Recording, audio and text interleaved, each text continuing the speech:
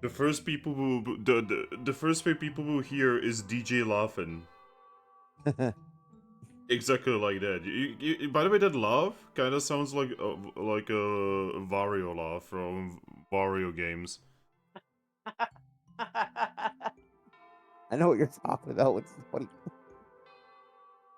But yes, Uh, hello, my players, and hello, viewers. We are here on another session of the Sunstruck Renewal. yeah. And we're Oh early. god. And the first thing we saw was my computer freezing there for a little bit. Yeah! Oh no. My computer What? be like, this is the last time you are using me for this. You fool, I'm going to enjoy torturing you. Uh, your computer's like, I'm gonna ruin this man's whole career. Yeah, literally. But Gonna make yes. your last use of me the most difficult. Please don't tell me, because that would mean we will blue screen live on the stream, and I don't want that. No. But But yes. My wonderful players, who among you would like to recap what happened last time? uh, Uh, it was another roleplay heavy session. Wow, whoa, wait a moment. You're saying that in a tabletop role-playing system via role-playing? No, it's unheard of. Excuse? Or I know, like Aries like to say, not a lot happened. But Ah yes, not a lot has happened, right? 5 hours later. nope. Totally not. Totally no mythical Pokemon fell from the sky. Definitely not. Yeah, definitely not that. Everything's fine. It's fine. I mean, well, I guess we started with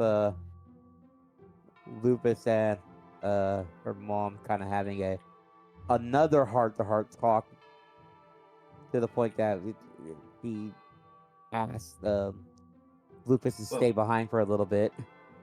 Well, so So they can that talk. was spurred on after a conversation between my character and her mother, explaining that, hey, that the zebra's not exactly into her, and she doesn't get that. So she was Yeah, like, oh, maybe I need to have a talk with my daughter. gotta have the birds and the bees talk with her. Well, I'm pretty sure she knows. She's a Puchiana. She probably sees that from the moment she was born. Yeah, it's more like the how to get proper consent talk. Yeah, but so because you see, from what I understand, between like the packs, right, the idea of consent is not exactly an extremely important one. You know, especially strength-based packs like Uchiedas or some of the dear legendaries like Garchomps. Yeah. But it at least they're actually making an effort to do that. I guess you could say they're really doing more than most would. Yep. Yeah, those so that pretty much that happened. Lupus agreed to actually stay to talk with their mom for a little bit longer while we went to the Eevee village. I think along the way we walked into a Nido family backyard. And there was a Nido Queen and a Nido King with a happy family, just like a Nidoran and stuff running around. You saw another pack in very close to the territory of another pack, as it Yep. usually is. The invisible lines in the invisible sand. So that happened. So we just kept walking till we got to the Eevee village, which it which kind of sucked because it was raining as well. You also had to go to a river. Oh yeah, I forget about the river because we got floated across pretty much. Well, most of us did. I think Eevee took a swim because of the Vaporeon stuff. Might as well get used to being wet, you know? Yeah. Giggity. Except Vaporeons never get wet. Is water wet in the first place? Okay. Oh my god, Satan. This is not a conversation we are having. But that happened. Got to the village. Aries kind of. I think Aries made her brother jump by showing up, kind of surprising him because he wasn't looking in the direction we were coming from. I mean, need to keep him on edge, you know? Keep him on his toes. Uh, Shit. Oh yeah, that then Lucky gave the ribbon that they made for Umbreon. And well, Umbreon was kind of a little flabbergasted about that. Didn't know how to react, which was great for two socially awkward characters talking to each other. Oh god, I was such a bitch to roleplay. It's a bit to roleplay because there was nothing to roleplay. So it's like those two try to talk, but then eventually they started talking more, and Lucky went on a date with Umbreon, or I guess a date, because they went to a cave to hang out because it's his private getaway area. I think there was a slowpoke in that cave that was just looking at them. Yep. I didn't know what was going on. That happens. Aries went to go talk with their family again. Mom was making a big fit about you being wet and not, was it drinking your tea or something? Yeah, she was talking a lot. Yeah, he was doing motherly things. That's what it was. Yes. Of course, Drakloak did his usual thing of going up into the clouds to vibe with the birds. Birds. The man cannot stay away from birds, can he? I'm telling you, he should be like some kind of flying type. He should have been a piggy or something. Yeah, he should be like PG or something. But that happened. I went to the I guess the room that we kind of got, or they gave us for the night, and I was there with Team Hope. Well, most of them. Taught them how to play tic-tac-toe for a bit. And then the big shit happened where Thrack happened to see a red ball just come flying out of the sky and crash land over there somewhere. Well, to the west, I think. Yep. And, well, they came over, knocked on the door. And they just yoinked me out of the door and just flew away. And then halfway realizing, oh shit, we probably need an skateboard, rushed right back to Aries after they said the Wonder saying, hey, we saw this, we're gonna go check. Which gave Aries another headache. Because Drakloak was rushing off like, oh. Let's not even mention the fact that you guys yet again created another Magna Gate. That was after. Yeah. I'm just saying. It was kind of necessary, though. Because At who least this knows how one was many able to get Pokemon closed. he would have to fight by himself along the way just to slowly carry them back all the way here manually. Yeah, probably would have took like, what, 2 or 3 hours or something like that? Well, Yeah. it would take a bit. Probably longer because of the fights. Well, thankfully she is not actually that heavy. I mean, the same weight as him, right? Yeah. Is this he's smaller in height.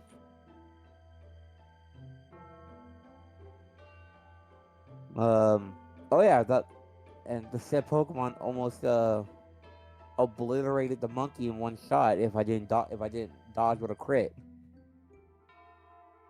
which was very stressful for me. Because again, monkey almost died because of something random. What's with you almost dying all the time? Stop I don't. dying! It's almost like I'm wanted or something.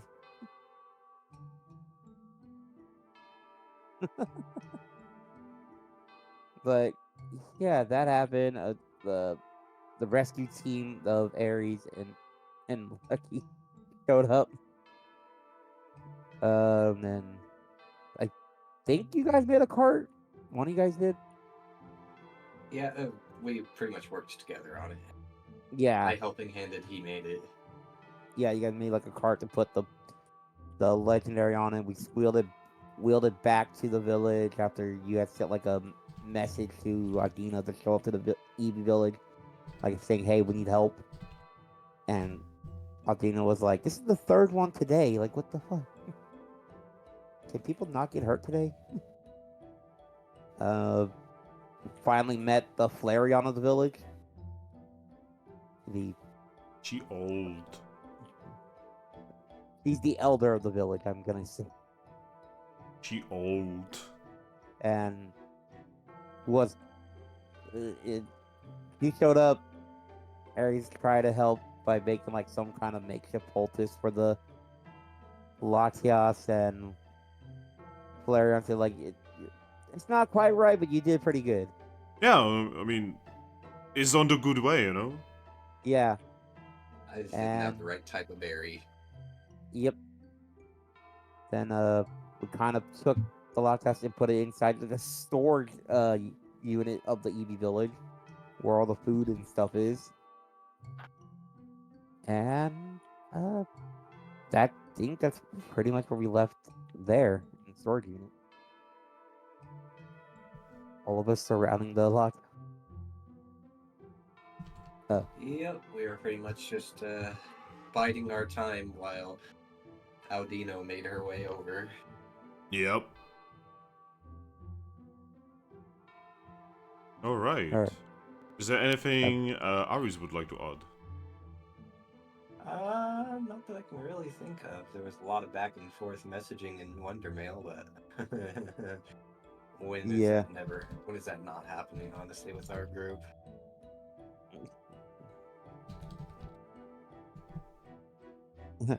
But yes, my wonderful players.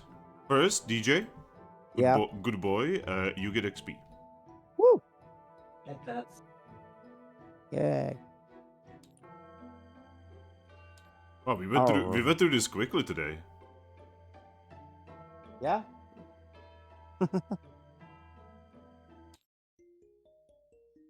The music. Oh, wrong music. Oops.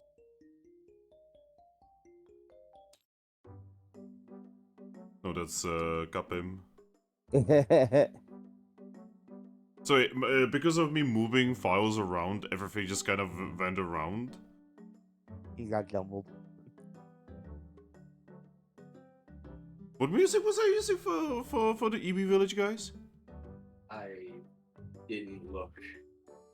Fuck it, I'm gonna use the Capim music because they're the closest to Capim anyway. Yeah. But yeah. Honestly, I'm surprised we don't see Eevees around Capim more often. Because Eevees usually stick to their village. Or Treasure City, apparently. Well, they commonly are there because of certain Eevee being a big guardian of them. Yeah. But yes. Players. Yes. Last time, you had an unconscious Pokemon in front of you, treating her wounds that are aplenty. Mm-hmm. Is there anything you would like to do while waiting on an Audino? Also, did someone move Thrack? I did. Next time, tell me. Oh, I thought- Information is king. I mean, he's not here, so Yeah, but, you know, inform me that you did that. okay. Sorry.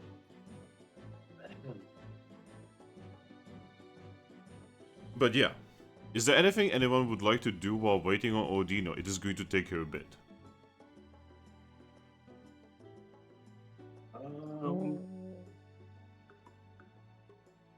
I'd probably just be tending to Latias as best I can, just kind of keeping an eye on her and making sure the poultices that that Flareon applied stay applied. Yeah, you would see that apparently Flareon actually knows about Latias and knows about like how to properly treat her. There's somewhat of a knowing look about her.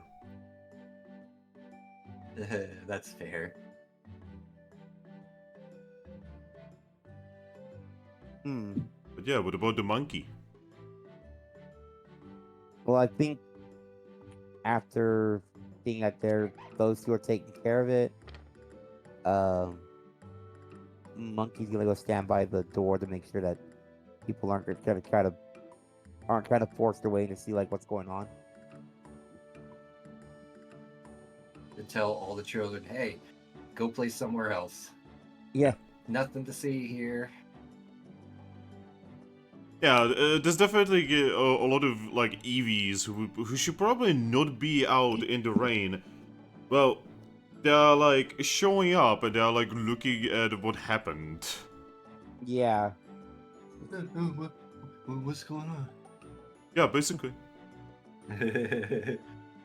That's literally the American way of life. Like, oh, hey, look, there's a wreck on the road. Everybody's going to slow down on the other side of the road, mind you. Like, there should be no reason they have to slow down, but then everything slows down to like 10 miles per hour because everyone's got to pull out their smartphones and record it. Wait, what happened? Oh, man. Actually, I think I have a better music for the current situation. There we go. Ah, yes. This is what you played last time. Okay. Also, fun fact, we have someone in chat right now who doesn't know what Mystery Dungeon is. And upon me telling them to just, you know, look it up, they first went to Wikipedia, which probably didn't explain it whatsoever. And then they said this, I looked it up, sounds a lot less interesting by how Wikipedia explains it. We'll need to stick around and see what's what to understand and what's going on. Yeah. Can you imagine thinking that Mystery Dungeon is less interesting than the base Pokemon world? Oh, No, exact opposite. Like, I couldn't even very much get attached to the normal games and normal whatever, but this I am deeply attached to. Mystery Dungeon is literally Pokemon minus humans. Except with the spirit of humans in some of them, but no actual humans. Well, very, very, very, very, very rare actual humans. There's less humans than shinies, especially because in Mystery Dungeon, there's actually shinies are much more common than in normal games. Yes.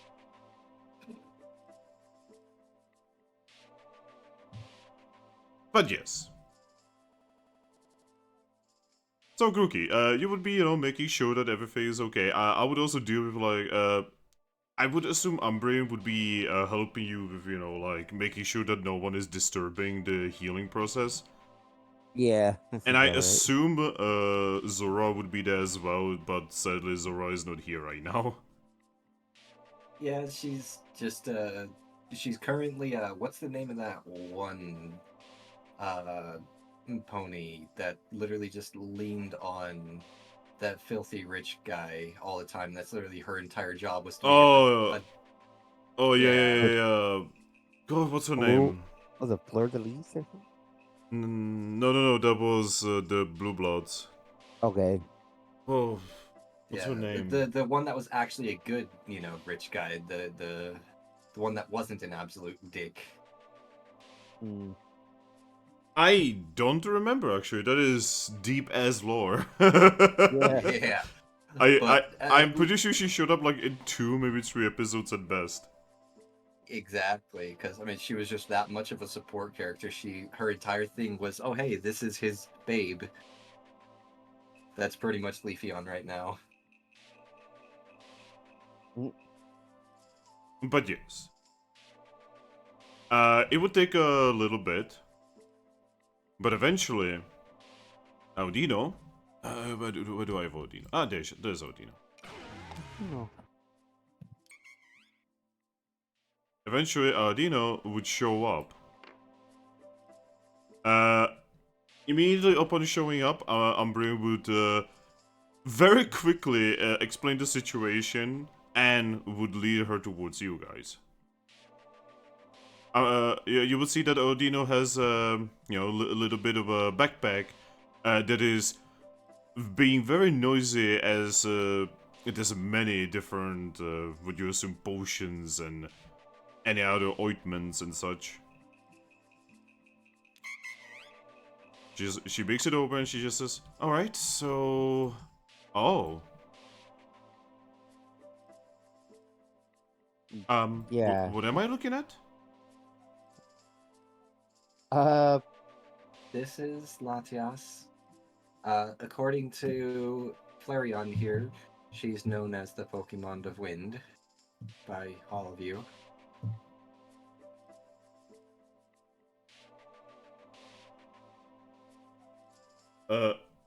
By the way, give me a second, guys. I'm really sorry about this.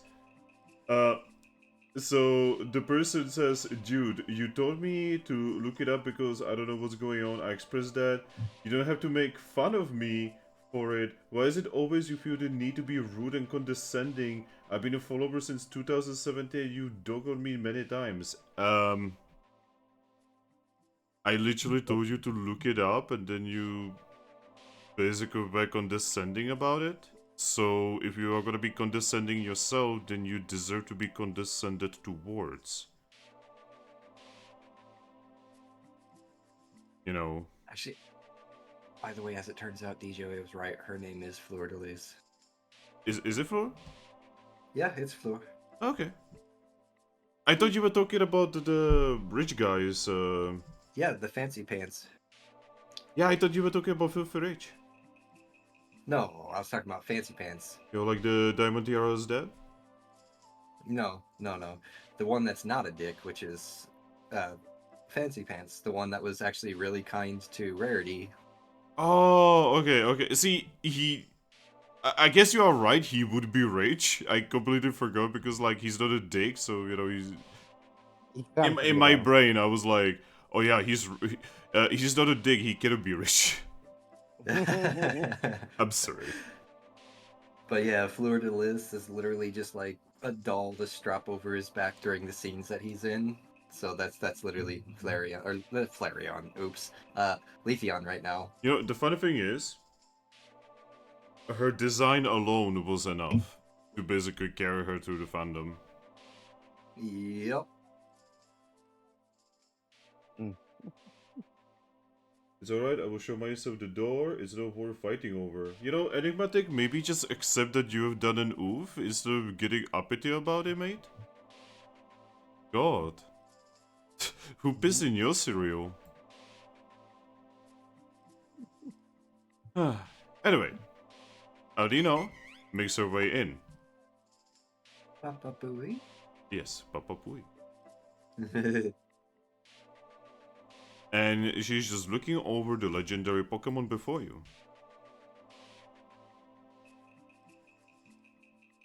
Is there anything you guys would like to do while she is preparing everything that she has with her?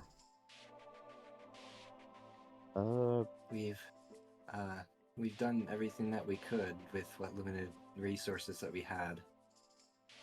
Adino is just going to nod and say, yes, I'm sure of it. I mean, Flareon is here. Yes. I would try to mention to them, like, what exactly happened and what Yeah, and that's what I kind of was saw. getting to. We don't exactly know what happened other than she got into some kind of fight with some powerful Pokemon that has access to ice-type moves, because she got the worst of the ice attacks. Then Thrack ended up seeing her fall from the sky like a shooting star. She just nods while, you know, preparing it. That's really all we know. We have no idea who she was fighting with or what happened up there, unfortunately. Well, we are gonna have to report this to Glamnyao as soon as possible. She's one of the oldest. That. She's one of the oldest in Capim Town. She would probably know what this creature actually properly is.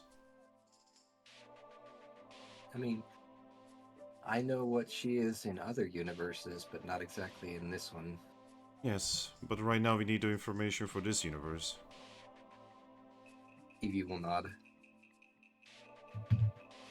But yeah, she just looks over, you know, just nods to herself at most of the treatment that you guys did and says, huh, that wasn't as needed as I expected to be. Good work, all of you. Eevee nods. Well, like I said, I did my best. You guys might just get me out of business. She's gonna smirk then, say no way. We don't have the time or the ability to function as healers. I mean, the only reason why we were able to do as much as we did is because it's kind of, well, a day that we were supposed to be taking off. Anyway, I will take it from here, Florian. Do not worry, I will not cause any trouble or anything. Florian is just going to nod. Start making her way out.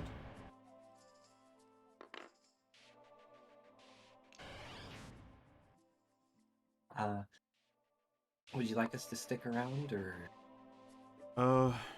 No, not really. Maybe. I do not exactly know. I never had to treat a Pokemon with such power. I wonder what kind of Pokemon has defeated her. I have a small suspicion, but I have literally no basis to prove it. It's always difficult when Pokemon of such powers fight each other because there's only very little we can do about it. Eevee nods. We can only watch and hope that it's gonna end up well enough for me to be able to treat them. Yeah. From what I hear, even if they were to die, though, they would just come back sometime later. How did you even get her here? We have access to some long range transportation abilities. Well, as long as you got her here, I cannot imagine the rain would have been good for her. Eevee's gonna kind of shrug and say, I honestly have no idea. I don't know what hurts or is good for her. Well, I'm just assuming. It is a safe assumption that vast majority of Pokemon would probably not enjoy being rained on while wounded. Yeah, that's a fair point. But yes. Except for maybe the Vaporeon. Well, yes, but Vaporeon's a little special case. Not to Eevee mention, just smiles. not to mention you don't really see Vaporeons very much. They are very solitary. That's fair. Alright. Well, now the only thing we can do is wait for her to wake up. Okay. Well, I'll go get the key to the warehouse from my mom, and we'll just go ahead and close up and lock everything up with us in here, so that way Umbreon can get back to his outlooking duties. Don't want to, keep him tied up for too long. Well, I'm actually starting to think that maybe it would not be the best idea for her to be here. Yeah, but where would we put her? Well, I could have her at my place in Capim. I have a side door for bigger Pokemon.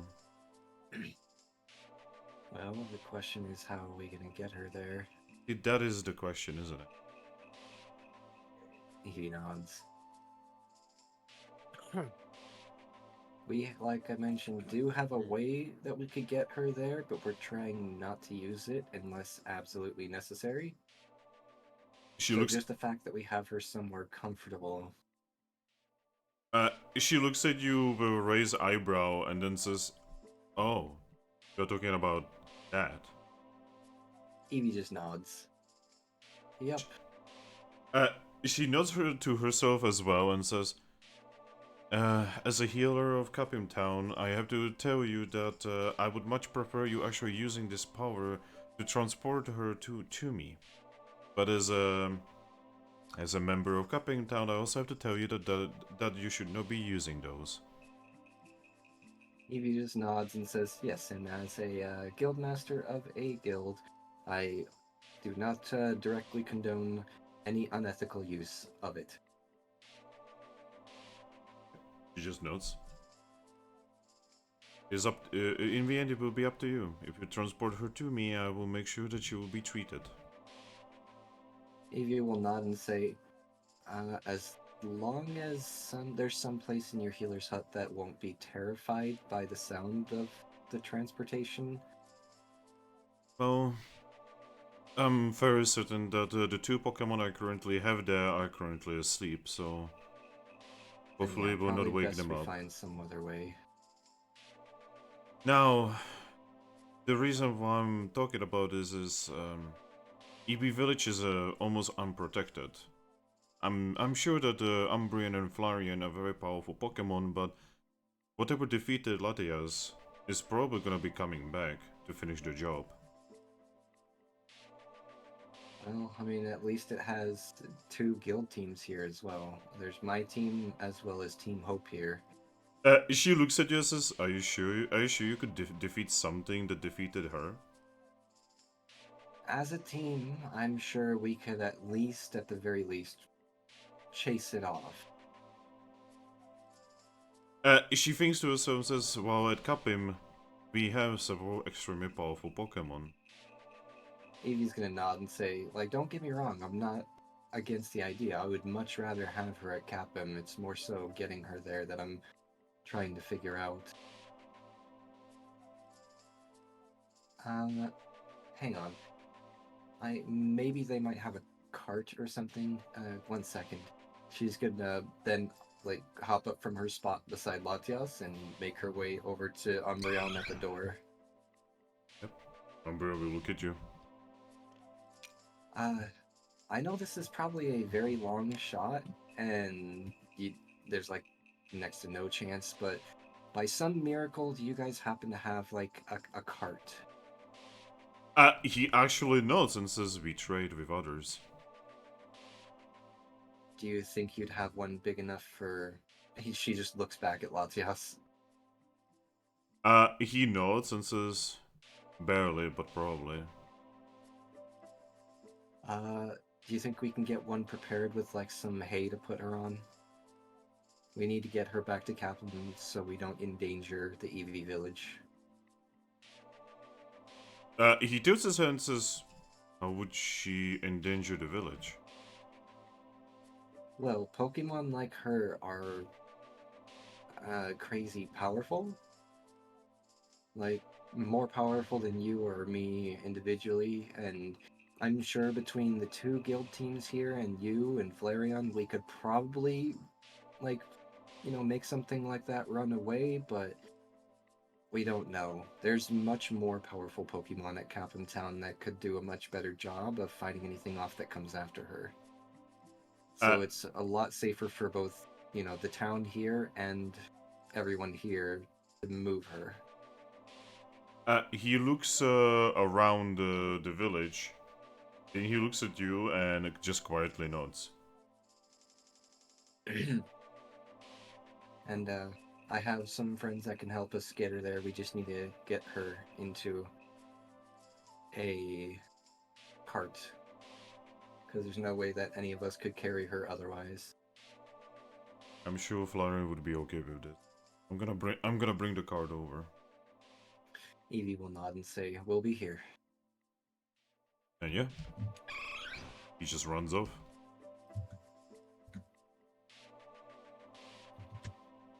By the way, Eevee, as you make it over, you can see the wounds on Latias just disappearing before your eyes.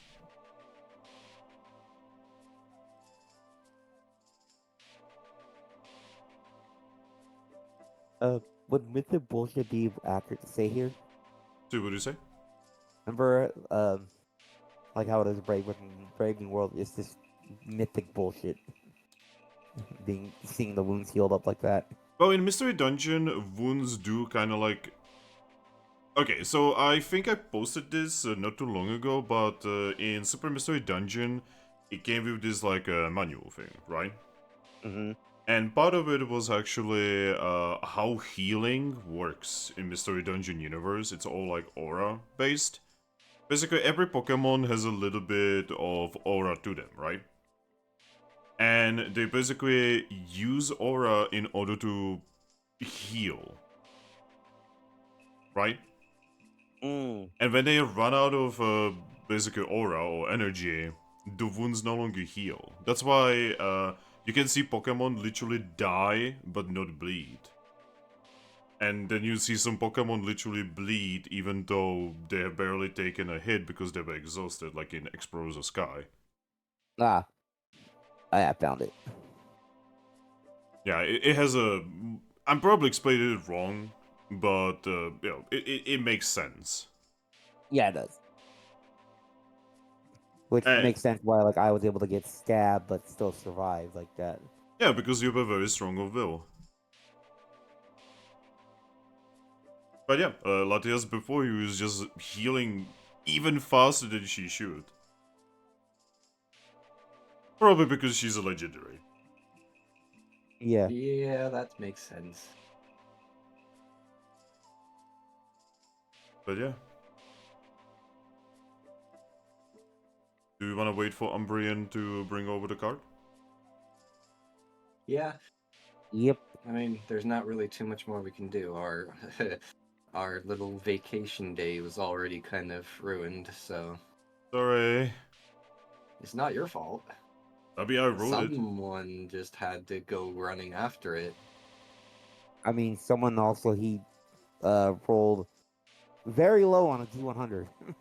Yeah, see, I just... Eventually you guys would find out about this, right? Now you guys basically just found out about it much earlier and could prevent whatever was supposed to happen from actually happening. Yeah, because whatever she fought would probably be coming down to actually finish her off, and we'd just be hearing about her death rather than being able to save her. But yeah. Eventually, Umbrian comes back, you know, holding the card, you know, the little wooden part of the card in his teeth, and then he just like, let's go and looks at you. You can see, you can see that he put a few palm trees to make the card a little bit softer. That's perfect, thank you. You Do know. you want to give us a paw? It's probably going to take all four of us to move her. He looks towards the guest area and says, "What about the others?" I will fetch them before we leave. We're probably going to need their help anyway to make sure she stays safe along the travel. Alright, you will not. I'm gonna move Ember. Hopefully Ember will arrive. Oh, I'm posting the gummy list again into this group. I forgot we never did that. Okay, go on.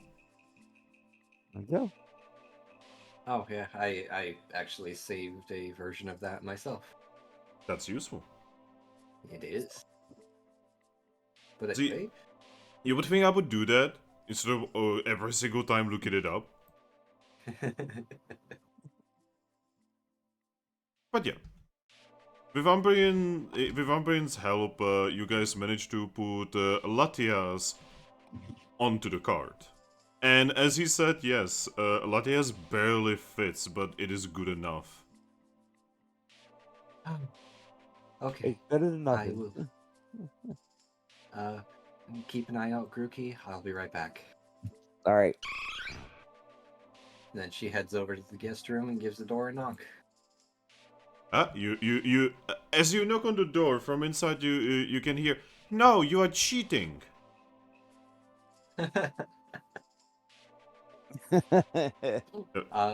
Much louder thumping now on the door. Thump, thump, thump, thump, thump. Yep. You just see the door open as there is Castform, you know, Monsoon, who looks like he just aged a lot. Hey guys, emergency mission. We have to escort a legendary Pokemon back to Pokemon. Back to Pokemon. A legendary Pokemon back to Capim Town. Monsoon exhales, smiles, and says, thank Arceus. By the way, when you look inside, you can see the walls, the ceiling, the floor, everything has been covered in tic-tac-toe. Oh, Yes. And you that's can so simple. and you can see that Bolt and Brainwave are just like throwing daggers at each other. Wow, we should. So yeah. Oh my god, what have I started? But yeah, Monsoon just looks at you and says, "Alright, I will very gladly take you up on that offer. We will go fight whatever horrifying crazy monster is out there.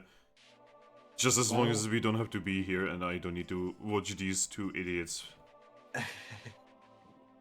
Yeah. So, long story short, Thrack saw a Pokemon fall from the sky. Turns out it's Latias, what many who? Pokemon here in this world know as the Pokemon of Wind. Oh, And, yeah.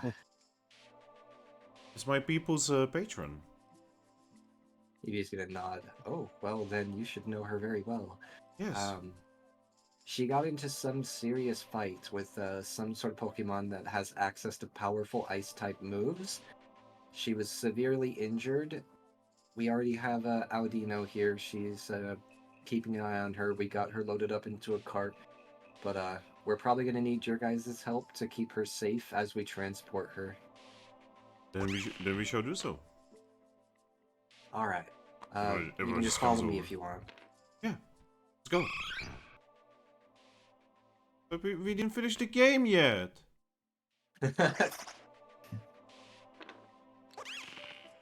But yeah, everyone is here. Alright, so how do carts work in this world? So basically, you either hold on. They basically are like our cards, except they like are basically made so that they could be like carried as if a horse, or carried as if by mouth. Okay. Then the question is, who in this group has the highest strength? Because Well, everyone in our team is all 2, so if anyone in their group has higher than 2, that's already doing better. uh, oh no. Do you wanna I do think the something? high. Do you wanna do something really fucking funny? None of them It's have Lupus, more than isn't it? 2. Well, yeah, so without Lupus, it is actually Monsoon that has the highest strength. Oh my god. Is it 3? Yes. Umbreon has the highest strength. He actually has 5. Yeah, but he's got to stay behind to keep an eye on the Eevee village. So... I guess it's entirely up to you who gets hooked to it. I don't know Yeah. if you can hook Monsoon into it. I mean, he's kinda just a floaty boy. I could probably, like, tie it around his body. And then just give him helping hand the whole way, so he technically, like, has equal to 5 strength. Yeah. Okay, so here's how we're gonna do it. Monsoon, since you're the current strongest without Lupus, we're gonna tie you up to the cart, and I'm going to give you strength along the way back. Everyone else is just on escort duty. Keep your eyes peeled for any Pokemon that might want to, well, murder her just for the sake of the experience. They all not. Bolt in the back says, "Alright, adventure! Much better than losing to tic-tac-toe to a cheater." Not right now, Bolt.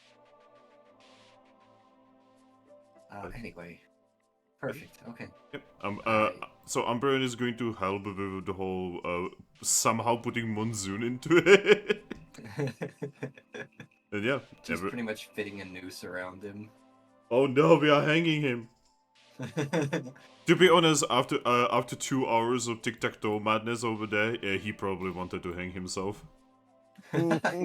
What have you done, Grookey? I'm sorry. Just kind of fit the ropes around him in like an X pattern so that it holds on to him. But yeah, you guys set Latias onto the cart. That noise. Yeah, she does sound kind of horrifying. Which is funny because out of her and her brother, she is the nicer one. Yeah.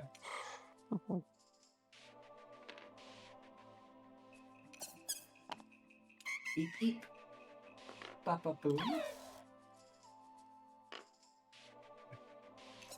Alright. So, you guys are gonna be going towards, Capim, correct? Yes.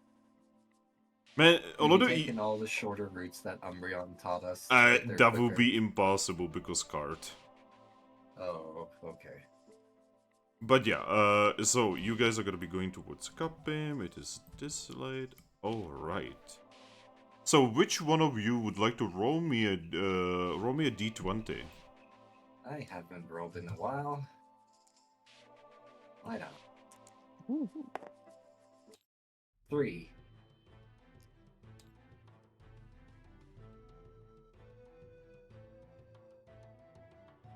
3 means no random event. Ah, okay. Good. Safe travels then. Alright. Give me a moment. I need to open another page in my script.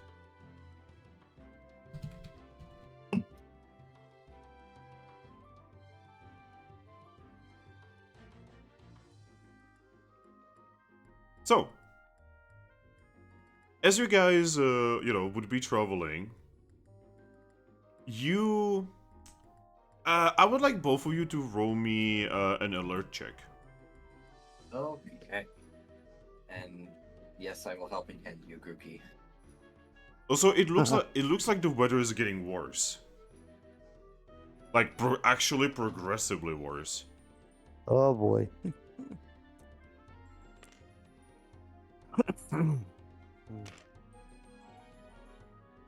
Ooh. Wow, that's actually a pretty great roll. Oh, wow. God, So I like I got a new keyboard yesterday, and I'm liking the new keyboard in Send pic. general, but Oh, okay. Sorry. Continue. But there's one singular thing I hate about it. It doesn't have a numpad. Why would you buy a keyboard? Why, as a gamer, you would buy a keyboard without a numpad? Do you have any idea how many games use numpad? Nope. Got a 75% size keyboard. Yeah, see, my friend, I would not be able to do my streaming because half of my games that I'm streaming commonly, like RimWorld, Dwarf Fortress, and stuff like that, that all uses a numpad. Yeah. Yeah. Stalker uses a numpad for cleaning your guns. It was because I didn't see on the advertisement that it didn't have one. I was mostly just reading the features of super quiet, super small. It has like an anti-spill feature, so it is resistant to spills and stuff. I was like, great, that actually sounds awesome because that's how my last one broke, was due to a spill. And then I get home and unbox it and it doesn't have a numpad. I'm so used to using the numpad to put in numbers. Yeah. Yeah. I mean, I do the same because, numpads have been around since keyboards were invented. Fucking Commodore 64 had a numpad. You gotta buy an external numpad. Yeah, I was just Yep. looking it up, but yeah, apparently you can. That was the plan at this rate. God, that would be so annoying. It is. I'm looking at your your thing. USB ports already. Should I still roll even though you passed that high? I mean, you could roll. Maybe you would do better. Yeah, I am giving you helping hands, so I can't helping hand myself. 4. Well, that would be 6 die, I think. Yes. Let me see. Well, Well, I mean, you critted. yeah. 3 pass crit. Literally only rolled 6s. Alright. So you both will see this. As you look up, a massive... So basically, you can kind of see the moon, right? Uh-huh. And it is kind of shining onto the forest. Even though it is currently storming. Now, suddenly everything goes dark for a moment, and you know exactly why. Some kind of massive beast just flew over you. Oh, And as it flew over you, the rain turns to snow. oh. I'm gonna call to everyone from here, say, guys, we have incoming, be ready. Yep, Uh-oh. everyone's just getting preparing themselves. Also, you guys see Monsoon turn to Snowy. Oh, yeah, it's the version now. He looks around That's- and says, he looks around and just says, "I've never been in this form." So he's more so confused than upset. But yeah. By the way, Umbreon by now would not be with you. Yeah. Yep. Has to stay to protect the village. Especially with something like this roaming by. Yep. But yeah, what would you do? Well, first thing first I'm gonna do is I'm gonna make good on my promise, and I'm going to send a message to Lupus. Send her a quick one to let her know that we may be getting into some trouble here. I'd love to send a Magnagate out to you, but we kind of don't have the capability to make one right now. I'm going to pretty much just tell her we're in between the Eevee village and Capim Town. If you can somehow get here quick, that'd be awesome. And then send it. You would get an extremely fast response. Oh?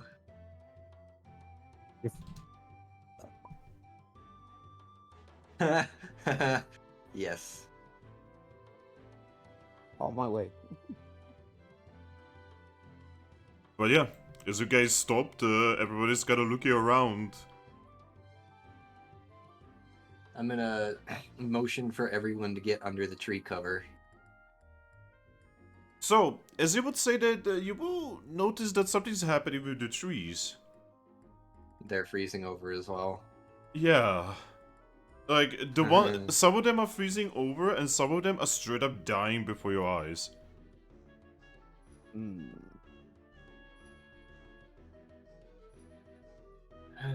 Alright, let's try to get out of sight if we can. We need to get off this road. Right. Hopefully it won't see what us. Also, Grookey and Eevee, what is your instinct? Two. Yeah, mine is 2. Alright, you guys can feel pressured. Oh, they have the ability pressure. Oh, that's not good. Well, in Mystery Dungeon, in the vicinity of a legendary beast that is hostile to you, the pressure ability is always active. Well, it's good that I don't have any will right now. Because I honestly was expecting to sleep at the village. Yeah. So the one actually leading you around is Shocker for once, because he actually happens to know this area pretty well. And he does lead you towards a nearby cave. Okay, good. Somewhere we can take cover until it leaves, so we can make our way the rest of the way back to Capim.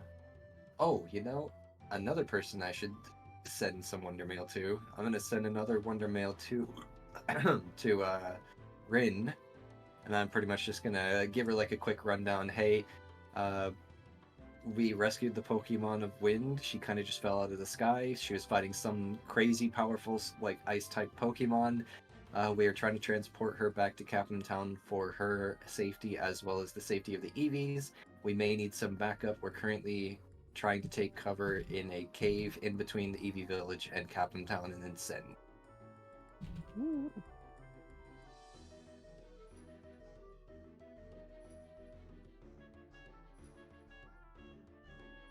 Oh, and any help you can send would be great.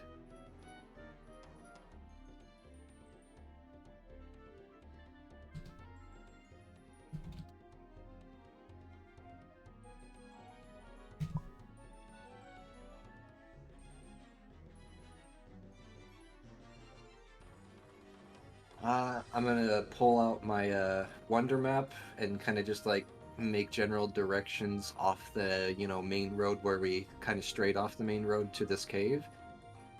Like just give her hand drawn directions, and I will roll a performance for that if you'd like.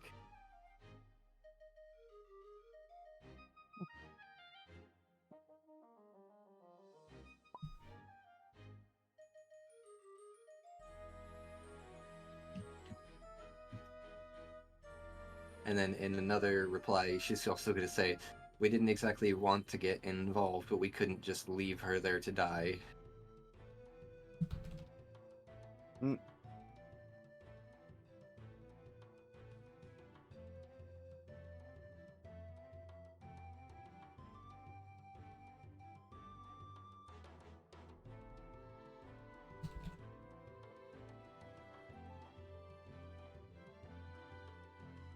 Okay.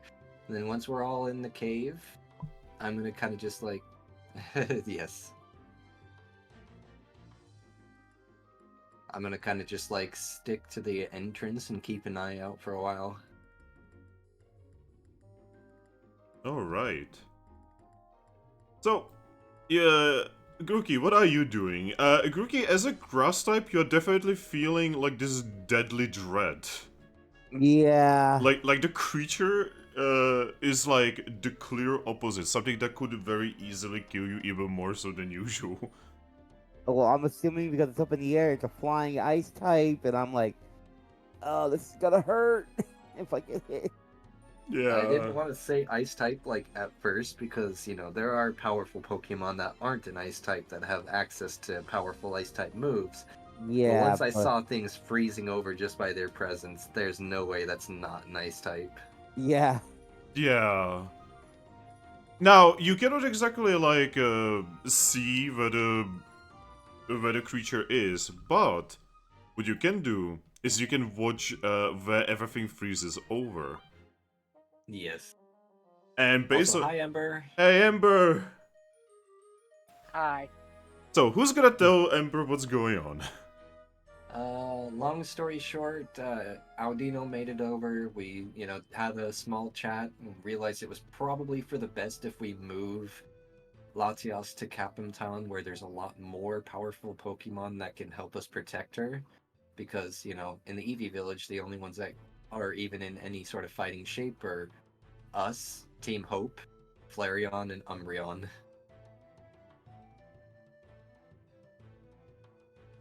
And good thing you did. Yes. And so Umbreon put together a cart for us that just barely fits her. We had Monsoon hooked up to the cart because he had the highest strength by 1, and I'm able to, helping hand that up to pretty much a 5.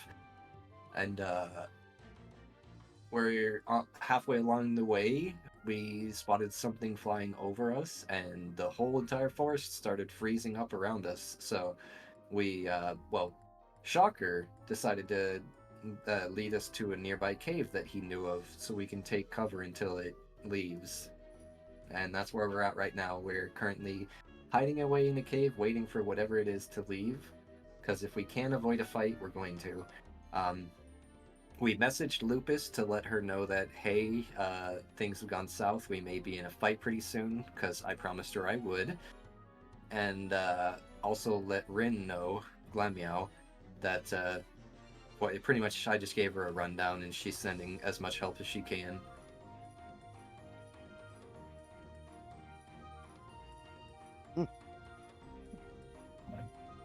Yeah, That's really all that happened. in half an hour you missed a lot. Yeah, that's the problem when you start early. But we didn't actually start early, we actually started on time. 4:30 my time is very early. That's because we usually start late. We start like 5:30 my time normally. Alright, summon yourself, Ember. Well, what if I was with Umbreon? Umbreon stayed at the village because he was like, oh yeah, I need to be here in case that thing attacks us. Yeah. Can't leave the Eevee village Sigh. with only one very old protector. I'm sorry. There goes my date. I'm sorry, you literally got blue balled. Well, so the good news is once we have her back in town, we can take the secret paths back to the Eevee village. That, like we've been told, it only takes about half an hour if we're taking the secret paths. So we just need to get her to Aldino's hut, where there's, you know, that crazy powerful diamond team, plus all the mercenaries and all the ex-adventurers in Capim Town that can protect her better than we can. So yeah, as you guys are just vibing over there, suddenly, Leafear, who's actually Zorua. Plum. Oh. Welcome back from the cursed paper. Yeah. Leafear, Zorua, you find yourself in a cave. And it's snowing outside?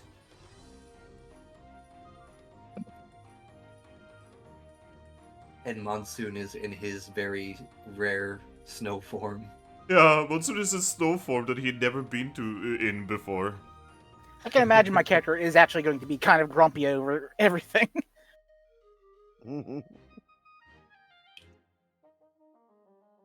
I don't blame you. So yeah, what are you guys doing while in this cave as there's some kind of horrifying beast flying over? I am at the mouth of the cave keeping an eye out. I'm gonna stay inside a little further in because the ice is not mean well for me. Actually, right now, the weather would not even be rainy. It is hailing. Yeah. Not good.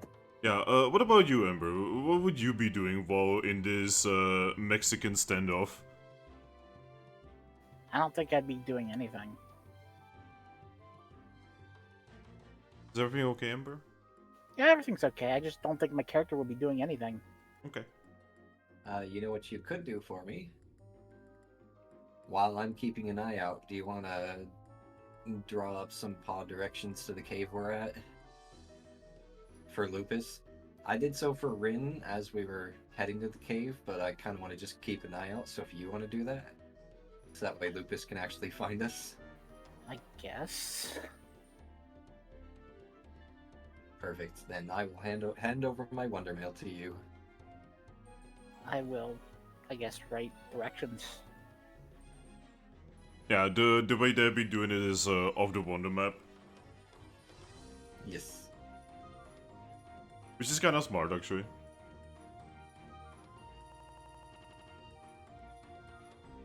Lupus would not reply.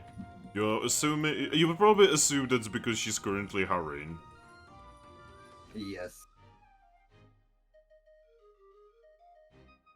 Next thing you know, we just see like 30 different Lupuses start flooding into the area. Oh god, she brings the entire pack. Just hunt, hunt, hunt, hunt, hunt, hunt, hunt, hunt, hunt, hunt, hunt, hunt. Danger, danger, danger, danger, danger, danger. Oh god. So they're just the fucking whatever the creatures are from Madagascar. Yes. La pusa. Yeah. See, Madagascar on my mind a lot because recently I rewatched it with my sister. Ooh. It is a good movie. Yeah, Series. Yeah. Well, we only watched the first one.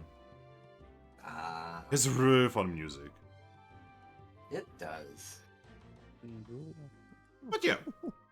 So, Eevee, you're at the mouth, right? Yes. You will be there with Bolt, who's just kind of like looking up at the sky. He looks like he's itching for a fight, by the way. He's excited. He wants to take on this thing. He doesn't know what it is, he just wants to take it on. I would be telling him not to give our positions away. If it finds us, you know, it finds us, but don't do anything rational or irrational. Ah yes, do this irrational. I'm already doing that. I agree with Bull. Don't beat the shit out of it. No, I mean, he did... This creature did just kind of ruin your date. Pretty much, yeah. And it ruined my family time. Yeah. It ruined everyone's fun. It even beat up this poor little fucking legendary that all it does is just fly around and, you know, be happy and free. And create gusts of wind for all the lands. Yeah. And in a different universe, for some reason, getting into a relationship with humans. Yeah, for some reason. For some reason. And I bet And you not know, just Lucas any wants to beat human, the shit out of it just a because. teenager. Oh. How old was Ash by the end of the series? Well, technically, he aged only 1 Okay. year, because the series ends with his birthday. Huh. I So know! he's only like, what, 14? No, she's like... 11. Yeah, he's like 11. Oh. Which is weird because even in the movie that they celebrate the. It's been 1 year since you met Pikachu. Yeah, it makes no sense. Retcons. Continuity be damned. But yeah. Eevee. Yes. I would like you to roll me an alert check, since you are at the, you know, mouth of the cave. I'm also gonna do it for Bolt. Okay. Are you helping Hand in Bolt? Yes, I will helping hand bolt. That's not quite as great as last time, but it's still not a bad roll.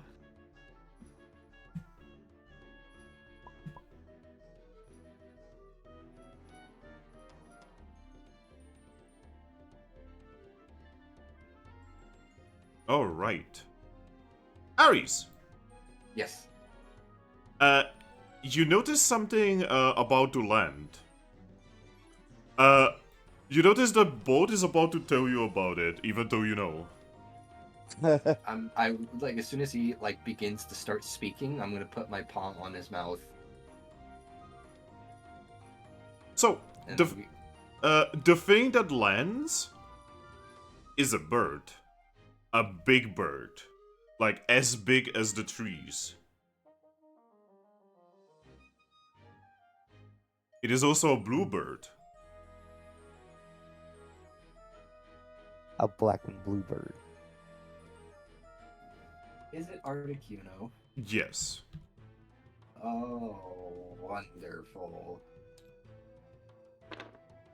This is very out of character for Articuno. Yep. Articuno is in front of the mouth of the cave. Standing, even though he's not standing on this. And he's glaring. Oh. Does there seem to be something wrong with him? Like, does he look normal? The only thing you can see is that he has some kind of thing around one of his legs. Some kind of a red thing. Oh. I'm just gonna be like pretty much standing there watching him in between him and the mouth of the cave. Eevee, do me a will check. Ah, yes. Wonderful.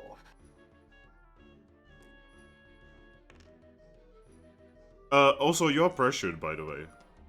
I'm aware.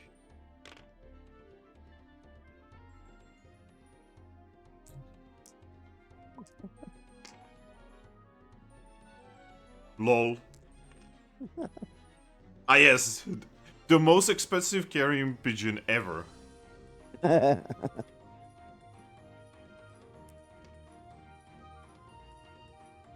Ready. Nope, that was it. Where's my cursor? There. I had to re-roll a couple times, but I got the best outcome I can get. Alright, you shake off the feeling of having to bow down to this creature. As it is essentially a prime predator. Yeah. You see Bolt also shake off this feeling. Good job, buddy. Looking at you, Articuno opens his beak and just says, "You're strong of will." She just nods. Still, step away and deliver my prey to me. Lest I slay you all right here. This is a bit out of character for you, isn't it? I do not believe we have ever met.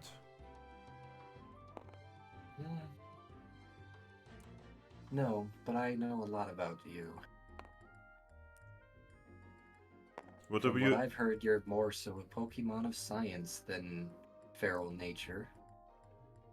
That was Zapdos. Was it? I thought Articuno liked books. So Zapdos was the one that was chillaxing with the guild in the north. Is that what you're talking about? No, I remember like you mentioning in Chilling Adventure that Articuno tends to keep to themselves, doesn't really Well, get out and yes. talk much, and tends to do a lot of book reading. Yes, that is true. So, The fact that he's he's here on one of the warmer continents, and two, he's picking a fight. exactly, yes. Yeah, that's definitely That's out of pretty- character. Yes, that's she'll mention that and pretty much just say, from what I've heard of the great Articuno, you tend to prefer solidarity and quiet to, well, going to a warm continent for one, and picking fights for two. He actually glares at you now and just says, "Something was taken from me. Something important." And you believe this Pokemon has it. No, her brother does.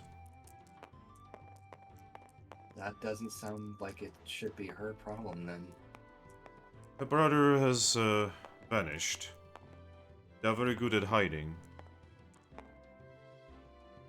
Uh-huh. I'm planning to defeat her and then get the information out of her about where her brother is. I don't really think that's exactly how it works. Believe me, I'm very much a Pokemon that knows about how these things tend to go, and usually all this ends up happening is good Pokemon get hurt that don't deserve it. He shakes his head and says, "It's not like it matters." Maybe not, but it matters to me. Well, your opinion is disregarded. Please step aside or be slain with her. I mean, I'd rather not fight, but we can't just let you murder her. He tilts his head and says, "You know she's going to come back eventually." Yes, I'm aware, but why allow more pain and suffering? There's already so much of it in this world. You, of all Pokemon, should know that. What was taken from me was extremely important. You wouldn't understand, Eevee. That may be true, but she didn't have anything to do with it. So why make her suffer just because she's related to the Pokemon that did it to you? Because they travel everywhere together. She probably saw it, and either helped or did nothing about it. Either way, it is her fault as well. Did you talk to her before just up and attacking her? Did you She- ask her if she had anything to do with it or that she wanted it to happen? No. For all you know, she could have been chastising him and telling him to give it back to you. No. There is no way that she would betray her brother. That doesn't mean betrayal. Siblings fight all the time. That definitely gives him somewhat of a nostalgic look. Then he shakes his head and says, "You know too much about me." She just kind of shrugs and says, I mean, that may be true, which is why I'm so concerned about the way you're acting. This is definitely not you. Every story I've ever heard of you and everything I've ever seen was always that you were more of a logical Pokemon. So, he looks at you, stops glaring,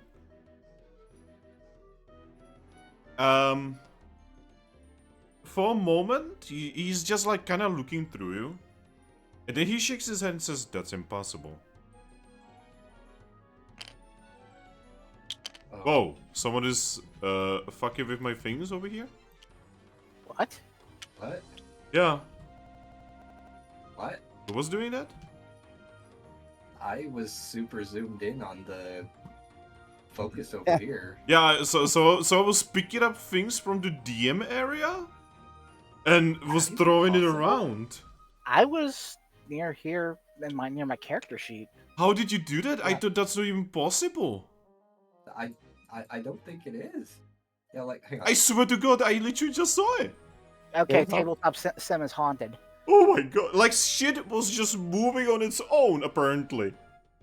Like, Oh, I'm is it a clicking machine? all over your DM area and I can't interact with anything in here. So I wasn't I there. don't- You can look at the stream and oh my God, you will literally see. Like if you like rewind like 2-3 minutes, you will literally see my these two things. These things. Give me a second. These two things, right here. Uh-huh. These started levitating and started like rotating, like a fucking poltergeist. Maybe it is exactly that. The It's the ghost ghost of of Thrack. tabletop simulator. Oh god, yeah, it's Thrack. Oh God, it's Thrack now. But It's yeah, Pimp. yeah, it's Pimp. It's It's Oh, no. Honedge. But yeah, mean- Articuno looks at you and just shakes his hand and says, "No, that's impossible. It cannot be you." Oh, You bear resemblance to a Pokemon that I've met before. I'm not sure how.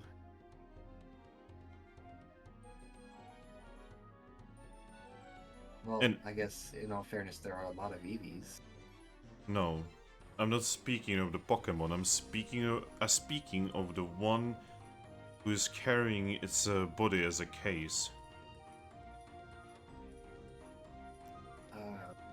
My name is Aries. Then it is so. That gets a very confused look out of Eevee. I guess you wouldn't remember. But I remember.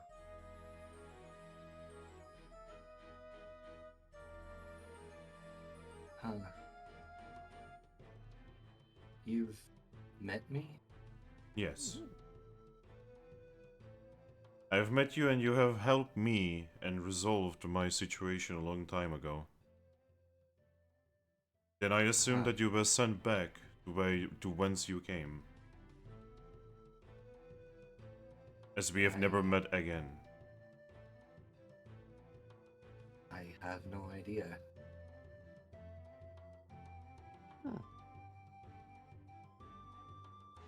The two humans among you. I can sense them. Mm-hmm. One of them is Vincent, the other is Lucky. They're my friends. I do not know these names. Hmm. I have one other human friend who's not here right now. Thrack. Articuno tilts his head and says, "Is he A Piplup? Eevee shakes her head and says, "No, he's a Drakloak." By him, I cannot even imagine what's going on here, but you need to understand. The Pokemon within that you're protecting, she has information that I need. And this sort of information can be got without physical violence if she even has it. You don't understand, I'm running out of time. Well, why don't we talk more and figure out, like, tell me what's going on. We'd be happy to help you. He scratches the thing around one of his legs and says, I cannot tell you, I cannot explain it.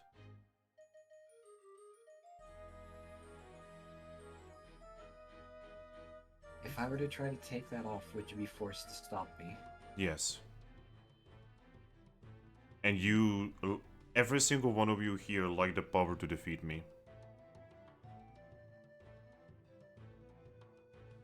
Well, perhaps.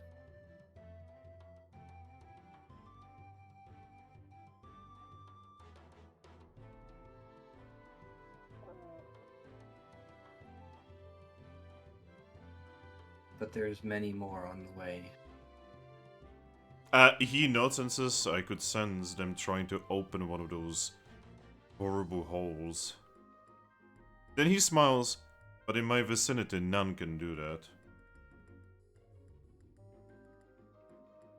I'm just gonna nod and say that actually makes sense.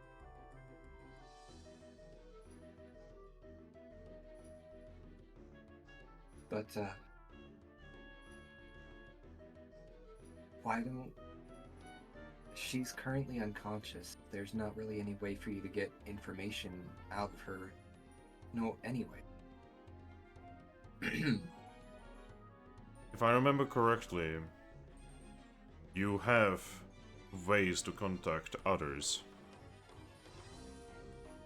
She's gonna nod. In that case, tomorrow contact me and deliver the information of the whereabouts of her brother. Or I will come. I can easily sense where she is. And with me will come the biggest fear anyone can have. The fear of a cold winter. Eevee just nods and says, I will let you know as soon as she's awake. Then it's a promise. Eevee will nod. Do not think about playing me. Many have done such foolishness and many have fallen for it. Eevee's gonna kind of just shrug and say, I have no reason to. I know. If I didn't know you, I would not even give you this option. My whole goal here is just to prevent the suffering, so if getting the information from her will do that, then that's exactly what we'll do. Good luck. Thank you. And yeah, Articuno just flies up and vanishes into the night sky. Breathing a small sigh of relief, she looks over to everyone behind her.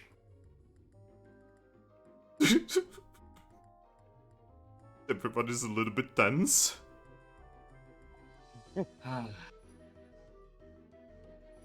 Well, I just look done with this shit. I don't know how, but I got us a day to get this figured out. Can't we, like, get a bunch of, like, Pokemon together to just chase Articuno away? Well, I mean, yes, but just between us alone, we could probably do it, but not without a lot of us potentially dying. We could call Bone, Star Chasers, and maybe that Diamond Rank team from the bar. We already did. I contacted Rin. She was trying to send backup, but I guess she was going about it the wrong way. She was trying to use the Magna Gates, and apparently Articuno can block the Magna Gates. Wonderful. Guys. Uh-huh. So Brainwaves is, just like trying to get people's attention. Just as, I mean, is this really our problem? As a guild, yes. It's our job to protect the Pokemon of the land.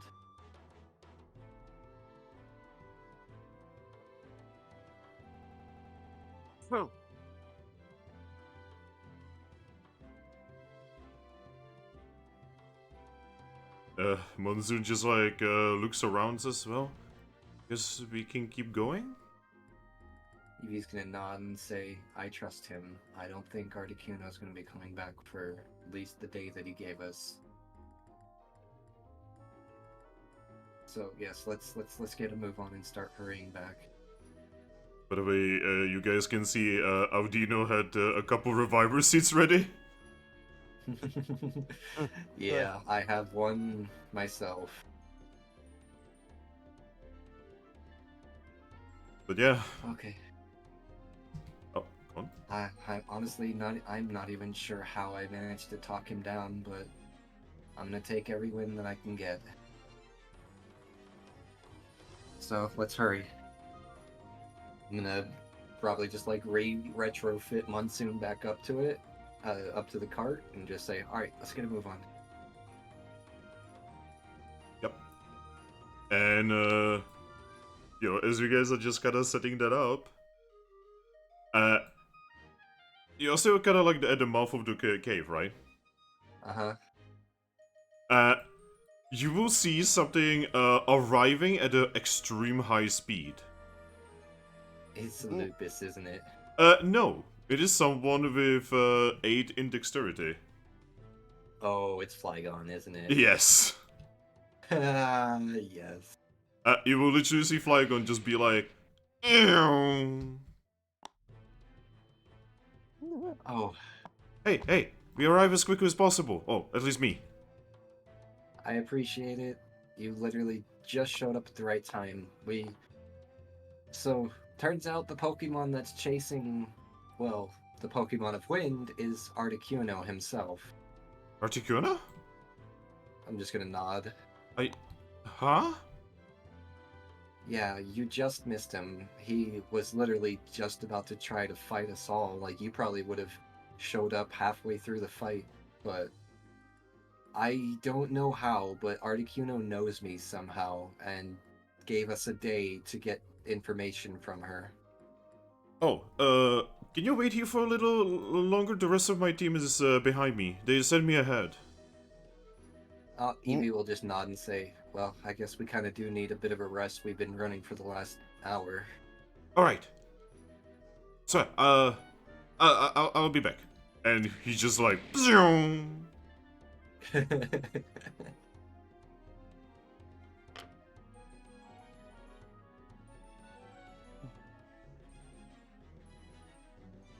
Well, I'd probably get everyone ready to move, but we would just kind of sit and wait in the entryway. Someone needs to teach those legendary Pokemon a lesson. Bot actually looks at you and says, I know, right? The dude just shows up, freezes half of the forest, and just tells us that we need to do things. Like, what does he think he is? Does he have any idea how many Pokemon could have gotten themselves hurt there? I don't Maybe think they just care nods. because they're that powerful. Wow. As much as I'd love to, try to teach him a lesson myself, I'm definitely no Treasure City Eevee. I mean, I'm strong for an Eevee, but that Eevee is strong on a whole nother level. Well, then we should just wait until tomorrow, not send him a message, just prepare a trap for him. I don't know if that's the best course of action. I'm Yeah, gonna we contact... should. We've already said we were going to get the information. We shouldn't go back on our word. That's even worse. Is it though? Eevee's gonna nod. Well, it could be. So, the problem is we don't know what's going on, what was taken. It could be something of grave importance to the entire world if Articuno doesn't have it. We don't know. So we need to hear both sides of the story. We have heard Articuno's now, and then she's going to look back at Latias and say, now we just need to hear her side of the story. I will contact the guild association, and then we'll decide what to do once we have both sides. Audino, just as you say that, Audino, just please do whatever it takes so that nobody else gets wounded, please. Eevee's going to nod and say, that's my ultimate goal. Yeah. Eventually, you will see Flygon and his team arrive. More like, you can see Flygon's team arrive, and Flygon flying above them and just saying, hurry, hurry, hurry, hurry, hurry.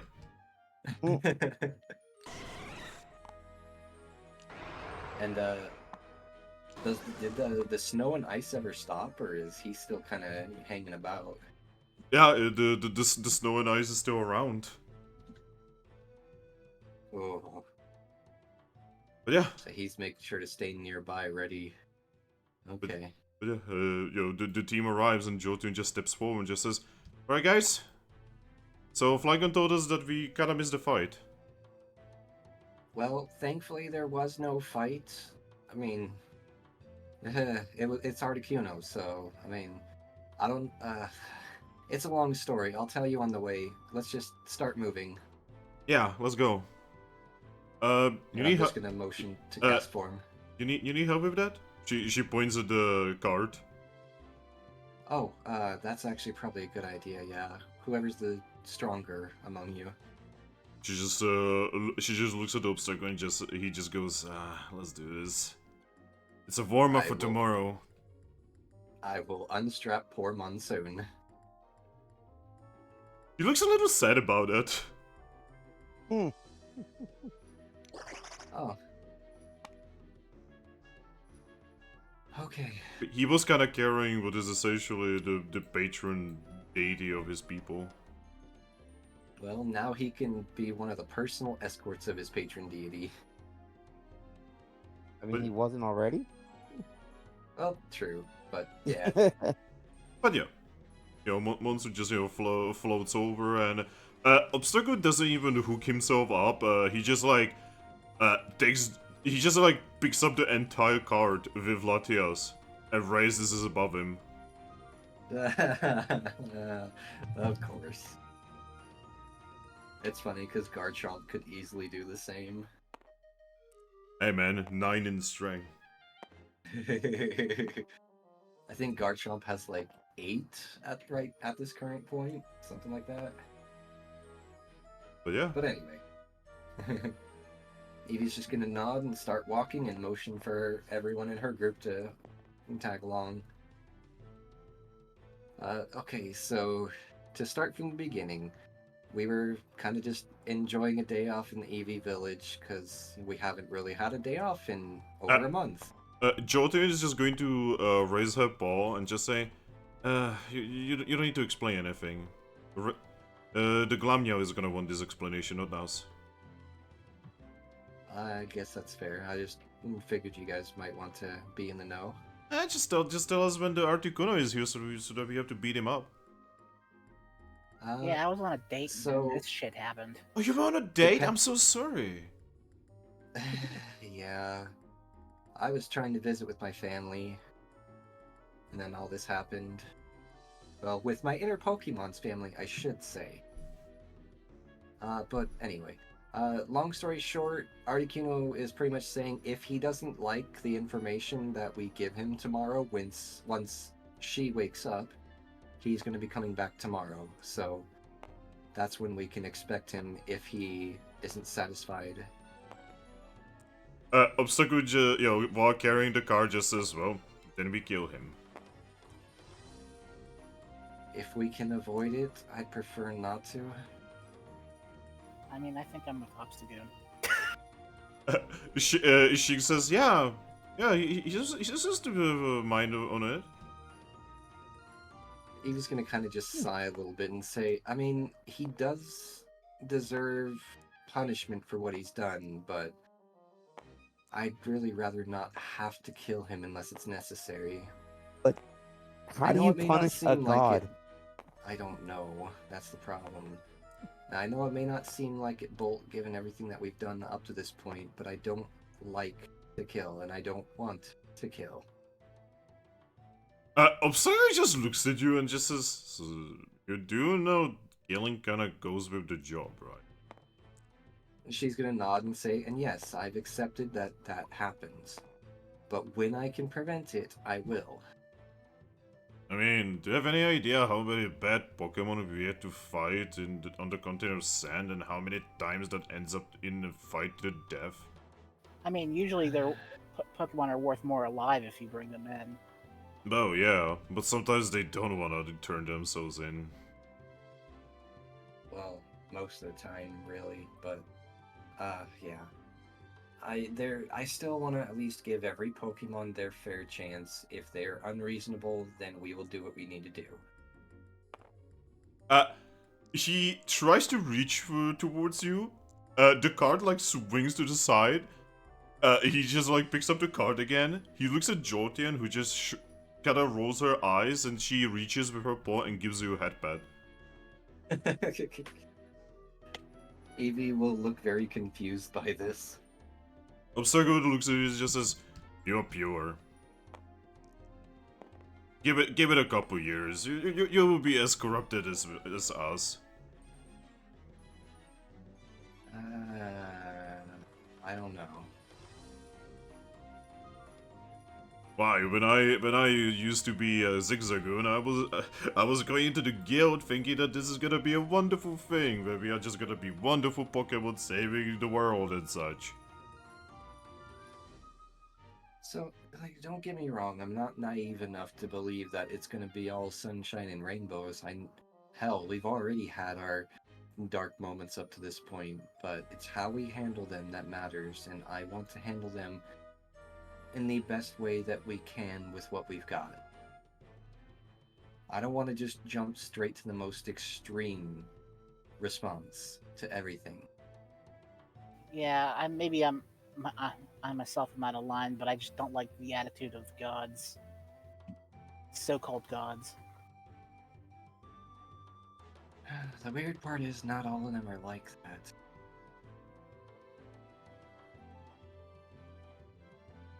Jolteon is just going to shrug as you guys are walking, and she just says, "I mean, you said it was Articuno, right? Eevee's gonna nod. Is Articuno supposed to be more chill about this sort of thing?" See, that's what I was saying. Back. It's definitely very out of character for him. He's not normally like this. And I'm guessing it has to do with something about a weird band that was around his leg. I think he's being controlled or manipulated somehow. That moves one of her ears as she says, "Is that a band? Eevee's gonna nod. Could you describe it?" I will describe in exact detail what I saw of the band. "Oh, I know exactly what he is having." Oh? Yeah. It's a old magical item that makes it so that, well, basically, long story short, whoever put it on you, they know exactly where you are, and they can put some kind of, like, rule on it, where if you fail to uphold the rule, it can hurt you badly. Or it can do even worse. Okay, so not being controlled, but definitely being manipulated. When he comes back tomorrow, how do we get it off of him? We can't. Oh, more like we can, but one of the rules on it could literally be no one can take it but me.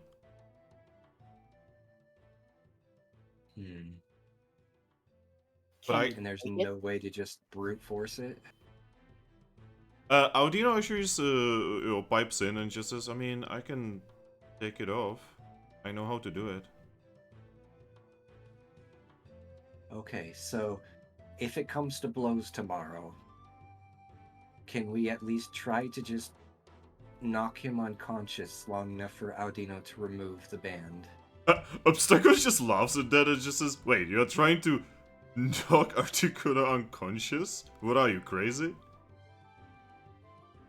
Again, if it comes to blows one way or another, there's going to be a fight. So if we can manage to stop without killing him, I'd prefer it to be that way. Wow, you guys are extra crazy. I'm kind of starting to like this place. It's gonna suck when we leave. He's gonna kind of shrug and say, I mean, I will admit it has been nice having you guys around. Yeah, you see, your friend over there, that Grookey, he actually kind of helped us with the reason we're actually here. That'll get a head tilt. I just look like the mapping. Yeah! Jotio just rolls her eyes again and says, we are not supposed to be talking about that, Ziggy.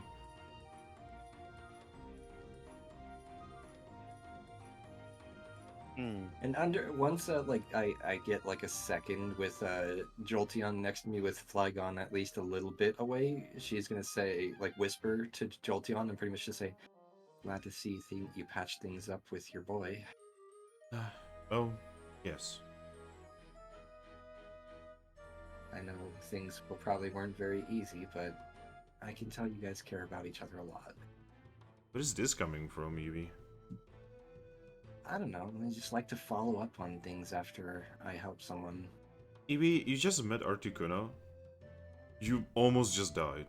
Is this really the topic you want to be talking about? Also, yes, we are pretty alright now. Evie's just gonna nod, and she's gonna look satisfied with that. And, I mean, yeah, it might not be the greatest time, but at the same time, what else are we gonna talk about in the next... I'm gonna look at my wonder map at the rate we're going and about, like, how much longer it's gonna take us to get to Capim. Oh, like half an hour more.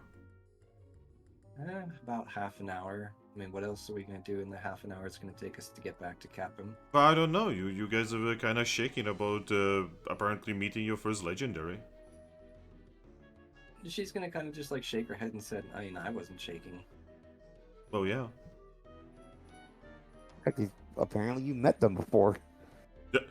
She just points at you, she points at Leafy, and she points at herself and says, as Eevees, you know, we need to stick together, we are stronger than most. Yes, us Eevees. But, I mean, I'm more than happy to, you know, work with you as much as possible, but... Well, I do have to say, considering Ziggy just kind of, you know, blew the whole thing up, I guess it's time to tell you that we are actually probably gonna be leaving Capim very soon. Yeah, I mean, I kind of caught that. Not exactly excited about it, but, I mean, Capim still has its fair share of strong Pokemon either way. Hate Yeah. to see you guys go, though. Well, I mean, it doesn't mean that we will never come back. You know, the place was nice, it was accepting and such, but one, we are probably endangering the place, because now there is a big bounty on our heads. And two, we do have a purpose here. Who would... Federation, never mind. She nods. Well, just know that whether you have a bounty on your head or not, you make Capim safer. You don't understand. You don't understand that the guild there, they are gonna be sending teams after us very soon. Powerful teams. Teams that can probably level the entire town if necessary. Well, we have a lot more at our disposal than, you know, just what's at the town as well. I mean, I have... She shakes her head and says, this is not open for discussion, Eevee. We will not endanger your town. I'm just letting you know. I'm not, like, telling you to stay or anything, but just know that we would protect you. You're always welcome. This is not about whether Yes. Eevee, this is not about whether we want to be protected. We can protect ourselves, but we cannot promise that your town will be protected. Someone would get hurt. Well, see, as true as that may be, there's also the fact that I have direct contact with some of the most powerful Pokemon in the Guild Association. So, if push came to shove, we could have some crazy powerful Pokemon over here too. Also, I am not feeling very happy about your town. A little bit too quiet for your liking? No, too many cute Pokemon. I'm worried that they might take away Igon from me. Eevee's just gonna kind of smile and say, "Oh, push," What? as if he'd have eyes for anyone but you. Oh, he does have really big eyes. Exactly. He can probably fit a couple of me's in there. I mean, as true as that may be, they're still focused entirely on you. But yeah, no, jokes aside, we need to keep you guys safe. You are our new guild. Your town is small. It has a lot of possibility to it. It would be really bad if something happened. Well, just Cat know, in my in arms. the end, I will do everything I can to keep everyone in my town safe, whether you're strong or weak. We will talk about it once we are done with the mission that we own. She's just gonna nod. You know, eventually we should probably, like, I don't know, make some kind of place our home. Because even our old guild wasn't really our home. If you don't mind me asking, what level of bounty did the Federation put on you? I don't know. They keep upping it. Yeah, from what I hear, they for some reason have a bounty on Team Horn as well. Who knows? Team Horn probably did something to them. I mean, we may have taken stuff from the storage on our way out. But to be honest, they did owe us, so, you know, their fault, the way I see it. That's fair enough. You don't know how the container of sand works.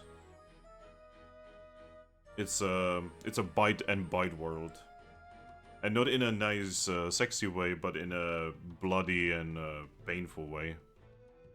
Eevee's just gonna kind of nod and say, "Yeah, believe me, I've heard some pretty rough horror stories about the happenings on the continent of sand. It's, well, lawless." So, as you guys are, you know, like, traveling, Eevee, in the distance, you're pretty sure that you see Lupus running towards the cave. Oh, I'm gonna send her a quick wonder mail. I meant to do so in the first place, but then got distracted talking to the diamond team. She's gonna say, we're down the road. Look to your north. No, south. That'd be south by now. Look for the Look to fly your con. south. You literally see the message appear in front of her. She reads it while running, and then she just does like a full stop, you know, kicking off a lot of snow. I'm going to shoot some. I'm gonna shoot some swift stars in the air, like in her direction, but way up in the air.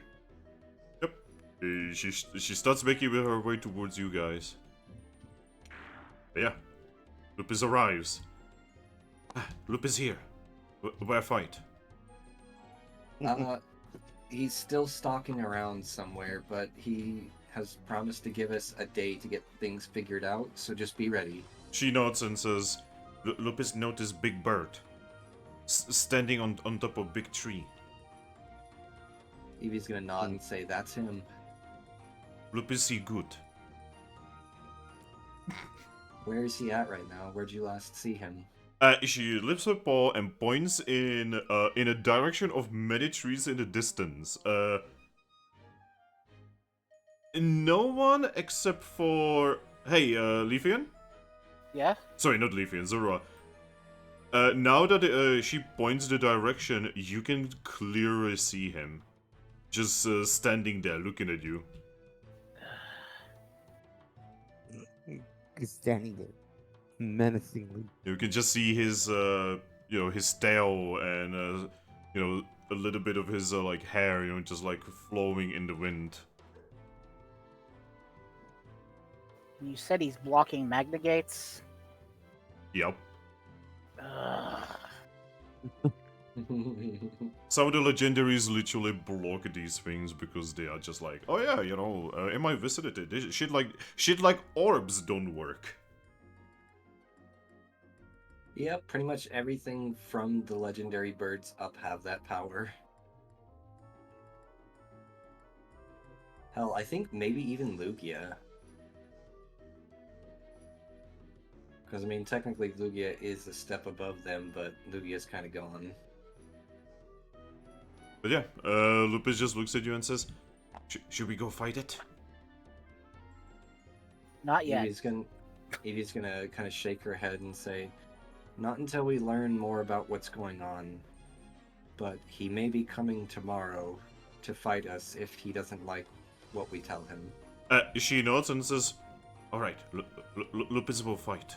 Lupus protect. I'm gonna give her a rub on the head.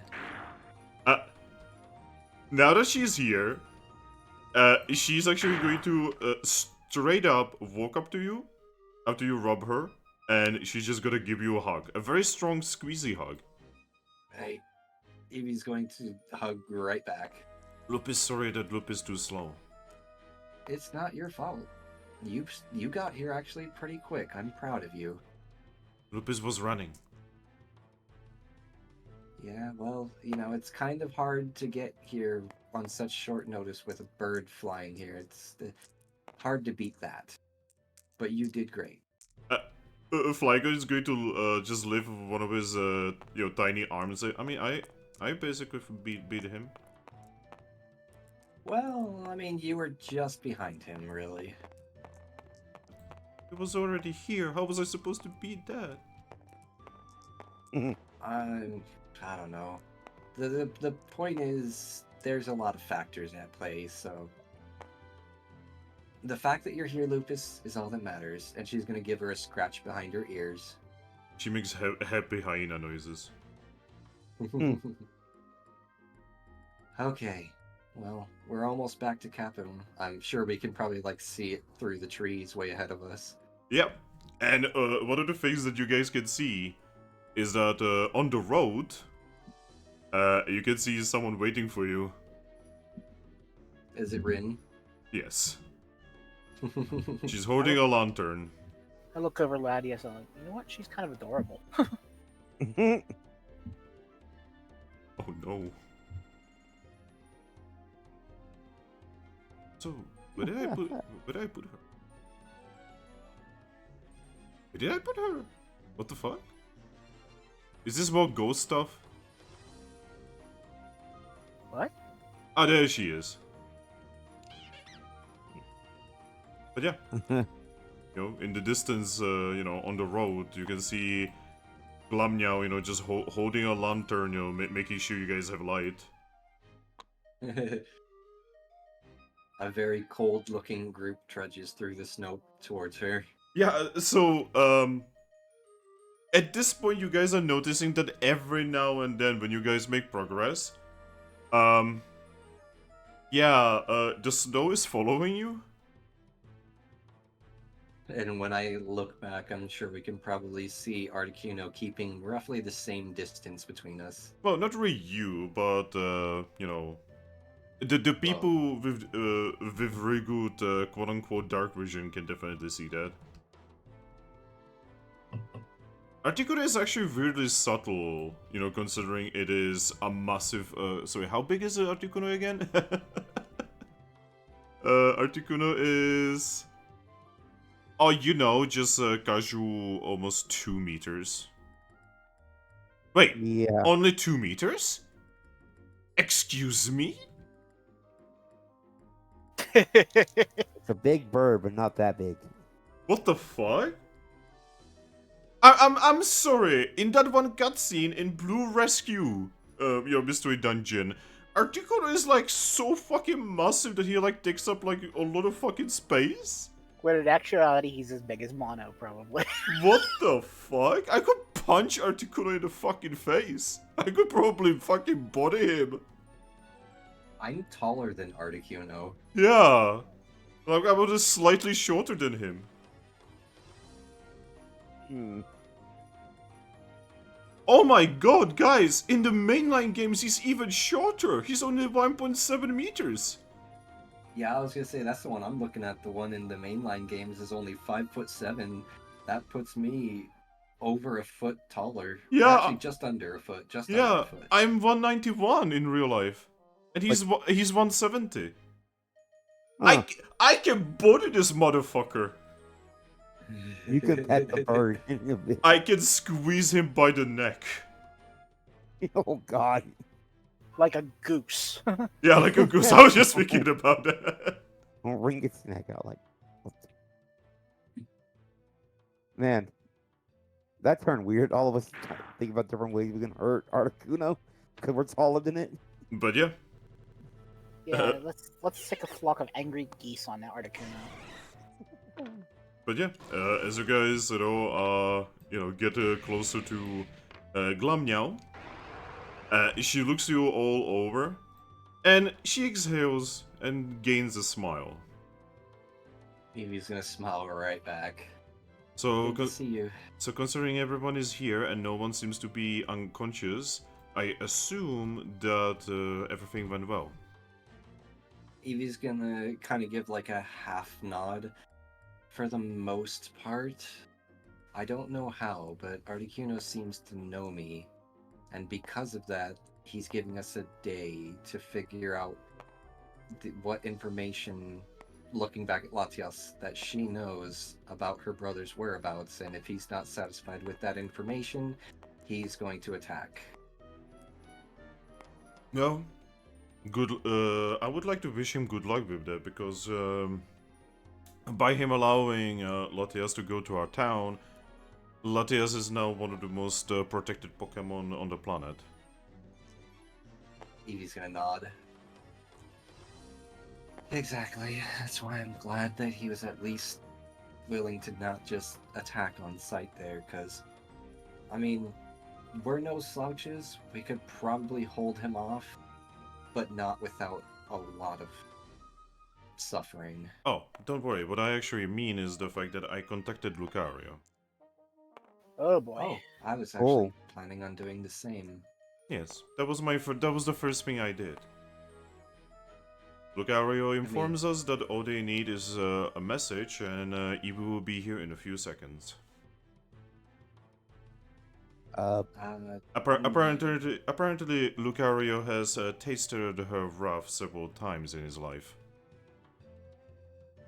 Well, perfect. That's good news.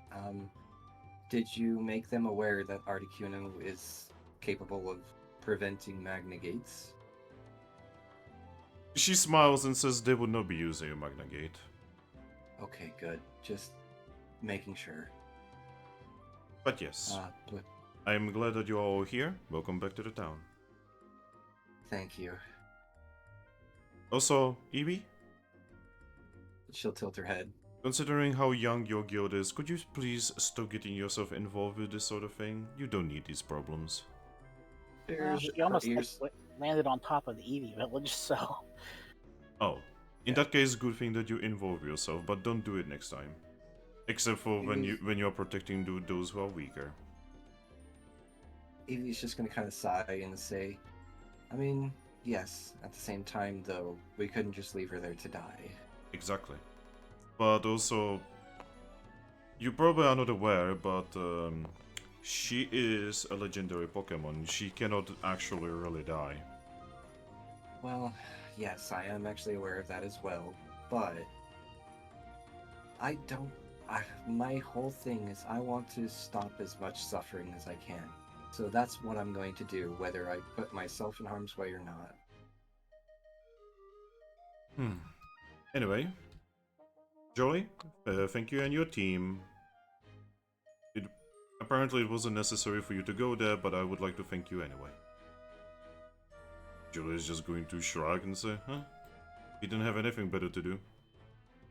In all fairness, we kind of got lucky. Well, to be honest, long story short, our two friends here had nothing better to do. Me and my friend here, we had things to do. So anyway, that's just to that conversation. I know how you are feeling there, Leafian. Yeah. Anyway, Cough, cough. Anyway, we are gonna go finish what we started. Goodbye. They leave.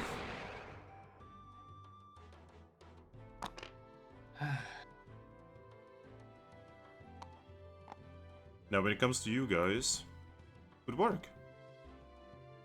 He's gonna nod. Talking down a Please, legendary Pokemon is a great feat. Honestly, I still don't quite understand how I did it myself. I assume that Articuno probably knows the Pokemon that you are currently, well, controlling. Eevee's gonna shake her head and say, actually, no, he was very specific in saying it had nothing to do with the Pokemon I was inhabiting. He somehow knows me. What do you And mean? apparently Thrack. What do you mean? That makes no sense. I don't know. Well, something to ask him tomorrow. Eevee's gonna nod. And, I don't know if, I didn't get a chance to explain it in the Wonder Mail, but I'm very confident he's being manipulated. He's got one of those red bands on his legs. She's gonna look at Audino. What were they called again? Destiny bands. Ah, right, yes, Destiny bands. He's got a Destiny band on one of his legs, so I'm pretty sure someone is forcing him to do this. Well, then I guess we will have to beat him up and then ask him questions. Eevee's gonna nod. At this point, that's just the life in a guild. Yeah, it seems like it. Anyway, I'm gonna go with Team Iron. And I will make sure that Odino has... yeah, she looks at the unconscious legendary Latias over there, properly stored. You should probably go about your business. Eevee's gonna nod and say, yeah, there is some things that we should probably take care of. But we're gonna make sure that Latias gets to her hut before we do anything. I wouldn't worry about it too much. I can't help it. Alright. Okay, and Glamnya would just Did Obstagoon put her down, or did he take her all the way to the hut? he's still carrying her. Okay. Alright, well, we pretty much just walk them over to Audino's hut, and once Audino and Latias are safely inside, Eevee's gonna turn back to her group and say, okay, with all that settled, you guys are free to do whatever for the rest of the night. My team, Lucky, Vincent, I'd like you guys to meet me in my office. There's something that we should probably be doing together as a team. All right. He's Okay. got like a worried look on his face. Just be ready, everyone, for anything at any moment. Monzu looks at you and says, should I be there as well?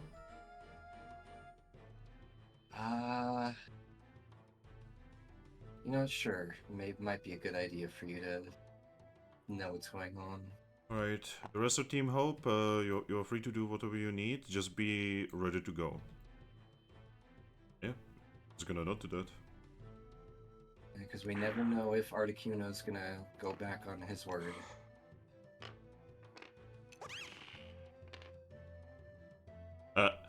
As the rest of Team Hope is just like walking back towards the guild, Bod is gonna look at you guys and just say, don't beat up Articuno without us, alright?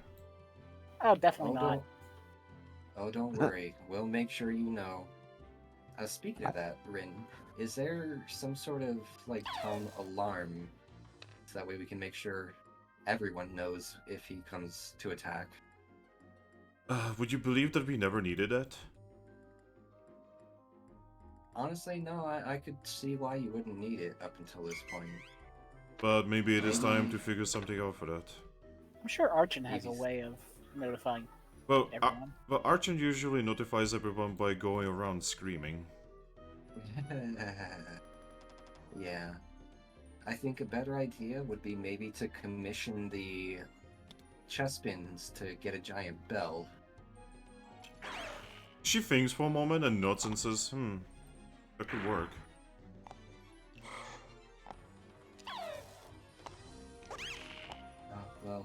We're gonna head back to the guild. We will see you if anything happens. Yes. Again, congratulations for surviving, and don't worry, you have helped Capim Town quite a lot.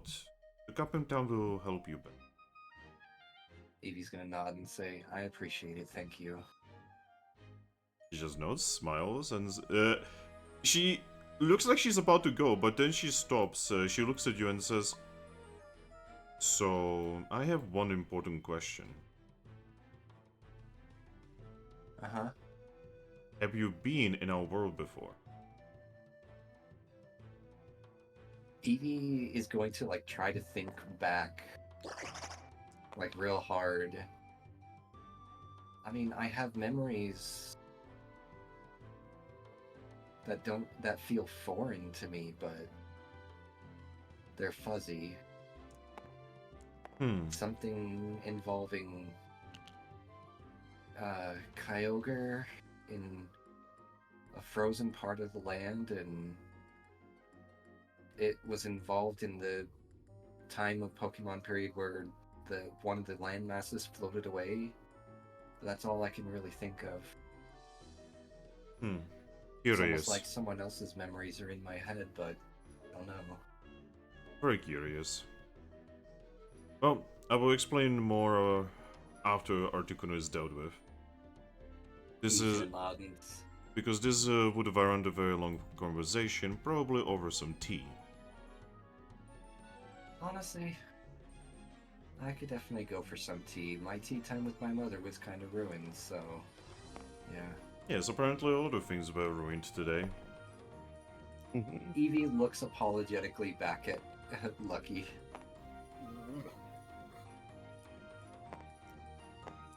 Anyway. Oh? Anything else? Oh, not for you. Sorry, Alright. I was just gonna say something to Lucky here. In the meantime, I'm gonna go finish my rest. So, goodbye. In case Articuno attacks, could you wake me up by screaming really badly? Yeah, I could always just message Archon and he can definitely do that. Yes, though I'm very certain that your screaming is gonna sound nicer than his. I guess that's fair. She raises, she does that eye winking thing. Eevee's just gonna smile. But it turns around, walks away. Have a good night. You too. Okay, but anyway,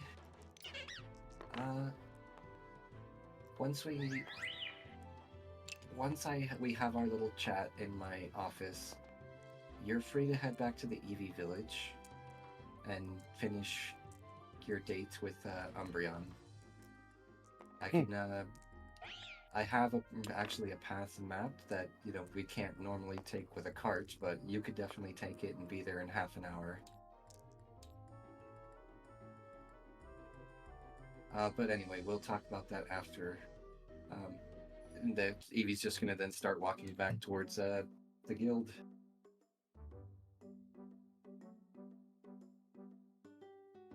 Gasform is gonna follow. There's something that I've been putting off for a while, mostly because I'm worried that we aren't ready, but things are already starting to happen around us that I think it's time that we just go ahead and do it. Talk about the box. Eevee's gonna nod. I had a feeling. By the way, as you guys make your way towards your guild, you can see Articuno is watching over from the forest. Does the motherfucker ever sleep? I just give Articuno a death glare. Motherfucker, I hope you die. But yeah. Oh, by the way, Eevee, Yes. there's bounties on the board. Oh. I'll take a look at those later once we finish. Better take Uh, them before what- Team Horn gets to them. It's fine. They're on another continent. You don't know that. Shush. But anyway, Eevee's not all too worried about them right now. She's just gonna keep on going along her way and heading towards her office, where So, we can have a little bit of privacy. before you do that, you can see Salandit, wide awake. He looks at you and says, "Hello, welcome back. Hello, Slanded. I would like to Hey, say that Salandit. nothing has happened while you were gone." Good, good, good. We need some good news like that. It's things definitely happened with us while we were gone. Oh, from the things that happened, Meowstick has put up some bounties on the bounty board. Oh, perfect. There was also one of the Salandits here. Oh, let me guess. To put up another flyer No. advertising the black market. No, an actual bounty this time. Oh, maybe someone stole from Salazzle. Also, some people have moved back into the town. There's a new service in town. That'll get a head tilt out of Eevee. Yes. Fireplume has moved in. What sort of service is he offering? He has formed a distillery. Oh, He specifically mentioned for guild purposes that cheap drinks and ability to turn gummies into drinks. Oh. that's actually very, very convenient. If we could ever find gummies, that is. Also, Guild Association has put up a bounty there. Look very important. We will take a look at them momentarily. We just have to have a conversation in private. Oh, and Linon was here. He says hello. Oh, if I don't see him myself, let him know I said hello in return. Okay. Oh, and apparently Salazzle says hello as well. Eevee's gonna kind of smile at that and say, she seems to have taken a liking to me. Yes. Mum likes female Pokemon in leadership positions.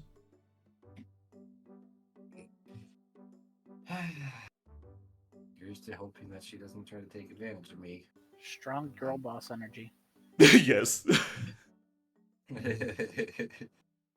But anyway, we're gonna have a quick chat in my office. If anyone that's not a member of the guild tries to, come in or, talk or anything like that, please have them wait. Alright. Also, Vera is fully healed and capable of fighting. Wonderful. Give her my best regard. Also, If I see her. Zorua fell off a tree. Was he What? trying to peek into one of our rooms? No. Why did he fall out of a tree? He scratches the back of his head and just says, "It's kinda a stupid story. Do you wanna hear it?" Give me the quick rundown version. She was challenged by Team Iron to climb a tree and pick up the biggest leaf of the tree. She failed. She didn't punch the tree. The tree is not there anymore. Hang on, who did you say it was? Zorua. I thought the other Zora in town Zorro. was male. Zorro. Oh, Zorro. Okay. Yeah. Sorry, bad with accents. Anyway. Okay, well, I guess Not as many. long as they're not causing trouble for the town. As you can see, not many incidences have happened except for the time when you came back and apparently there's a scary Pokemon flying about. Yeah, that's kind of what has the town in a bit of a tizzy right now. We have to keep an eye out for his potential attack tomorrow, because if we can't give him sufficient information on the whereabouts of a certain legendary Pokemon's brother, he's probably going to attack tomorrow, and there's no telling what would happen. Chances are, with as many powerful Pokemon as we have here, it won't be too much of an issue, but I still don't like what's going. Oh, and I was also supposed to give you this, and he gives you like a box, a small box. Eevee's just gonna nod and take it and say thank you. I appreciate that. All right. Nothing else. Okay. Thank you. Yeah. I will let you know if anything else comes up. Thank you. No problem. Yeah, he just returns the paperwork. Then I will head back into the Guildmaster's office. Right. The Guildmaster's office is as you left it. Nothing has been happening here. Good. So what I'm going to hop up in my Guildmaster's chair, and then with a smile I'm going to say, okay, as you two already know, motioning to Vincent and Lucky, we got a very similar chest to that of which Team Horn had been given. As soon as Which had Team a Horn is s- mentioned, I rolled my eyes. And from the story that Team Horn told about it, inside was a cosmog, which apparently has ties to the moving of the sun and moon. And I guess somehow we've been tied into this destiny of bringing the cycles to the sun and moon again. I've been holding off on actually opening the box because I wanted to do so when we're ready, but seems like the universe is deciding that we're not allowed to take time to get ready, so probably best we just open it and get this ball rolling, so to speak. But just before that, I'm gonna actually quickly open up the box that Zelandit gave to me. All right. When you open it, there's cookies inside. And there is a little message. Eevee actually raises an eyebrow as she lifts the note and reads it. Made these by yourself from Zorua. And on the other side it says from one Zorua to another. Oh my god. Oh, apparently Zelandit must have gotten confused. These are actually for you, Zora. She's gonna just hand over the note and the box of cookies.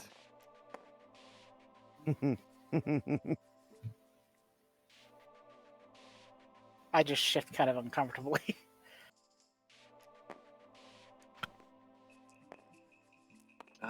Anyway. Then she's going to pull out the small chest and set it on her desk. Okay. So, The chest is rather ornate.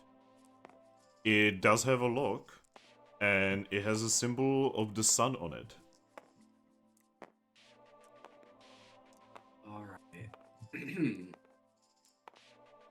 So just know that we are going to have to protect, well, if my assumption that this is the Cosmog is correct, we are going to have to protect them pretty much with everything that we have. It seems that this is the ultimate destiny of our guild. As she looks back down at the chest, she's going to try to figure out how to open it.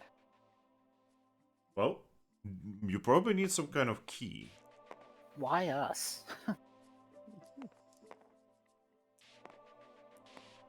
Of our humans, I guess? I mean, that is usually the gist of it. Humans are brought to this world to perform some kind of ultimate goal. Onzo just looks at you guys and says, well, yeah, it is usually humans that are fated to save the world. It has been like that for, well, longer before I was even around. What's so special about humans, anyways? I don't know.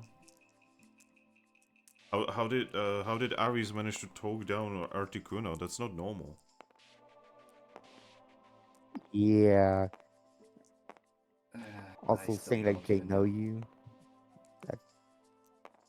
Eevee's just gonna kind of shrug. And then she's actually going to pull out the key that came out of the tablet. And she's gonna kind of mumble to herself and say, honestly, I thought this was gonna go to some kind of strange dungeon, but give it a try. And she will try the weird tablet key on the lock. Well, the size of it is perfect for the lock. You put it in and it fits. Yeah, I will turn the key. As you turn the key, you can see that parts of the key open up and they fit into different parts of the lock until you hear a clicking noise.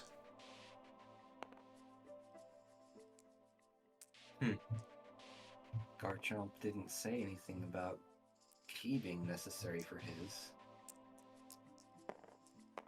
But then again, out of character, that's probably because the certain Mew that is involved with their side is a little bit of a hurry it up, get it done type.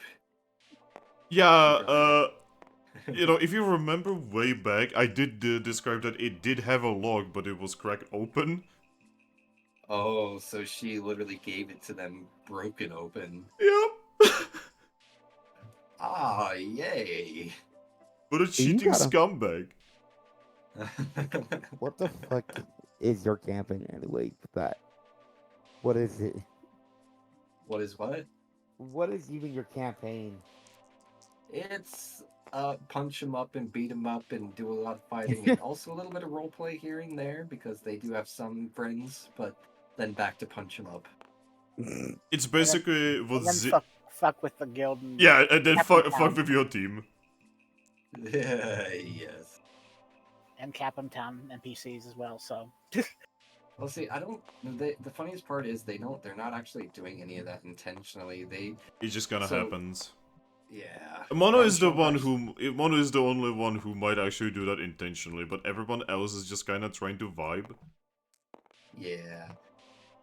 Because when Garchomp, was taking some of the missions, from the bounty board, it wasn't like, haha, we're stealing missions from you. It was just, okay, we're going to be in town for a few days. We need some Pokash.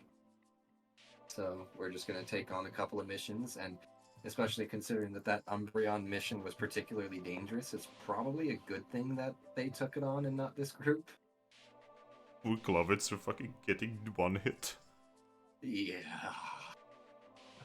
Fucking Umbreon shooting his Kamehameha laser. It's literally like, and I want that fuck that person in particular. hey, we Yeah, might have been able to talk that Umbreon down. I mean, yes, you're kind of really good at that, but the problem is that he was like Omega simping for Salazzle. But then again, you guys are on good terms with Salazzle, so I don't know. Yeah, I was gonna say I'd say that one's hit or miss because unlike Articuno, he's not just being manipulated. He was like directly affected by her pheromones and not being directly controlled, but being controlled by the pheromones. So who knows what kind of state he's constantly in. Well, I can actually Anyway. tell you. A constant state of horny euphoria. Yes. I wish there was a way to cure him of that. So, but Well, apparently there's see, not. Well, See, there might be. So that's actually what Salazzle's looking into. yeah. Basically, the problem is that at this point it's like addictive, right? And if the person is like removed from Salazzle for longer periods of time, they start going through withdrawals, which are very dangerous, apparently. Because Salazzle actually cares about the dude, like, a lot. She doesn't want him to be like this, but she doesn't know what to do about it. Yeah, so she's probably putting some of her vast wealth toward researching some way to cure him. Yeah, which is something that you would think Salazar would not want, because that literally goes against her. So that kind of shows her like how much she actually cares. I don't think she's Exactly. really evil. She's just shady. Yeah, she's shady. But anyway, so Eevee is going to let out like a small, deep breath, and she will open the chest. Alright. You open the chest, and... Out pops Thrack. No! Oh god. You see, It was Thrack, always has. you see, I was about to make that reference. Give me a moment. Now we have a pipple bait. And inside the chest, you can see that there's a tiny Pokemon. The Pokemon is currently asleep in some kind of padding. And the moment you open it, it yawns and slowly opens its eyes. I'm just gonna be looking at it. And carefully, I will gently reach forward with a paw. You reach forward with a paw, and you pull out Cosmog. It blinks, looking around.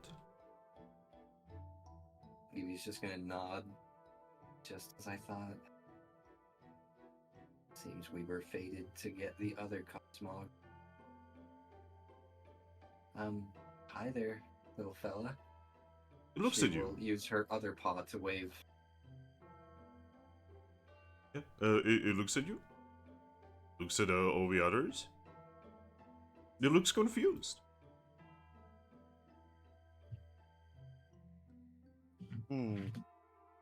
Eevee's just gonna give it a friendly smile and say,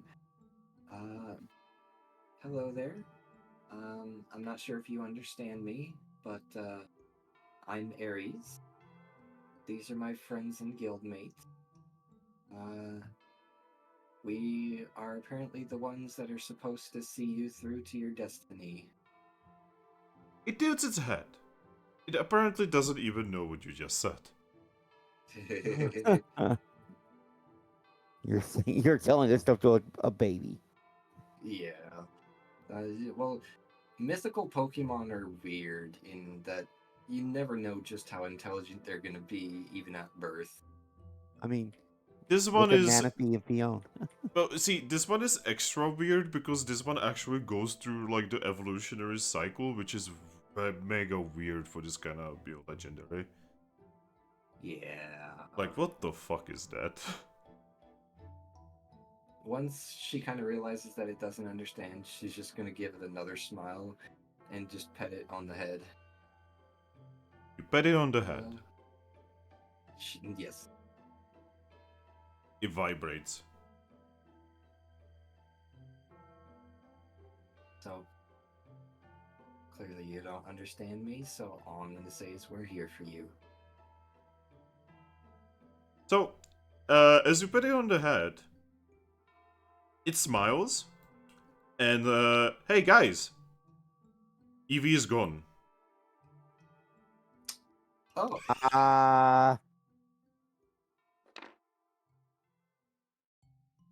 Oh, well then. I just looked Lucky. I feel like did that just happen? I guess. What? What just happened? I don't know. We just gone. Yeah, you guys just saw like a flash of light, and they were gone. Damn it. Maybe this is normal with human stuff in this world. Aren't you guys humans? Not like him, apparently. Must be some sort of special human or something. Huh. I mean, Should we like Tell someone? I mean, what do we tell them? I don't know. that the guild mister just disappeared with patting a Pokemon on the head?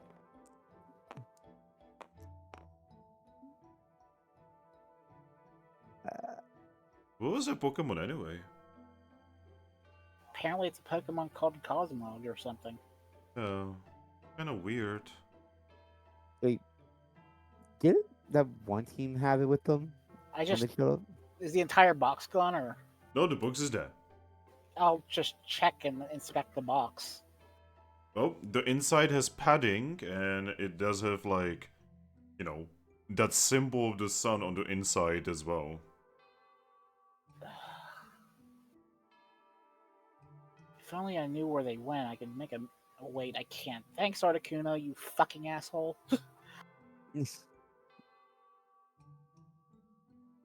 uh, is there like any sign like what they did they leave like the shadow mark on the ground like from a flash? Yeah. Oh god, they got evaporated. God, they got atomized. The end. Harry's wrote new character. Oh no. I mean, I do have a backup. Oh god. Still. Ironically, it is actually another Eevee, but Stop with playing the Eevees. Eevees! a wholly different type of Eevee. You're still an Eevee. And I like Eevees. Play something else. Try I something don't want different. to. But yeah, so as the rest of the group here is Omega confused. Eevee. Yes. Your character blinks, and in a split second, you find yourself somewhere else. You're in the void. Her mouth opens as if she's gonna speak, but she instead just kind of like silently looks around. You find yourself in a massive chamber of many statues. You also find yourself in, well, so the chamber is obviously some kind of temple, right? As you can see that there's, what could only be described as religious Pokemon statues. But weirdly enough, you can also see a lot of technology about, and what you can very easily recognize as computers. You can even see old chairs and what appears to be some kind of generator in a corner. Huh. She's then gonna just like, after like 10 seconds of just looking around, gonna look back to Cosmog and just, did you take me here? Cosmog tilts its head. Then it giggles.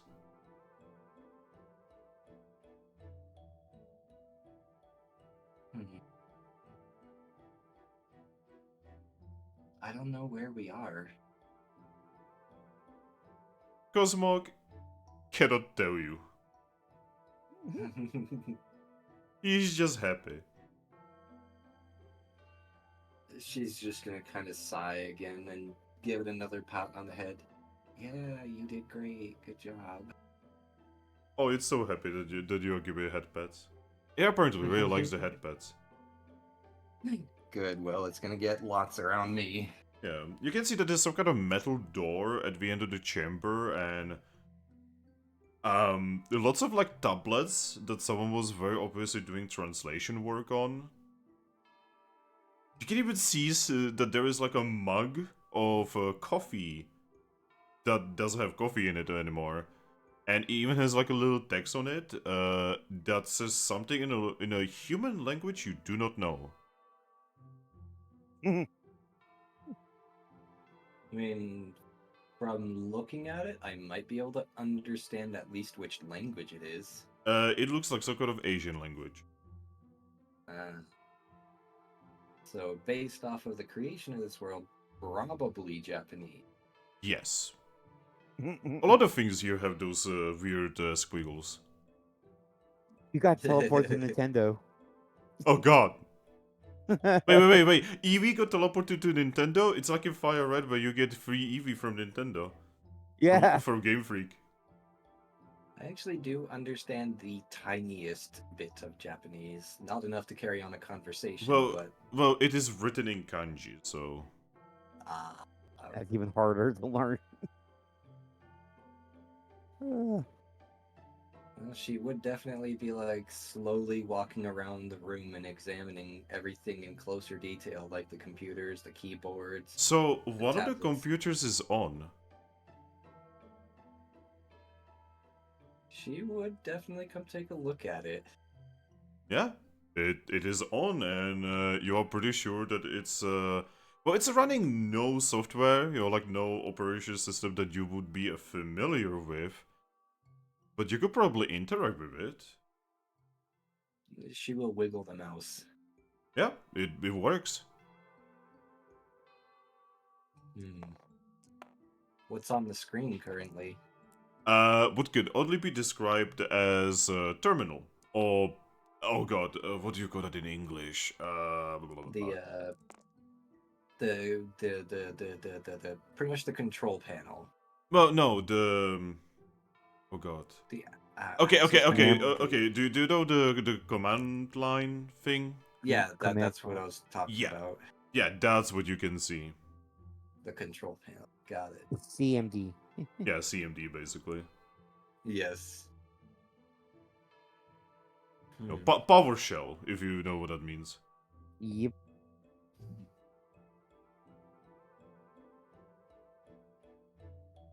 The problem is, when you look at it, you notice that all of it is written in Japanese.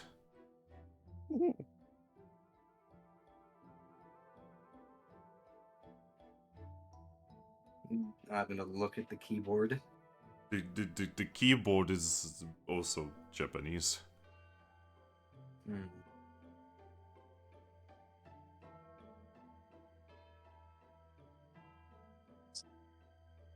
Well. Yeah, it's I'm okay. sure I can at least figure out where the enter button is. Oh, the keyboard looks okay. Position-wise, it looks almost entirely the same as ours.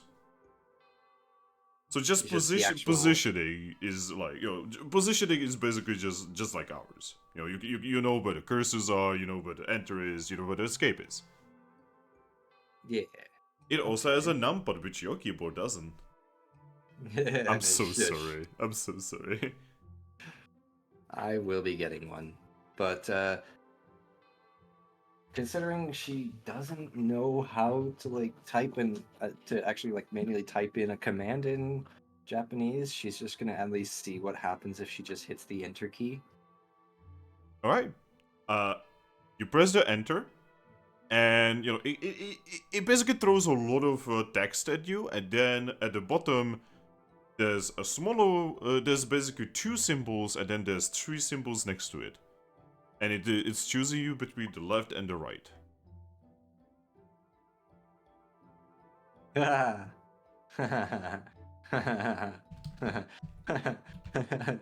That'd be one way to deal with the situation. But anyway. Yeah, considering his entire shtick is having a short fuse. Yes. He's also the least smart of the three brothers. That too. But yeah.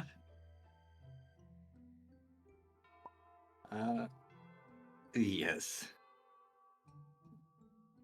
So, considering, obviously this is a computer, I can only guess that left is like, going to be yes, run the program or run whatever is supposed to be running, and the right is going to be no, don't run whatever is programmed. She's going to click the one that she would on the left, which she would assume is a yes. All right. The nearby Which if it's generator. in normal Japanese, she would understand the word yes, because I know the word yes in Japanese. Oh yes, the left one is yes. Okay. She will press yes.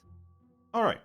So the machine in the middle bursts into life as electricity goes into it through the generator. In the middle, a face shows up. A face of a Oh. person. The person starts talking in Japanese and talks about something. You don't understand. But it seems that he looks both sad and determined at the same time.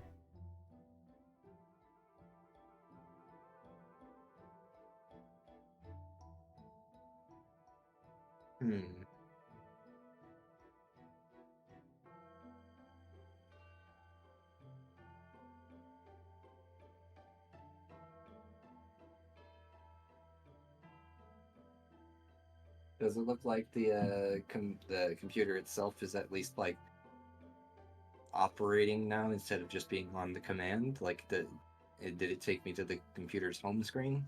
But it seems to be doing something. The only thing that is not in squiggles is actually a percentile that is currently growing up. Okay, that must be the boot up sequence. She'll wait for that to finish.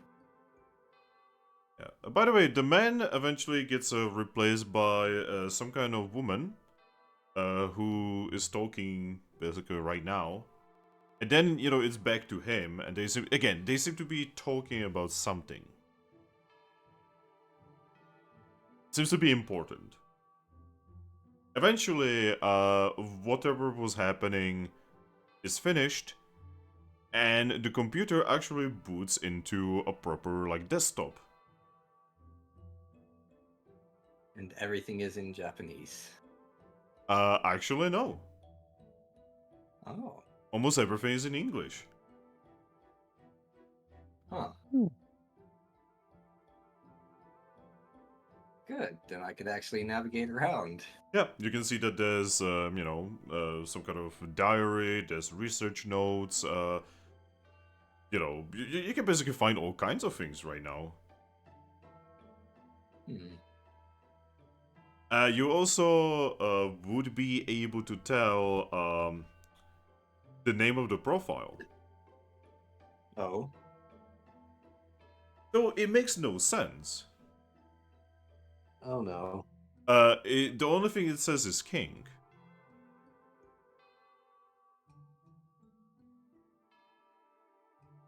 The king doesn't know anything about computers. Lol.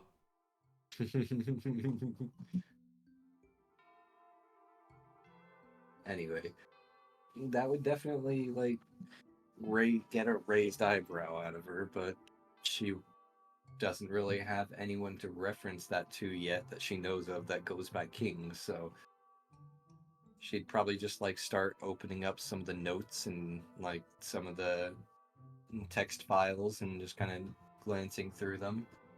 Alright, so, you would know that whoever, was in control of this computer was not exactly a scientist as much as he was here mostly for defending of people, right? And apparently, this entire lab is situated in something called the Unovan region. The what region? The Unovan. Nova. Now, this doesn't actually correlate to any area in this world that you would know of.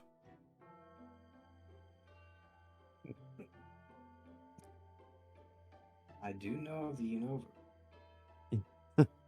You know who would know more about Do it? they just transfer between worlds? Or is this just from ancient past before Pokemon gained sentient? He mentions how the generator that is in the corner is being run by a friend of his, which is a Rotom. Huh. She's actually going to look for a timestamp on these notes. Well, the timestamp is there, but you do not know how far away it is from now. Well, there should be a current timestamp in the bottom right corner of the monitor. Oh, that is true. Alright, so the timestamp on the files and such, right, is, well, it would be this.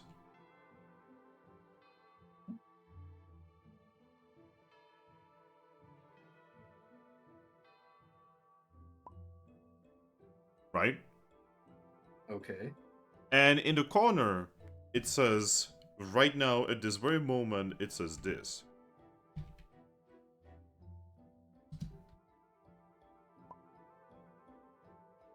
Holy shit.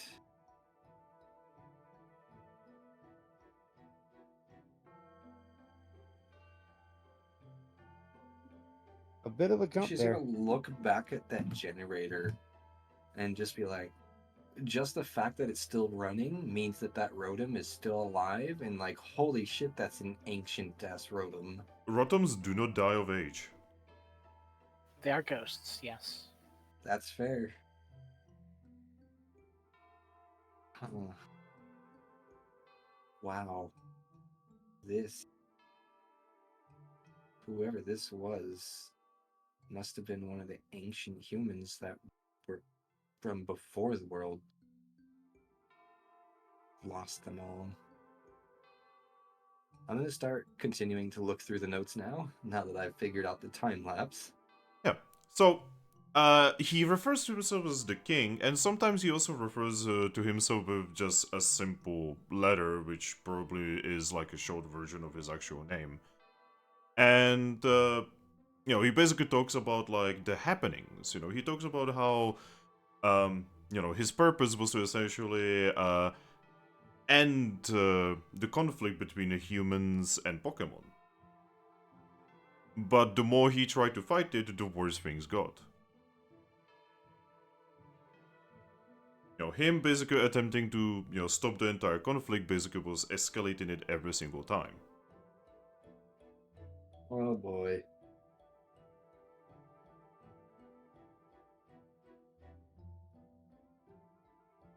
And yeah, one of the last things that you would learn is that he basically just locked himself here as the world around him was ending, as legendary Pokemon kind of just started wiping out humanity. Oh, another reason to dislike legendaries.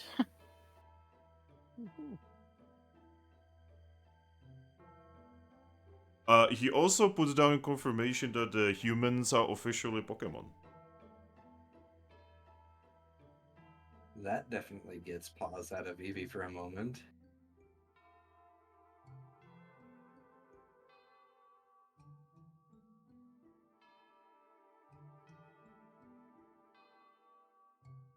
Huh.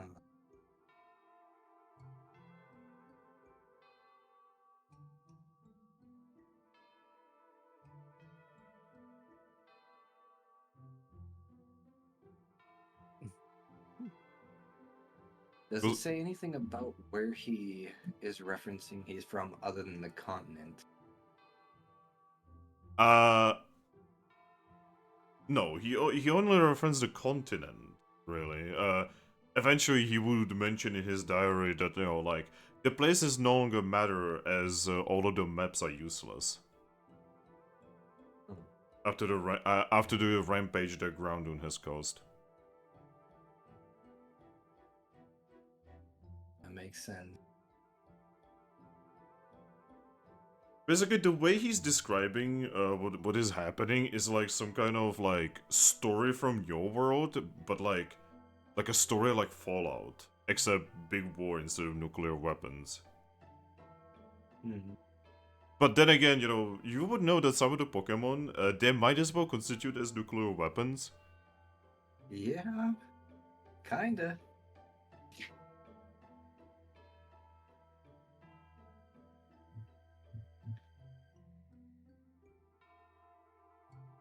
But yeah, apparently he made it here. He did things here. He left a video message, and then he left. I'm gonna click play on the video message. It just repeats the thing in the middle from the device. Oh, the video in Japanese. Yeah. I am going to click the settings button on the video and see if I can navigate subtitles onto it. There are no subtitles. Damn. What about closed captions? Nope. Damn. Too soon. That was a thing until Violet and Scarlet. New technology. Google Translate. Google Translate. Getting desperate over here. Oh god. Oh god. Fair yeah. enough. But yeah, you can tell that the man that is in the video. Well, he looks like an adult. He wears a jacket and he has green hair. And the lady, she seems about his age and has brown hair. Is it a white professor's jacket? No.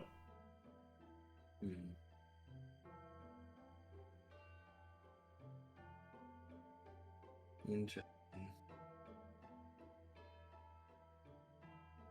In the video, you would also know that behind them, they have what appears to be some kind of dragon Pokemon.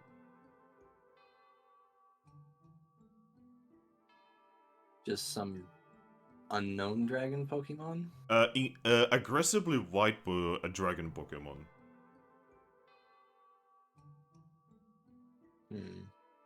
Reshiram? Yes. I was about to guess the exact same thing. Because, I mean, I'd recognize Lugia in an instant.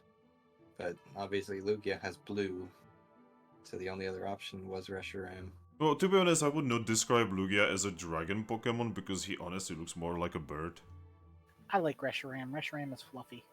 That's fair. Yes, the fluffy is always the best. Imagine being dragon, but also fluffy. It's probably one of the best things ever. I mean, But tiny dragons, anyway. right? But yeah, just reading over, you are now guessing that humanity just didn't do very well. But what's Reshiram doing in the video? Just kind of standing there. Menacing. Actually, not like super menacingly, just kind of standing there, looking out of the window. A window that, if you look around, is not there.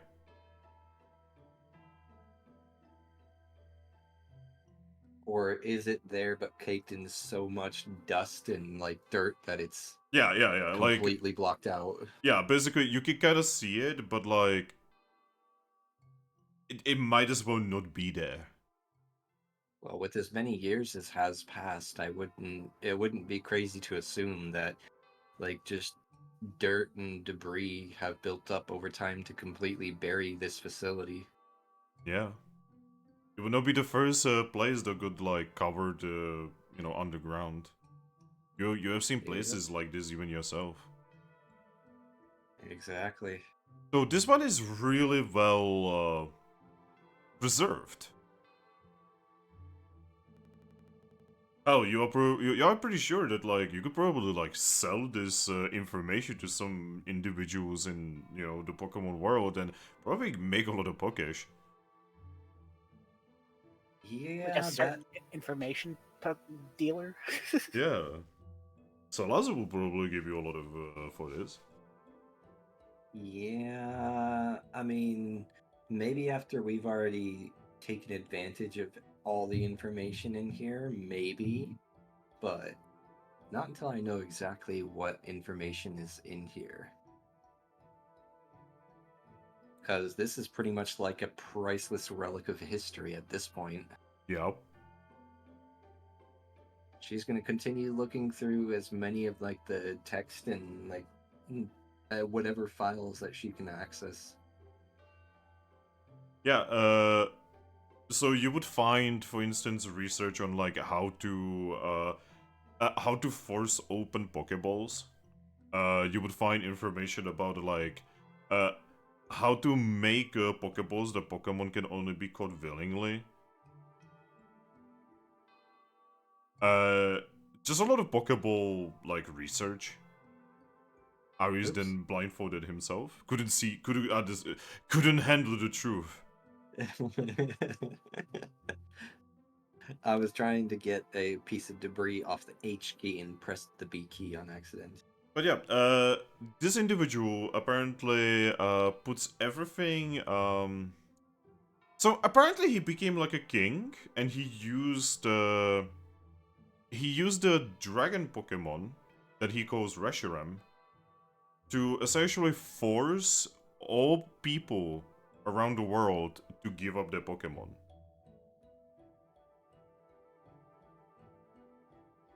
Didn't think Reshiram was actually that powerful to be used as such a trump card.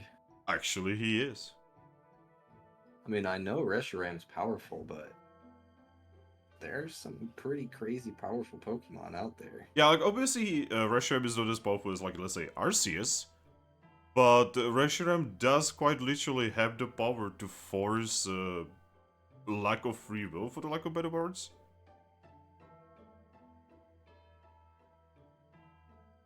Hmm.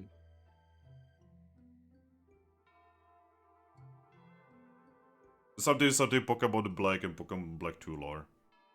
Zekrom and Reshiram are some of the most dangerous Pokemon out there because they take away free will. But they are the ideals.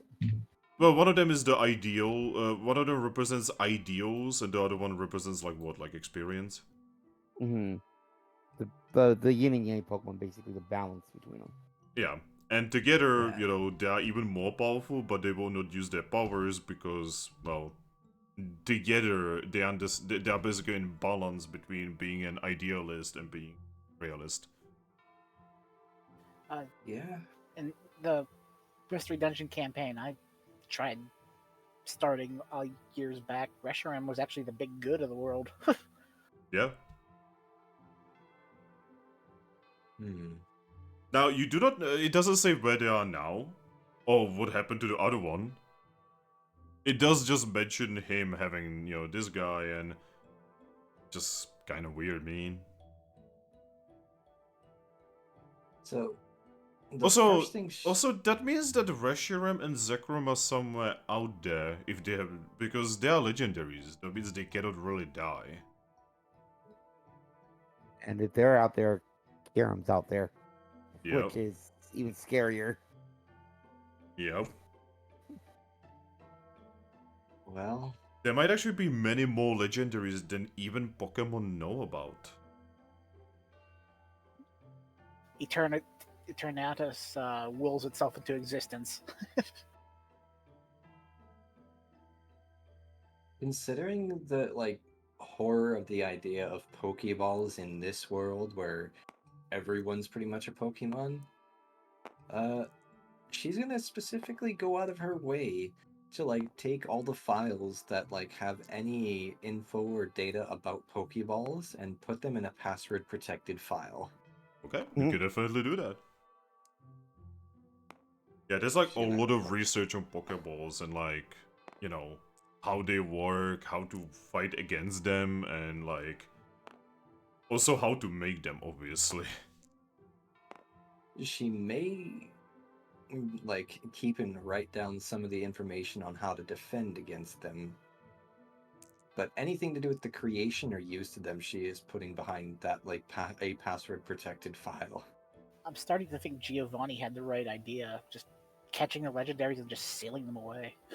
Yeah, that was his Giovanni original did nothing. idea, you know, just catch all the legendaries and put them somewhere no one can reach them.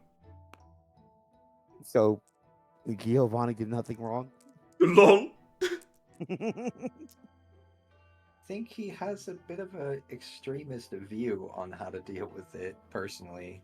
Yeah, I mean, he's Giovanni, you know, he's not exactly Yeah. known for not wanting to go through corpses. He's just He's not very subtle. trustworthy was his problem. He's mean- like the last person I would want having Pokeballs with legendaries. I mean, you saw what he did to his own kid. Yep. But otherwise, once that's all said and done, and she's got all the entries on Pokeballs pretty much locked away, so only she can access them. She's gonna she's also kind of looking for any references in the diaries or the notes or the files, the research data, or anything in reference to like Pokelantis, because that's the only king I can think of. A what? That's the only king figure that I can think of in Pokemon is the king of Pokelantis. There was no mention of that. Okay, good. The king of ancient Galar. Oh god, no. Oh god. But yeah. Darn it, this is just somewhere out there now. Oh, by the Once way, she's- he does have a fully completed Pokédex as one of the files. Oh. Literal, deep, detailed information about every single Pokemon. Now I know a lot about some of the most common Pokemon, but there's still a lot of Pokemon I don't know about. Yeah, that's more my ballpark. Yeah. Well, in person, does your character have that much knowledge? Now, I mean, there might be a problem with this because all of this information is who knows how many tens of thousands of years out of date. Well, that as true as that may be, at least the behavioral information is probably useless, but the typing information, Pokemon don't just change types except for in the cases of evolution, obviously, but typings would the knowing all the typings of every Pokemon in itself is invaluable.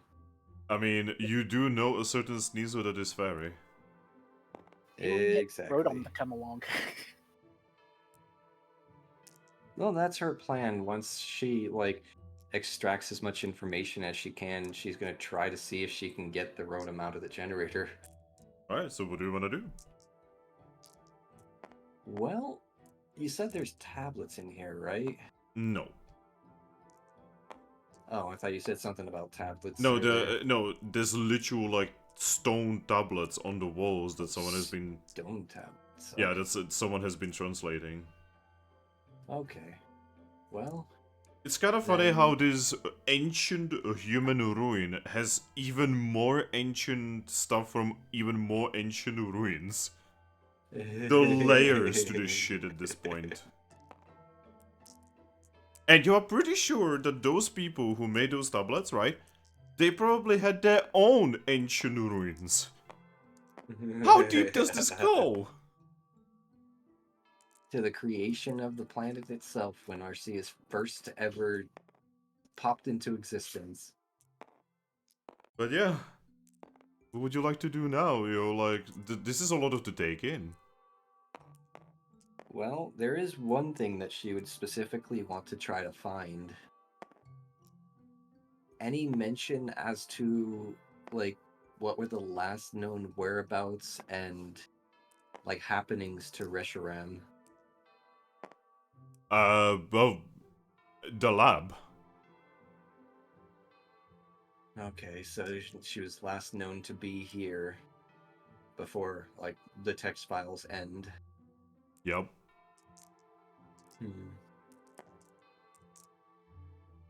Apparently, he's not calling Reshiram Reshiram, he's calling Reshiram Reshi. Oh, cute. oh, Well, if we after run that, into she's the gonna- restroom now, you gotta call it Reshi. Yeah, apparently it was a nickname from his wife. That's adorable. I guess after that, what she'd be looking for is any notes on if there was a special way to open the doors, if they're electronically activated, or if it's just a door. Apparently there should be just a panel on the side that you just press a hand on. It scans your hand, and if it's a hand in a database, it will open. And this is Could I- where it would hit you. Oh shit, I don't have hands. I mean, paws do have prints, so you could probably program a paw into the system. Yeah, but would a human do that? No, but what I'm saying is, if like the system is run through this computer, I might try to program my paw print Well, so I can open the door. Well, you're pretty sure it's not actually. It does talk about a security room, but that seems to be further in the facility. And yes, this seems to be a facility. Huh. It also, by the way, you're just reading through the, you would gain some interesting information about the facility. Oh. The facility is a bunker. And Oh. another piece of information is there is an experimental solar flare generator here. Oh, I would definitely be interested in looking up how that operates.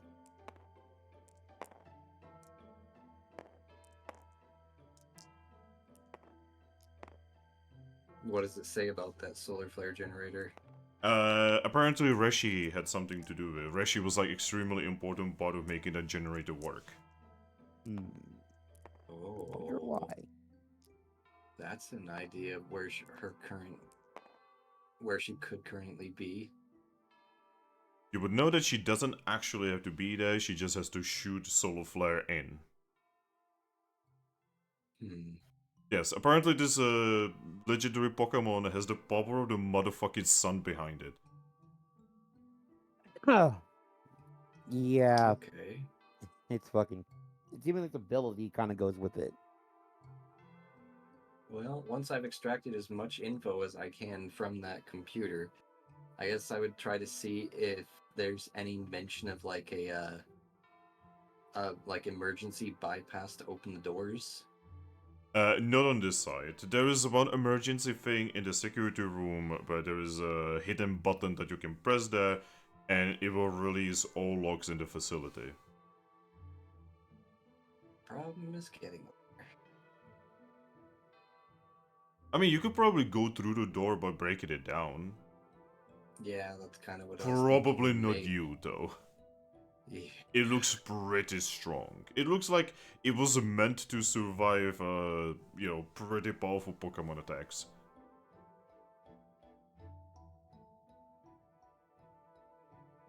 It does look like it's made Yeah. out of metal, though, so, maybe some fire-breathing Pokemon? That's what I was thinking of as well. Do you know any fire-breathing Pokemon, though? I mean, yes, but none that were like really all that close to. Slazzle.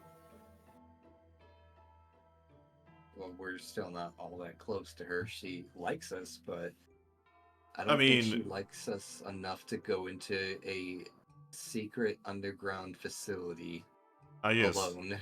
I think she would love this shit, actually. Yeah, man.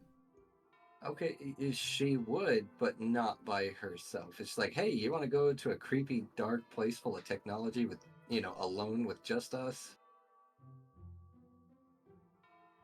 I mean, you could always just tell her that she can invite Umbreon, go on a date.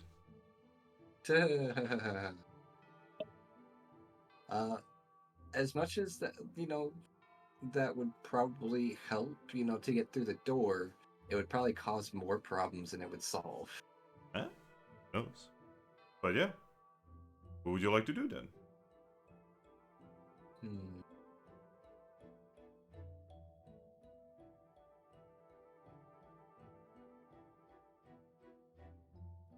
Well,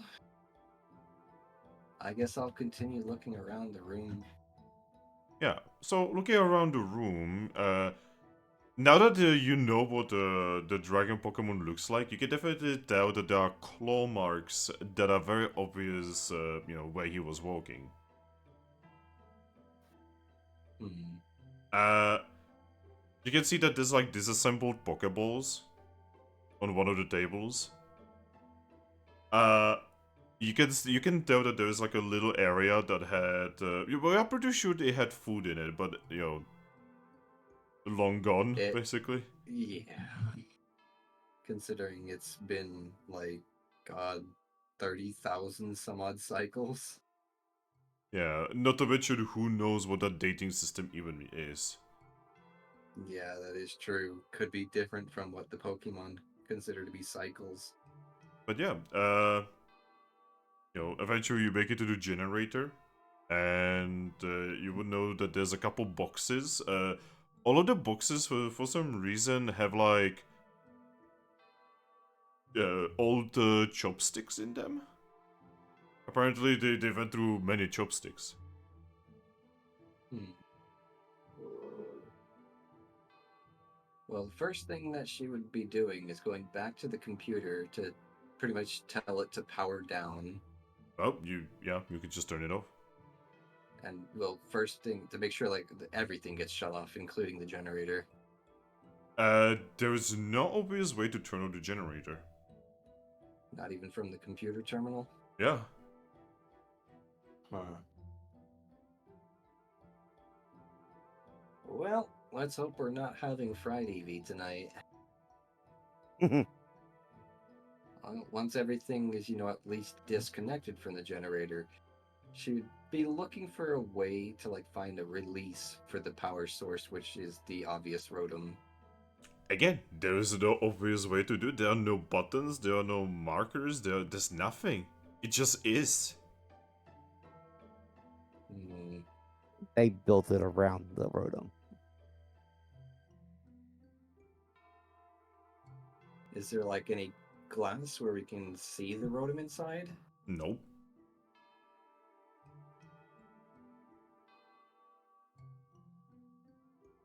Then in that case, she would give, like, the side of the generator, like, a rhythmic musical knock. When you do Just to see that, if when you there's a do that, response. you suddenly hear, "Hey, don't do that." Oh. You can... And yeah, Rodom just poke his head through. Oh, you're not trapped in there. No? Why would I be? I don't know.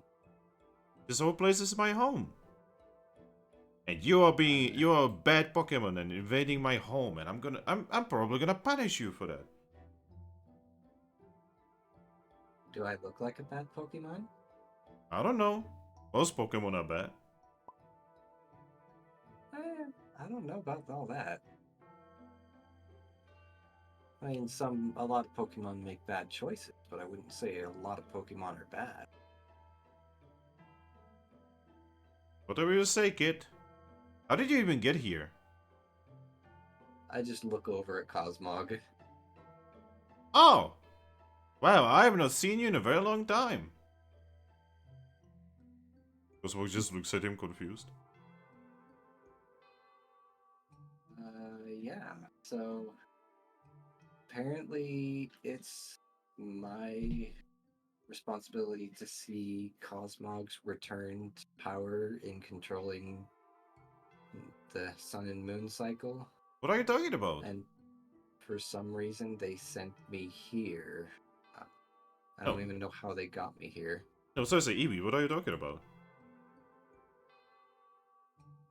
Well, so in the land of Pokemon above, pretty sure we're like some amount of Alright, distance. Alright, stop right there.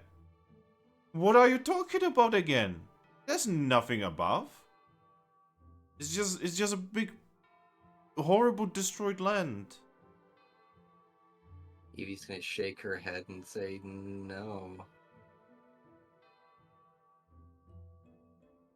The world above has healed. I read the files on the computer about the war that happened, but let's just say I don't know exactly how the timestamps translate, but 36,000 of whatever kind of cycles or years that you guys have passed since.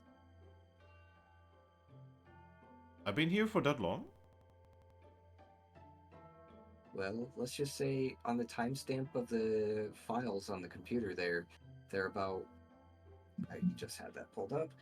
1,244 E2. The current date, whatever it means, is 37,411 E5. Oh, the E stands for 100,000 years. Oh. So even longer. Oh! And I'm guessing the 37,411 is also years. Yes. Huh. So it's been, she starts counting on her paws, 336,200 and some odd years. Wow. I'm old! Yeah, apparently. Oh, anyways, so, wow, thank you for, like, destroying my entire world. Hey, appreciate that. Thank you. I mean, it also kind of opens up your world if you think about it. 'Cause What do you the mean? entire world. I'm still stuck Well, here. I mean, I can help you get out. Oh? How? Well, I don't exactly know how to communicate with them yet, but apparently this Cosmog here has the ability to teleport around at will. Oh, yeah. That's They kinda, brought me with them, that's so they kinda, could probably bring you with us. yeah, that's kinda a normal Cosmog thing. Well, whenever they teleport us back, you could always come with us and see. The whole world up top is nothing No, like you what don't it was. understand. I need to keep this facility running. And why is that? I don't actually remember. But it was really important. I don't think it's as important as it used to be. No, you don't understand. It's very important. Was it important for all time? I think so. I made a promise. A very important promise. A promise that a Pokemon makes only once in their life. Huh. See, there was a human, and he could talk to Pokemon. It was awesome. Well, things have really changed. Humans only exist in the spirits inside Pokemon now, in this world. I should know, I'm one of those humans that inhabit the bodies of Pokemon. This isn't even my body, but I come from a different human world. Wait, where's my friend? Are you not aware of the lifespan of humans? Oh? Humans only live to be at most, like, if you get crazy lucky, the oldest humans only live to be 100, 110 max. Usually no more than like 60 to 80 though. That's much less than 300,000. Much less. That's like more generations of families than even I can even process right now. Well, I still made a promise, so I'm gonna fulfill it. Maybe think on that promise, because at this point, I don't really think whatever it was you had to do is even relevant anymore. Eevee, I don't actually know. I don't know either. I'm just gonna be doing what I've been told to do. Okay, well, if you ever want to learn about the wider world, I'll be happy to stop by and keep you company every now and then. If you ever figure out what I was actually supposed to be running this facility for, and I guess you resolve it or something, then tell me, alright? So I can leave? Eevee will nod and say, well, I mean, my biggest trouble right now is from what I've learned on that terminal over there. The way to go deeper in the facility is through this door, which requires a handprint, which requires access to the security room to get a handprint put in the security system. But we Oh. can't get to the security room without going through this door. But all you have to do is just put your hand on it. My friend did that. My friend and his mate did that all the time. Well, yes, but their prints were programmed into the security system. My paws are not. I mean, watch. I don't know. It's probably pointless, but watch. She's gonna like probably find some things like some boxes or something to like pile up underneath the scanner and reach up and place her paw on it. So the scanner still works. It scans it, and then there's like a red light. Yep. Just like I thought. Huh, usually it opens. Has it ever opened for you? Nope. Don't have hands.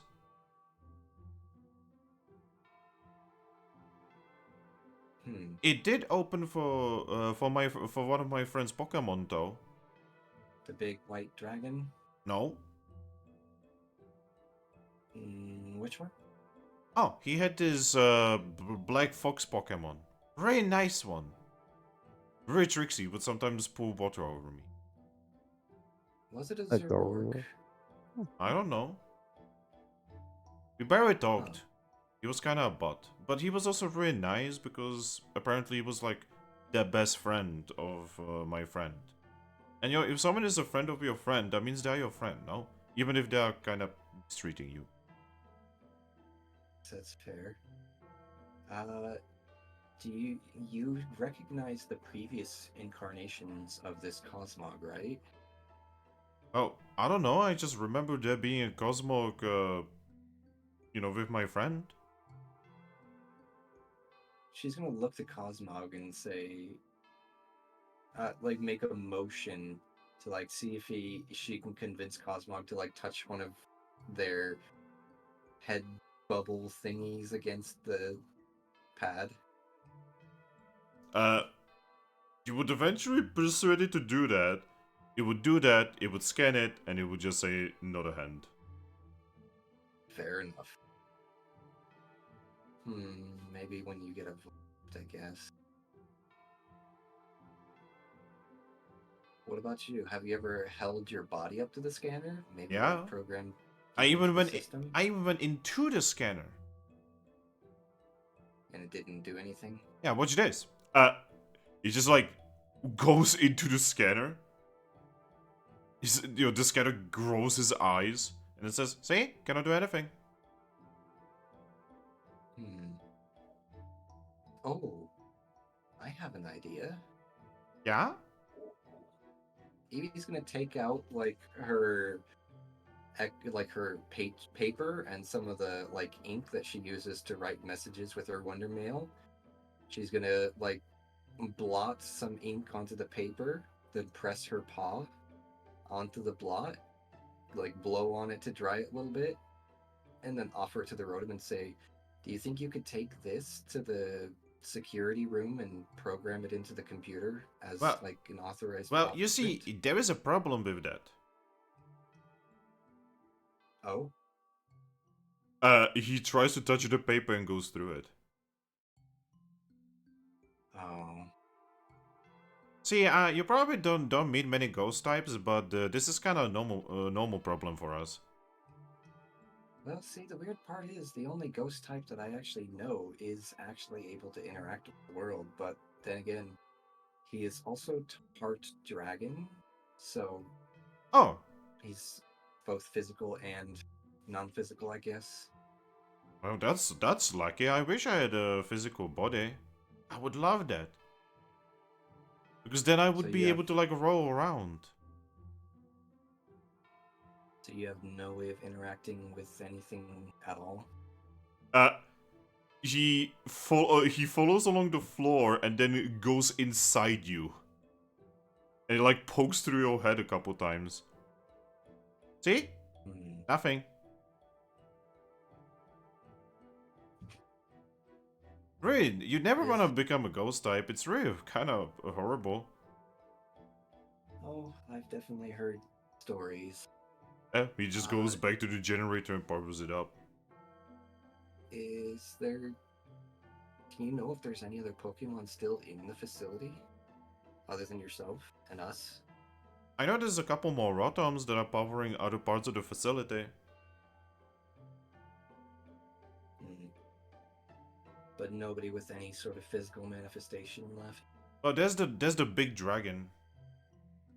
Oh, she is still here?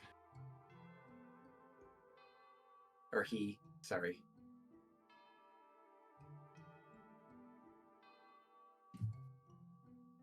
So you're saying Reshiram is still here? Oh, so that's what it's called. Yeah, it's in the middle. But you know, the dragon is asleep. Oh, do they not wake up?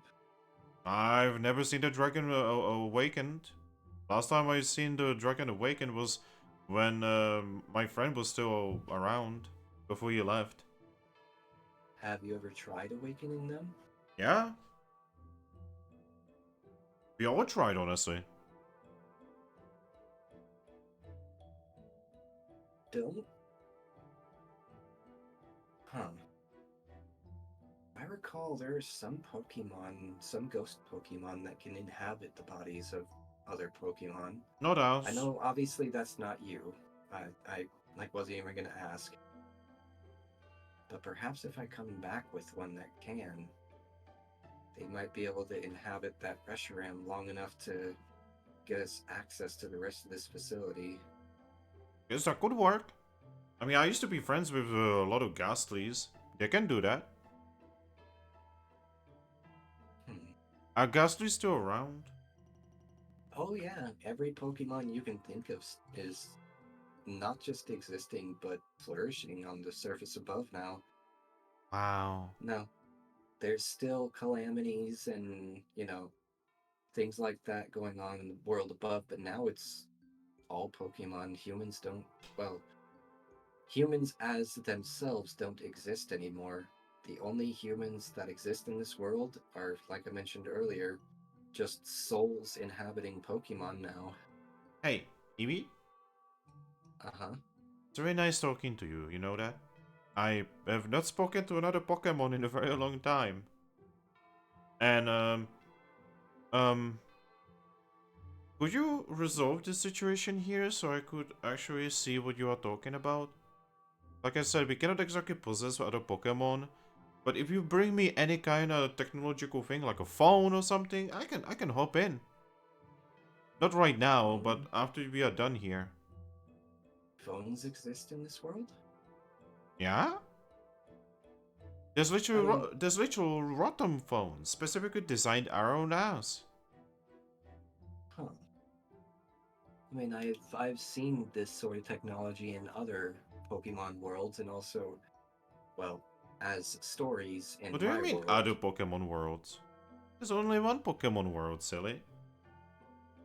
You'd be surprised. You're a strange one. I am.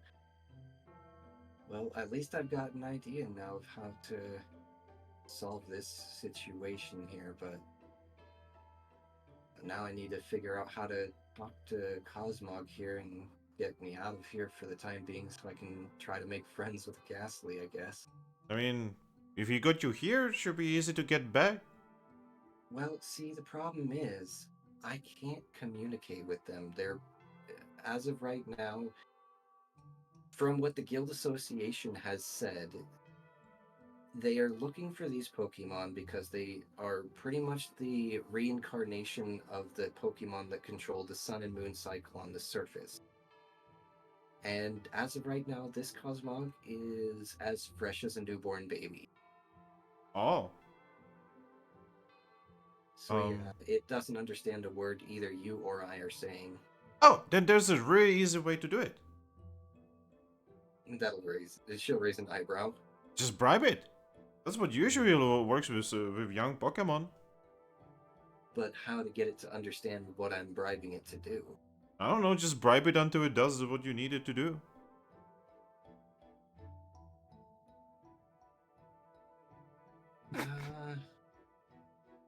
I'm not sure if that's gonna work, but maybe, I don't know.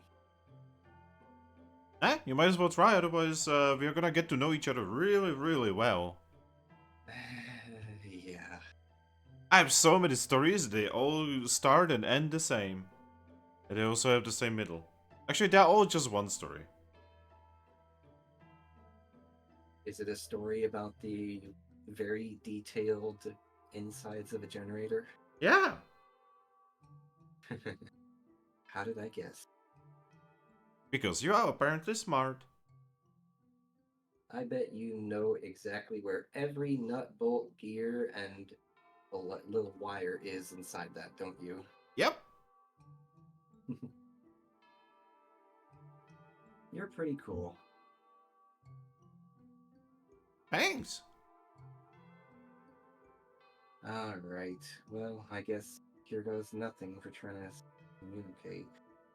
She's gonna just look back to the Cosmog and Cosmog say, is asleep, by the way. oh, I'm gonna give her a gentle, like, poke on the head. He wakes up.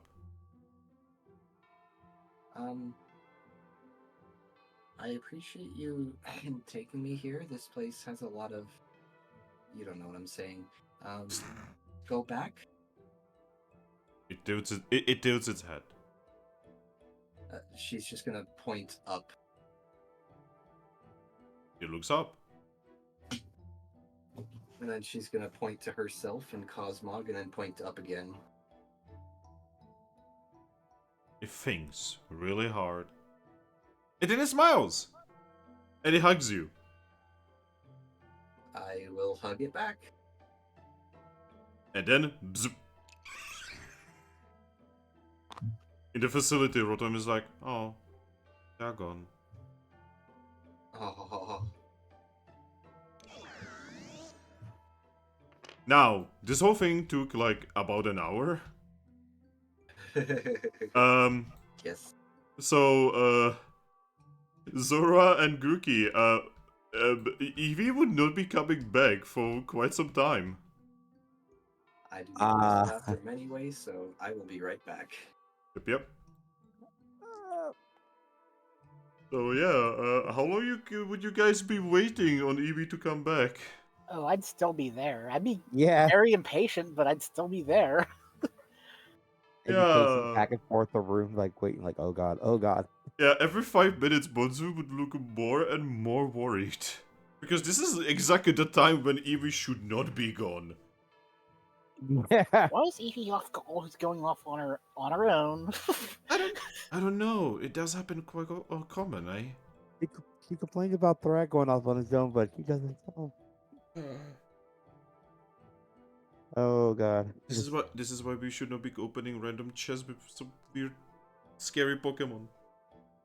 It wasn't scary. It was pretty cute. It just I wasn't expecting her to just vanish.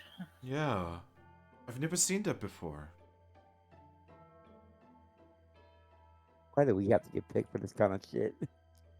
Like even the thing you do, you need to like work on it and go through like the gate and such. You just vanish. At least it could have took us with it as well. Yeah. We're sitting here and bored.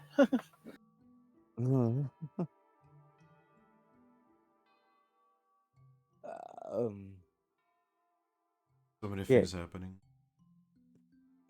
Well, okay. Monsoon, make sure you don't mention this to the rest of the guild. Okay. So I figured if the word gets out that the guild venture disappeared, things might not go well. Yeah, but eventually. So I don't wanna be like I don't wanna be that Pokemon, but like, what if Aris doesn't come back? Especially with that Articuno situation going on. Yeah. Yeah, but seriously, what if Aris doesn't come back? If Aries doesn't come back, we'll deal with that then, but I'd have to explain that to her brother, and I really don't want to do that. human stuff, I guess. But if Iris is dead, Oh God. Don't even say that. I don't even want to think about that. Man, I'm still trying to think like what makes Ares a different human than me. I don't know. Like everything they talked about, it seems so weird compared to mine.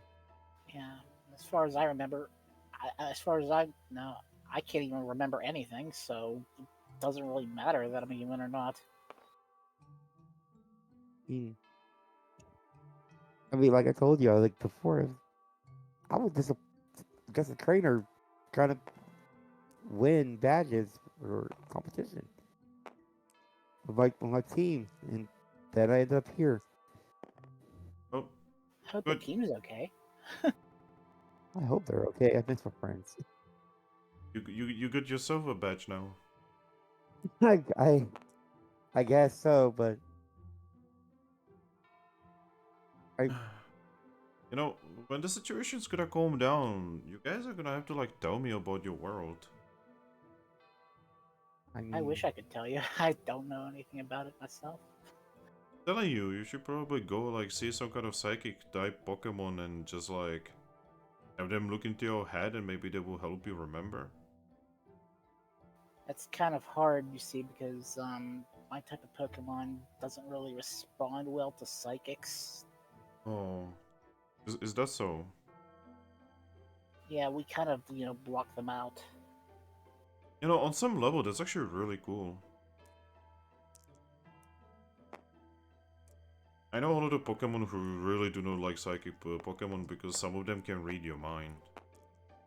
Yeah, otherwise I would have asked Espeon to do that. Yeah, speaking of which, Espeon is one of those Pokemon.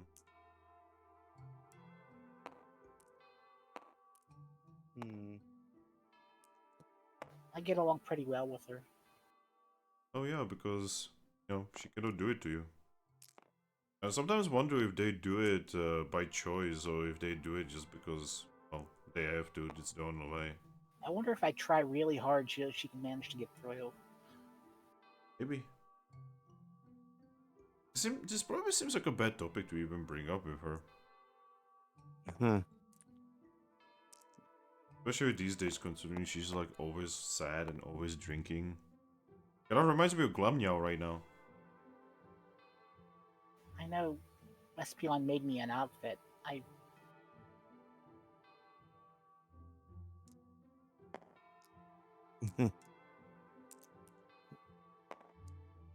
This Oh, is all confusing. just to keep a conversation going, what are you gonna be doing with those, He just looks towards the cookies. You can have some if you want. I honestly don't know how to react to him. I mean, I already have someone I'm interested in. Oh God. And by interested in me, I mean actively dating. I mean, I never really had a mate or anything like that, so I am literally the worst Pokemon to give you any kind of advice on that. You're gonna have to ask somebody about how to let down that Zorua. I can't imagine I was the type as a human to be in this sort of situation either. Yeah, it's kind of weird. I guess you could ask Glammeow? Oh yeah, she might be good. Yeah, She's into that kind of thing. yeah. You Uh, could also ask Zoro.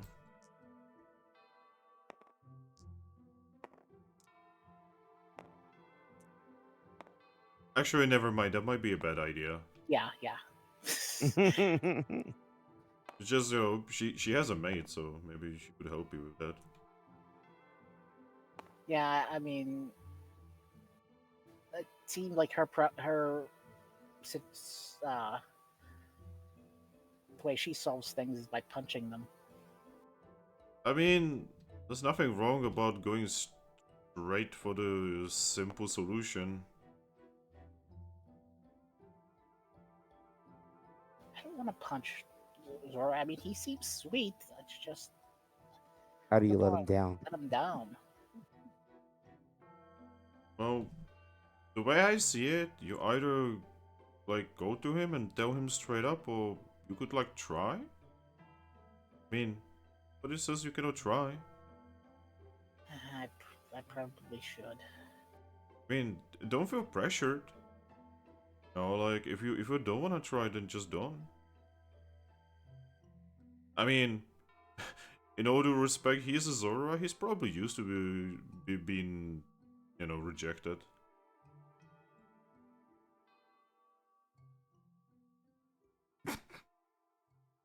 That's kind of sad, honestly.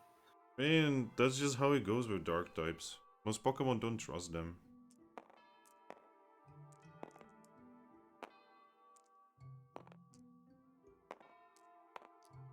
Nothing against you, obviously. You've proven yourself trustworthy. I wonder if that goes for Umbreons as well. I don't know. I've not spoken to him. Sorry. You probably know better than me. Like, how does an Eevee even go about becoming a dark type anyway? Like, Eevees are so cute and fluffy. You would think that, like, they would not even be able to become dark type. I mean, Umbreons are cute and fluffy too, and I'm cute and fluffy.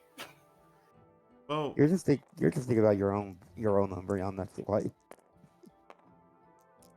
well, I guess Umbreons are kinda cute, but like, compared to like, well, he just looks at you.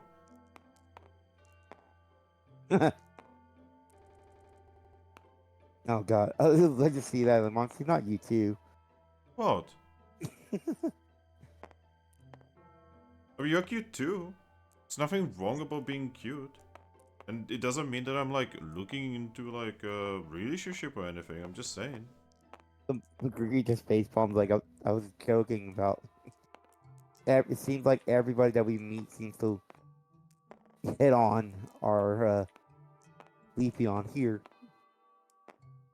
Well, they don't hit on me as a Leafeon, but well, except for Well, you know, you've been hit on Umbreon as initially saw me as a Leafeon and was interested, but then I revealed myself, and I mean, we kind of talked it over, and then I came back, and then apparently he likes me as a Zoro as well. So And I guess he doesn't like you for what you look like, but probably likes you for who you are. Have you actually asked him about that? I will. I probably would have if the date wasn't ruined by a stupid bird. A cold bird at that. Also, I am not entirely sure if I like this form, by the way. He just like kind of floats about. Like, look at me. I look so weird. And I'm so cold. And I cannot warm up. Is it better than the rain form? Yes. Huh. But I'm so cold. No. He just kind of looks at him. It's funny. One thing is that where I was from, that they were there some people studying your kind Huh? because the fact that your body changes with the weather. It was people were wondering if we could harness that power one day, but Why would you want to isn't. harness this? It's so annoying. I mean, if you could become sun or rain at any time, the sun helps make plants grow, water to do that, and then if you need coldness to like get rid of certain pests. I mean, could you not just learn how to, like, use moves for that? Well, not humans, but Aren't you a human? yeah, we never had any moves like that. But you have Is- moves now. Now I do, as a Pokemon. He just But looks down. before- The whole human thing is so complicated. Tell me about it. I mean, I am. like, it, it's like he's just like standing on his two legs, like normal. So like, imagine me, but like there's like 6 of us standing on top of each other. That's how Oh. tall we normally are. Oh. That's kind of tall. And So, you know how you guys are in the office of Guild Mistress? mm-hmm. You suddenly hear a knock on the door. Oh boy. Who is it? It's me. You hear the voice of Zorua. Oh, Um, you want me to handle it for you? yeah, you should probably talk. Okay. So I go to the door where Zorua is. Alright. On the other side is Zorua.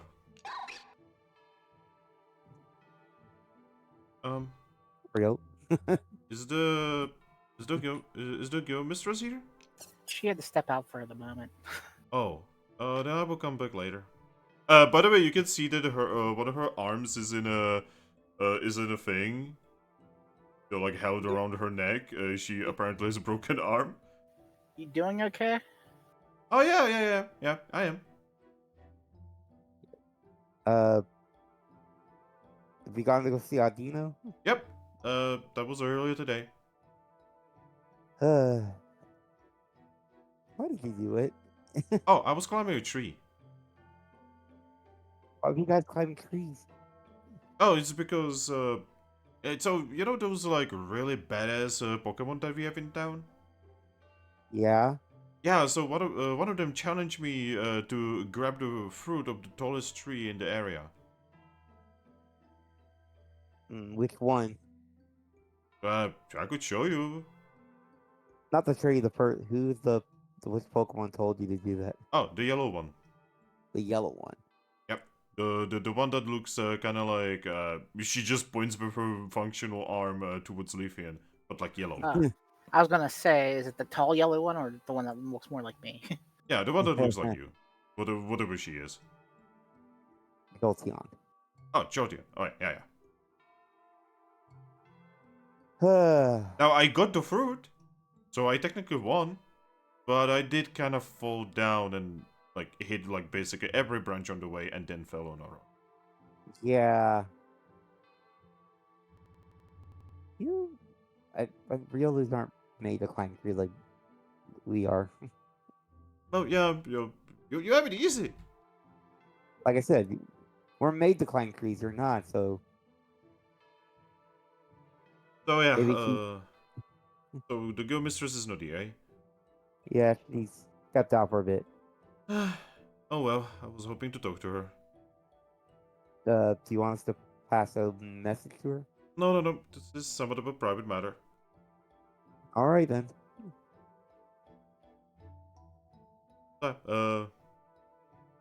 Bye. Bye. She just walks away. Broken arm and everything. God. Bonzo just looks at you guys as she's been with the guild for less than 3 days. And she already broke her arm. It's a Riolu thing, I think. Hoping it works out with her. I wonder what she wanted to talk about. Well, we just gotta let Aries know if they come back. Oh, speaking of which, as Grookey says that, suddenly, blinding light. My eyes. And what you see is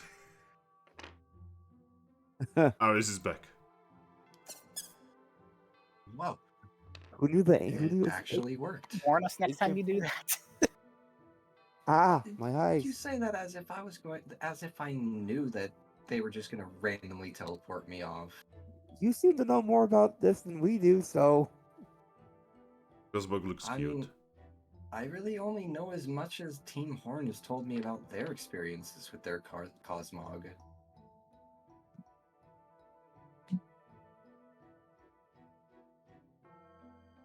Hmm. Also, where the hell did you go? Long story. You're Also, gone it's for an weird. hour. I'm aware. Also, weird thing. From what Team Horn told me, their Cosmog couldn't teleport right out the gate until they became a Cosmom.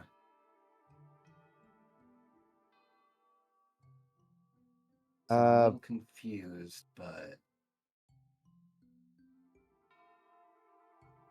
yeah. What the? Anyway, I think it is probably because the location was somewhere deep ingrained in Cosmog's like past memories. But they took me to some weird underground facility, which I can only guess is buried beneath where we're at right now. There seems to be an entire buried bunker somewhere near here, and it's so old. It's from a time that's well over 336,000 years ago. That's hard to believe. Yeah, like, Well, it's true. So I don't know much about your guys' worlds, but there were computers and human technology down there. Things that haven't existed in a long time, and let's just say there was a computer down there I managed to get running, and there were notes from the humans that put files on the computer with a timestamp that, in comparison to the current year marked on the computer, was over 336,000 years ago. what? Yeah, and computers don't, kind of just make that sort of thing up. How is that possible? Long story short, there was a bunch of files in there about the legendary Pokemon pretty much declaring war on the original humans from this world, well, 336,000 years ago. And the war pretty much caused like devastation across the planet to completely wipe out the humans. And, well, fast forward 336,000 years, and Pokemon grew and evolved into their own little world, gained sentience and intelligence beyond that of which you guys or I have ever known. Hmm. Monster just Wow. looks at you guys as any of you got any of that? Not really. The long and the short of it is there's an entire human bunker somewhere underground that is still somehow functional because there are rotoms down there keeping the place powered. And obviously, rotoms are ghost types, and they can't exactly die of old age, so they've just been down there this entire time, keeping that place operational. Huh. And But, the Cosmog problem happened to being, take you there. sorry? And Cosmog happened to take you there? She took me exactly into that room that was full of the computers, yeah. Or they. I don't know what the gender of it is yet. But, yeah, the weird thing is, the ancient Rotom that was down there knew it.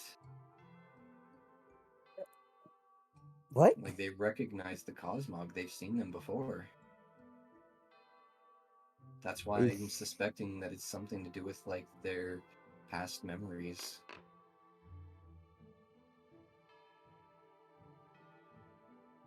Grookey just holding his head like my brain hurts from this.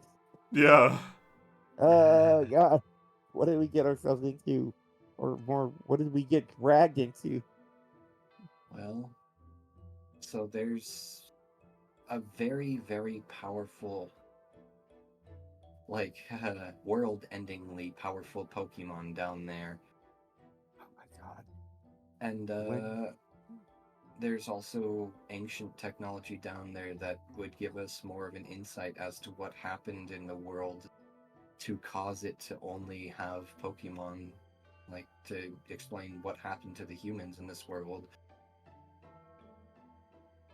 I have no idea if it'll give us any insight as to our ultimate destiny of returning the Cosmog to fix the day-night cycle thing, but it seems like it might. But the only way that we can know is to be able to open a security door down there that requires a hand print from a human. But the security room is deeper in the facility where you would normally like input a handprint to be given access to those rooms. And the only Pokemon that can move around the facility are ghost types and the legendary Pokemon that's down there. Okay. So long story short, the only way I can really think of to like be able to explore more down there is if we get a fire type Pokemon that can somehow manage to melt the door down, or to get a Ghastly that can take control of the body of that Pokemon and use them to give us access to the facility. You could short out the door. I don't see, I kind of thought of that as well, but I don't want to run the risk of shorting the door and then it being shut forever. Because there's no guarantees that shorting the door will open. what exact info did you get? Like, A lot. So you guys are already aware of them, but there's info of how to make Pokeballs. Kind of hid those away because the idea of Pokeballs in this world are honestly terrifying. wait, There's like, also. Go ahead, sorry. like, he's just looking at Eevee. Somebody had there was a computer in there with information on how to make a Pokeball. Not just any Pokeball, it's like multiple types of Pokeballs, yes. And there were even deconstructed Pokeballs in the room. What? I don't. There were also notes on how to combat Pokeballs as well. Did you just Because end up as in it turns Silco? That's a good question. I'll have to ask Finn if I saw their logo once he gets back, but I found out a lot. Someone that called themselves King was the person taking care of the facility down there, him and his wife. A pair of humans. Weirdly enough, they actually spoke and used the English language, though the operating system for their computer was in Japanese. What is Japanese? But once it was booted up, it's English. It's a language from my world, I suppose. Seems like it is used in this world though too, so I'm surprised you've never heard of it. Give me 1 second. She's gonna pull out a piece of paper and like write down a few Japanese like characters that she knows and just show it to you. You're gonna look at it like kind of head tilt like a little bit like this looks like the stuff they wrote in Kanto. but that's it's not quite the same, but it looks similar. Yeah, that's actually the funny part is the version of the Japanese that I saw was exactly that, very different from actual Japanese, but there were enough similarities that I was able to at least get the computer booted up to pull up the information that was then written in English. Then did it say where like the human was from? Yeah. They're from. Hang on, I gotta pull up my notes. Unova. Unova region. Easy to look like Unova. Okay. No, I know where that is. Well, they were from the Unova region before it became whatever continent it has. It like changed to become today. Because obviously, over 336,000 years kind of changes the world in more ways than just, the Pokemon that inhabit it. It changes, like, entire continents could be completely different in that amount of time. Yeah, continental So, drift would occur. yeah, that and, like, just the changing of, like, sediment moving from one place to another would completely reshape continents as well. And especially considering that this world has Pokemon literally dedicated to reshaping the planet. I don't think Unova region definitely doesn't exist anymore. Okay, and was there name of like whatever the strong Pokemon that you said was in there? Yeah, I know exactly what Pokemon it is. It's Reshiram.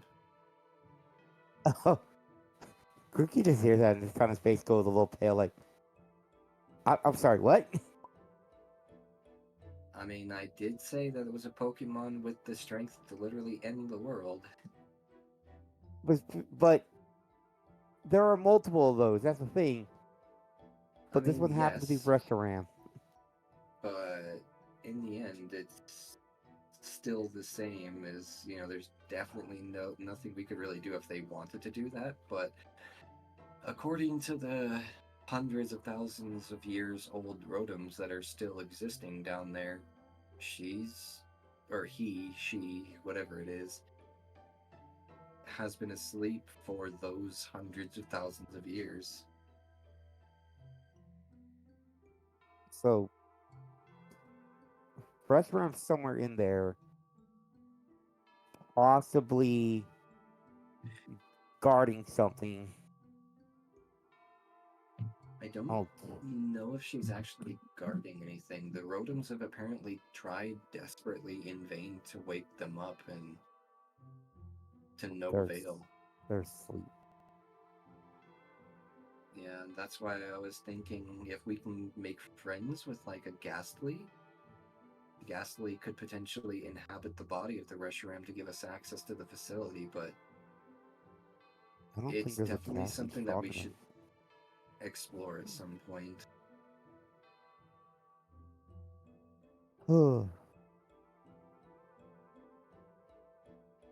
uh, I have Finn's back. Ask him the question. Oh, right. In the notes, did it mention anything about, what was the name of it again? Silphco. Silphco. Yes, it did actually mention Silphco.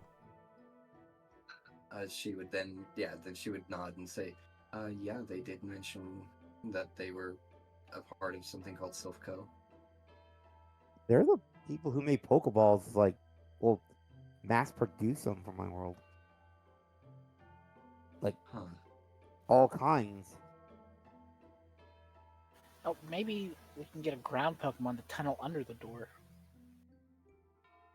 I don't know if that's possible. This bunker was literally built to withstand attacks from, like, Groudon and other, like, god level Pokemon. Ugh. That's why I'm hesitant to even try melting the door down because, I mean, yeah, it's made of metal, but I feel like scientists back then would have been smart enough to find some solution to that. But metal does have its weaknesses, though. Yeah.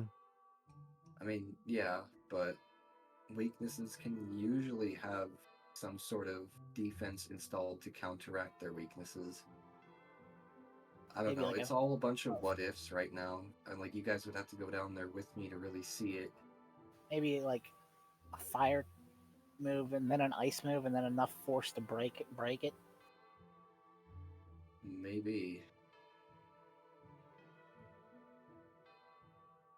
But for the time being, we have more important matters. That's something that we should probably investigate after this whole Articuno situation is dealt with. The asshole bird, yes.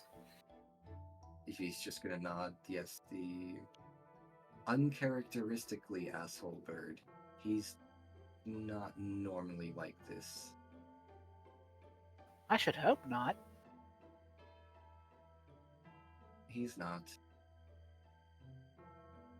Okay, well, that's everything that I wanted you guys for today, was to open this and release the Cosmog and know that it's now our responsibility to keep them safe and to eventually put them in a position to be able to continue the day-night cycle, I guess, according to the Guild Association.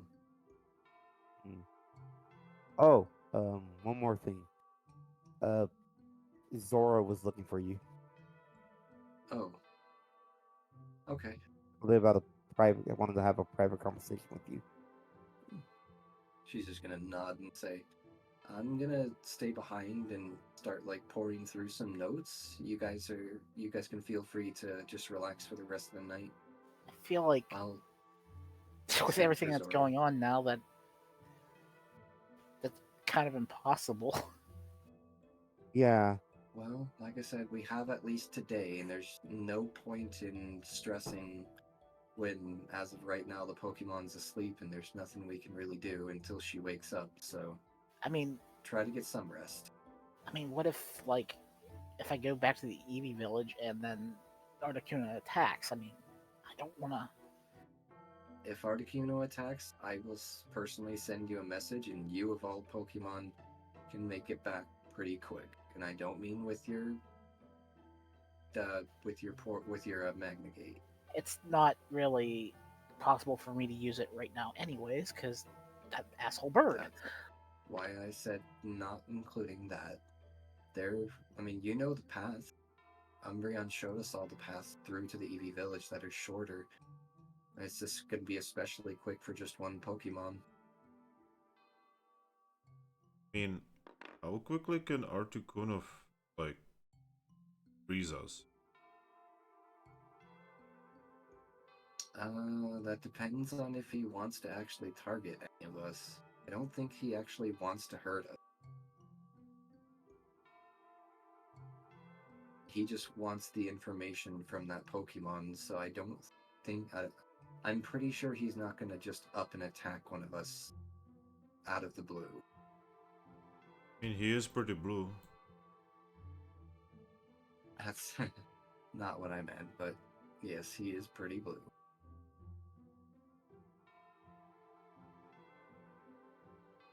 But anyway, she's then going to pull out her Wonder Mail and send a note out to Zoro to let her know that she has returned and she can visit her office whenever is convenient.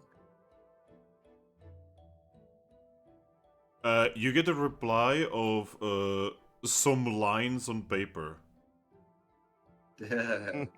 She can't write, can she? Who knows?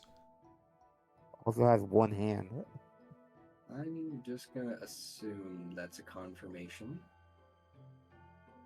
Oh, I'm just gonna go back to my team and yeah. Try to rest, yes. So much happening. Can we go back to how things were kind of calm a week ago? I sure hope so. Or even earlier today, before all this happened. Yeah. I suddenly feel bad for complaining about the our guys playing the tic-tac-toe game that Grookey taught us. Like, I would prefer going back to that, honestly. Yeah, these are just unfortunately just part of us being humans, is we're kind of just shoved into these world-ending scenarios to handle them, so it's kind of bound to happen, unfortunately. So, I do have to say that meeting the Pokemon that has always been the symbol for my species, it's kind of a good feeling, a little bit.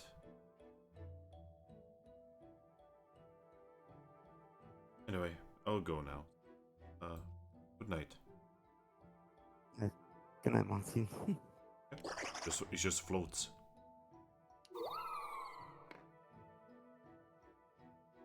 Well, you'll know where to find me.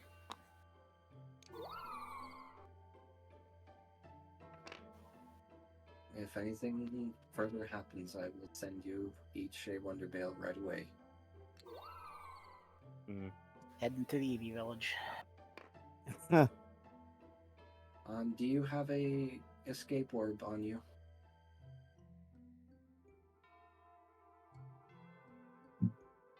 If not, definitely hit the storage and at least bring one with you just in case.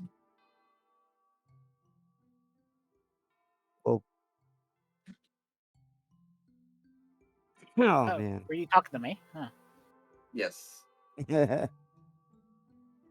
since you're going to be going to the Eevee village alone. Definitely take an escape orb if you're going alone in case something happens. You set your spawn back here. I accidentally fall into a mist.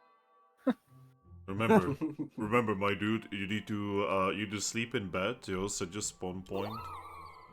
Because yeah, if you use it, you might end up back in the village. Yeah, just go lay down in one of the beds real quick. Uh, What about you, Gruko? Go look closer to like look at Cosmog and Cosmog looks at you. Cosmog looks very happy. man, how does one thing like this cause so much like issues with us? I mean, it's literally the only legendary that I know of that has any sort of evolution pattern outside of mega evolutions and rage states. Well, the only two I think that can actually have an egg is Manaphy. Because Manaphy Yeah. and Fion, like, but Yeah, even they don't have any sort of actual evolution. that's true. Like, I I mean, want to pet on they the literally head. have sun and moon variations, so I guess it kind of makes sense that Arceus would put them in the position to control the moon and night cycle, the day and night cycle. Oh.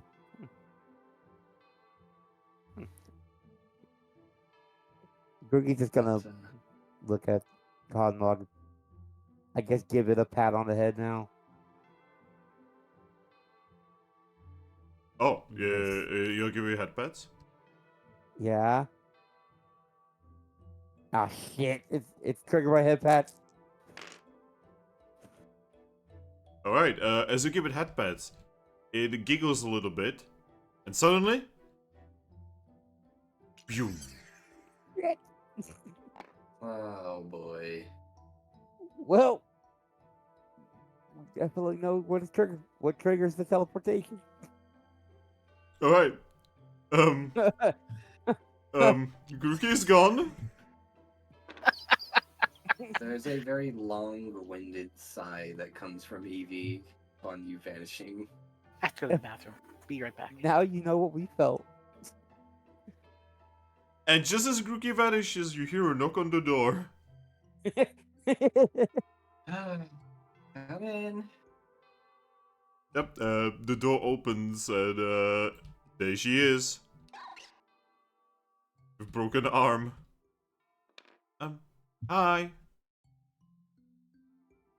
Hey, Zorro.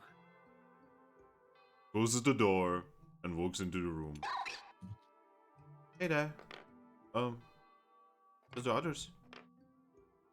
I gave them all leave since today's been a bit of a crazy day, so they're resting, and Grookey is somewhere. Oh, alright. Oh, can I sit? She'll nod. Just gonna sit in the chair and says, so, I wanted to talk about something. Okay, what's up? Right, so, I was told that, private matters are to be, told to either an officer or the guild member. Right? Okay. Alright. So, officer is not here. Gotta find him. Mm-hmm. He kind of does that a lot. Alright. So, you are the next best thing. I didn't want to bother you, but it's kind of like a thing. Go on. Alright. It's kind of a private thing, so are you okay with that? She's just gonna nod. Oh, by the way, ignore this. She points at her fucked up arm. I fell off a tree. Yeah, Solandit told me all. Huh. I never told him. What does he know? Well, it's his job to stay informed on the happenings of the guild and guild members. He actually does a surprisingly good job of it. Alright, so, you know what? This is actually a much better question for you, as you are female. Uh-huh. Alright. I need to ask you something. Okay. How are female Riolu supposed to act? However you want to act, really. There's no dead set way that any one Pokemon should act, except obviously civilized. Well, so, I guess this is kind of connected to the whole thing, that happened with my arm.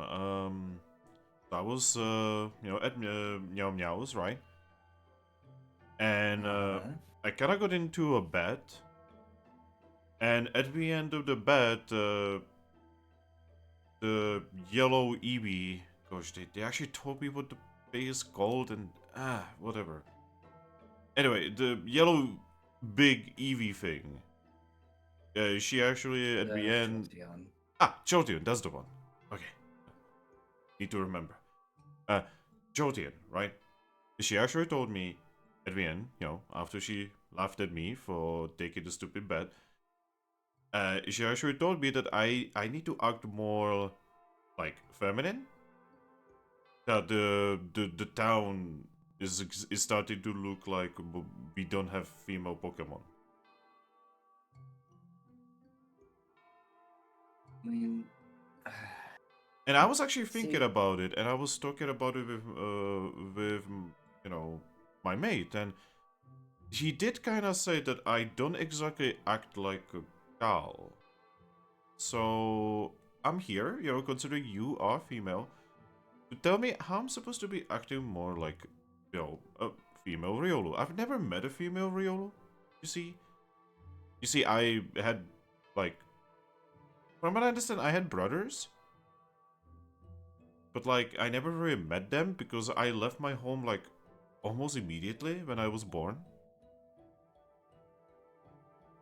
well, see, that's actually something that I understand in multiple ways because the weird bit is it's something that is actually a problem for both yours and my species.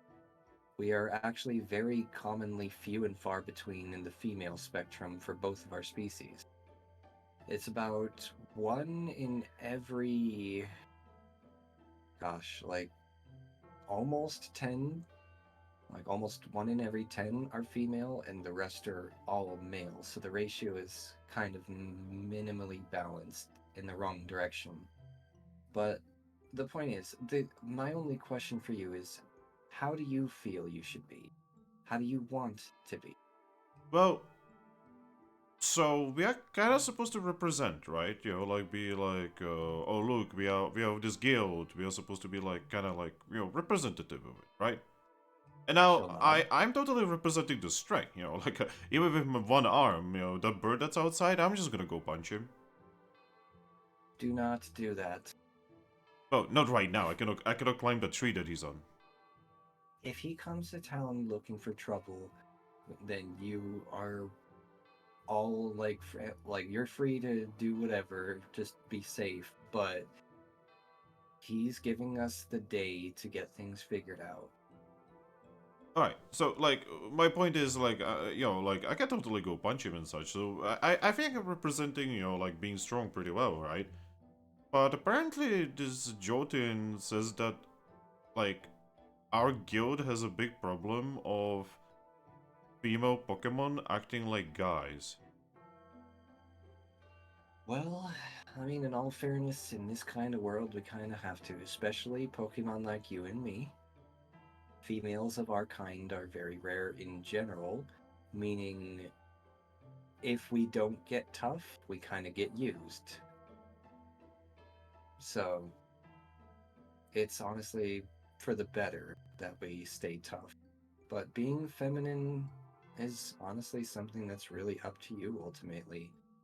Yeah, and like I do not actually know like who to get advice on this from because like I've never acted that way.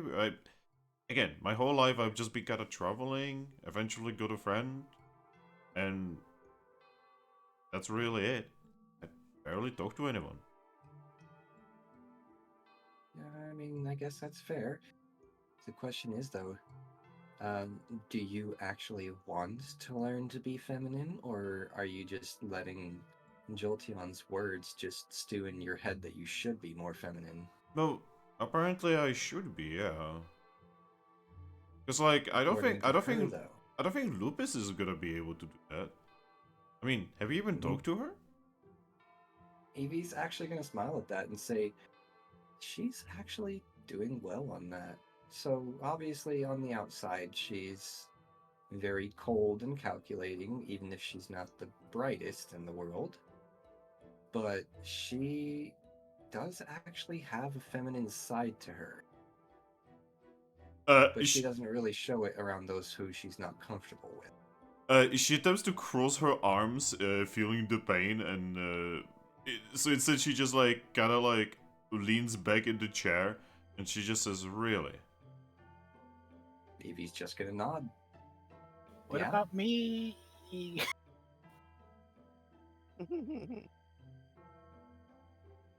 But if you just know that in the end it's your decision. Nobody can tell you to be more feminine or that you should be more feminine. If you want to be more feminine, honestly, someone who might be a really great resource to ask how to be more feminine might actually be Glammeow. Well, see about that. Um, I if being feminine means that I need to get myself drunk and always smell like someone's pissed on me, I don't want that. Okay, maybe she's not the greatest. You're right. I mean, she has her femininity, but she also is a bit of a drunk. You're right. Like, don't get me wrong, I do like a drink, but I don't think I've ever seen her without a drink. Is what I'm trying to say. I mean, that's fair, but most of that just comes with her age, really.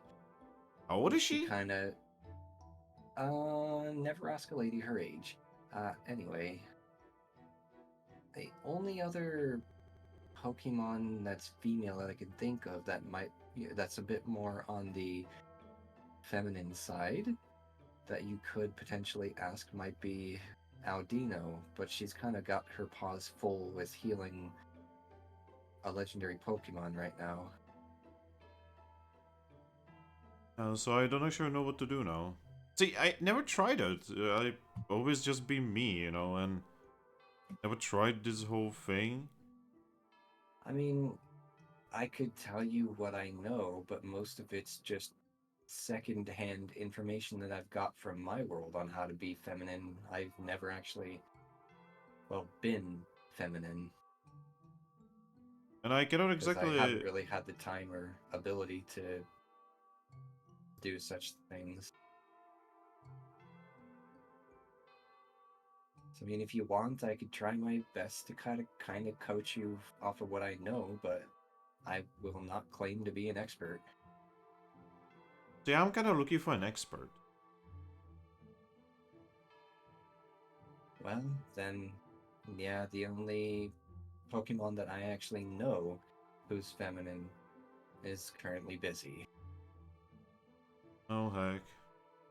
I mean, there is an Espeon, but she's kind of.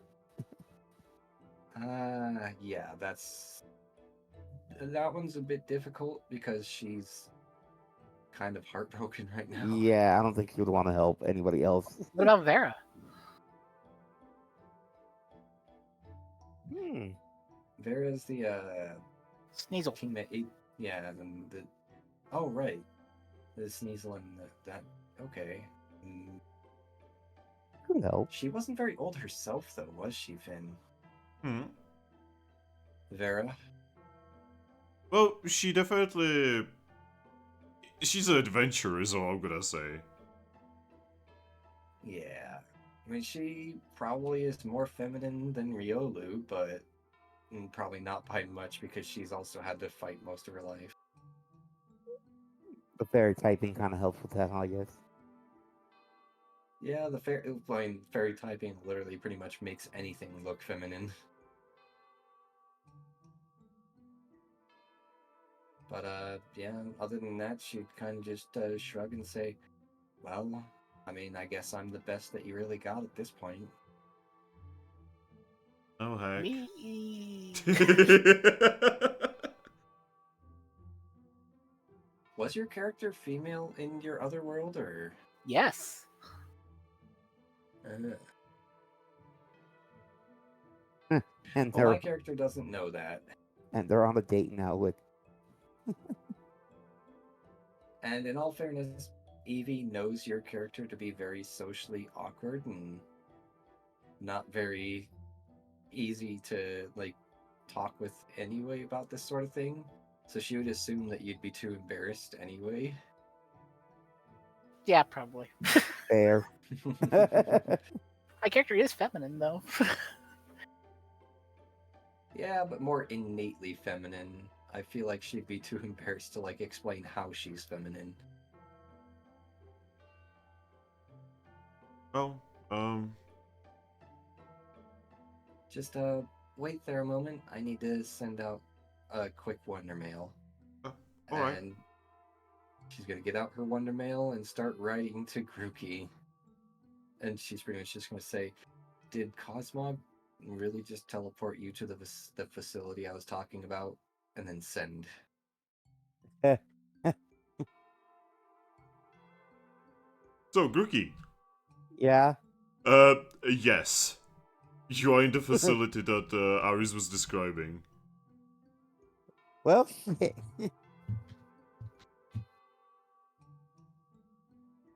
yeah. I'm just looking at like, like that surprise, like the surprise caveman meme from like SpongeBob. That's what No. I'm looking at right now. Looks like, where am I? I'm gonna end up coming back from the Eevee village, and I'm gonna see Cosmog, and I'm gonna pat, and I'm like this up here. But hey, you might be the one to might be able to open the thing, because remember he's a black fox looking Pokemon. Yeah, see, that was an idea that I was thinking of, but I didn't want to meta it because, I mean, Yeah, but that again, like, he's there is Zorua, but who knows, like if like Pokemon in this universe have unique prints. Yeah, we don't know that. That's just like, oh, watch. Maybe It's you're gonna be some talking like about Zorua. ancient. Maybe you're like some ancient ancestor of that Zorua or Zoroark. Who knows? I highly Yeah. doubt it, but that's Suey and Zorua. probably enough generations of Zoroarks and Zoruas that the similar prints have probably long gone by this point anyway. Yeah. Um. Yeah, I'm just looking around like, okay, and I guess I just find the information that's like the general thing is that wasn't locked away, still code stuff. Oh, yep, you basically get the same thing that I was telling, Aries, but there is one very important thing. So, where is your character from? Well, Hoenn, So, your character is from Hoenn, right? yeah. You know the symbol that is on the computer. Oh, what's the symbol? Well, it's not actually really, it's not really a symbol. Yeah, but I know it. Yes, I would say you know it really fucking well. Oh boy. Like, as if you didn't know it, you would be very silly as a person from Hoenn. Yeah. Give me a moment. This is the symbol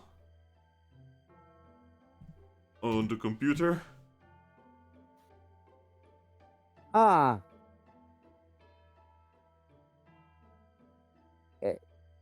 The flag of Hoenn. Yeah. I'm just looking like, And, wait. you know all of the text? Yeah. You can read it. Ah. Oh. Okay. Oh shit. Ah. I'm just reading all this stuff. I'm like, wait. Is it from my home? What? Yeah. You can even read some of the papers that are around, and, there has been some people from Hoenn here. This is actually a Hoenn facility. Oh, I'm like, I'm looking through the papers, like, see, like, what is written in there. Like, So a lot of the papers are actually more actual than what was on that computer. oh. Yeah, so in that thing that was happening, apparently, Jota and Kanto were some of the first places to kind of vanish. Uh-huh. And this facility was actually built underneath Hoenn. So apparently, where you guys are right now used to be Hoenn. Ah. So I never left Hoenn. I just got teleported to a different time of Hoenn. You were always in Hoenn. No wonder why the Hundreds of climate thousands felt of years in the familiar. future, Owen.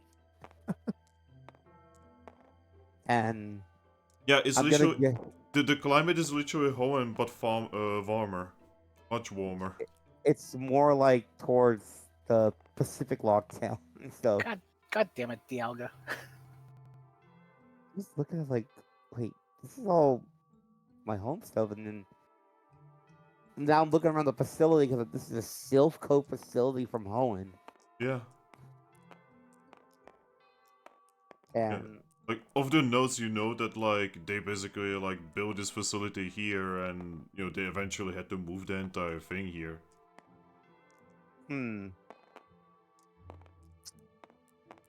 and okay, so now see that, then I just see the giant generator thing, or Yeah. whatever that's. I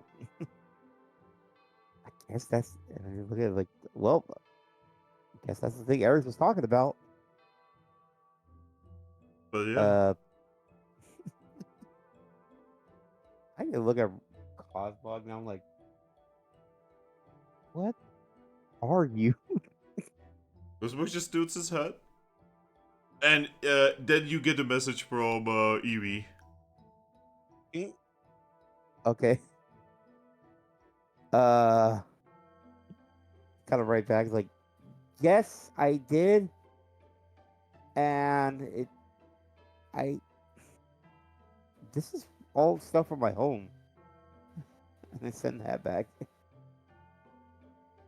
You're gonna get a very quick reply that says, the only way I could get them to bring me back is to point at myself, then Cosmog, then pointing upward. So if you want to come back, do that. But if you can figure out more than I did, just please be safe. Okay, since said that, I guess I'm gonna look at that computer now because I can kind of read more of it.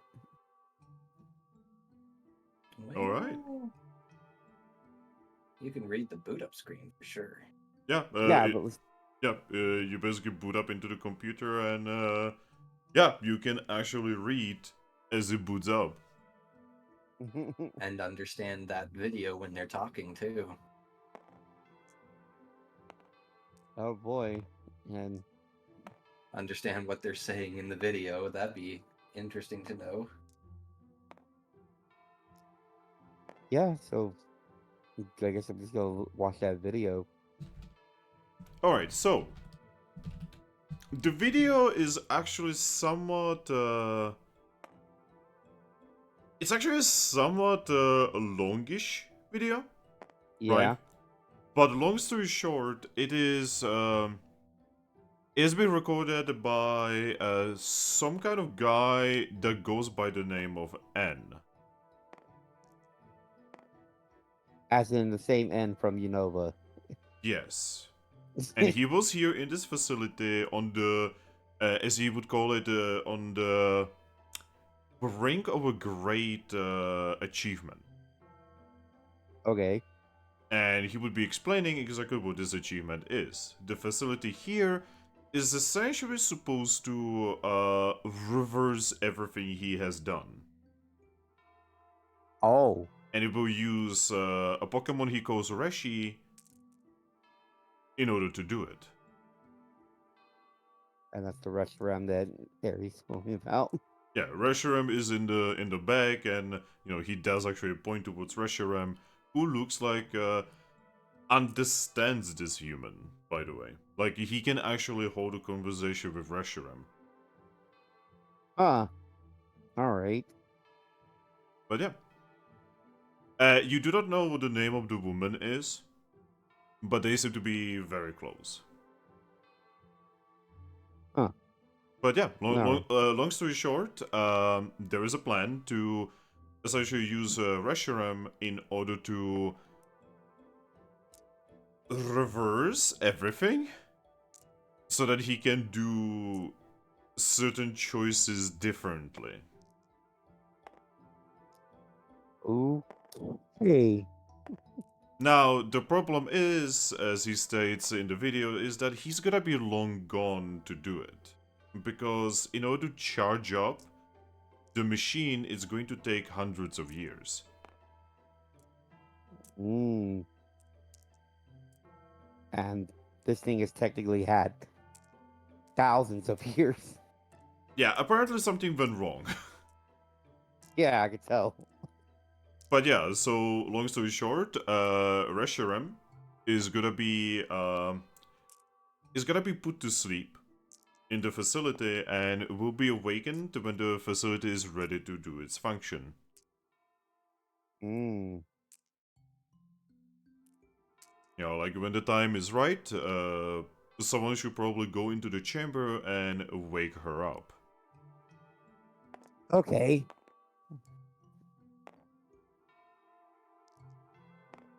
And does the video kind of show how to open the thing? Yeah, you know, he basically just kind of goes through a facility. All of the doors open by him just touching the panel, by the way. Yeah. And you see the final chamber, which is it has like a big cylindrical thing that has what appears to be a small sun in the middle of it that is powering something. And Reshiram just kind of enters the cylindrical thing. And the guy basically explains that that is where Reshiram is gonna be asleep.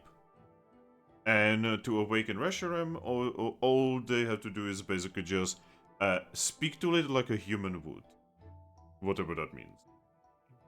Hmm. So because of knowing the Pokemon a little bit more, I'm guessing he's using his fire ability to power it, basically. Yeah. Huh. Yeah, he would also explain that there are 4 Rotoms in the facility that are powering the important, survival parts of the, facility. Okay. The habitation and all that. Yeah, the only thing Reshiram is doing is essentially charging the machine. Whatever the machine is. Hmm. Yeah. All right. Then the guy is basically says, that he's sorry that he's not gonna be there to see it. Mm-hmm. He will mention that next to the machine will be a computer that basically has everything that needs to be done to prevent the disasters that happened. And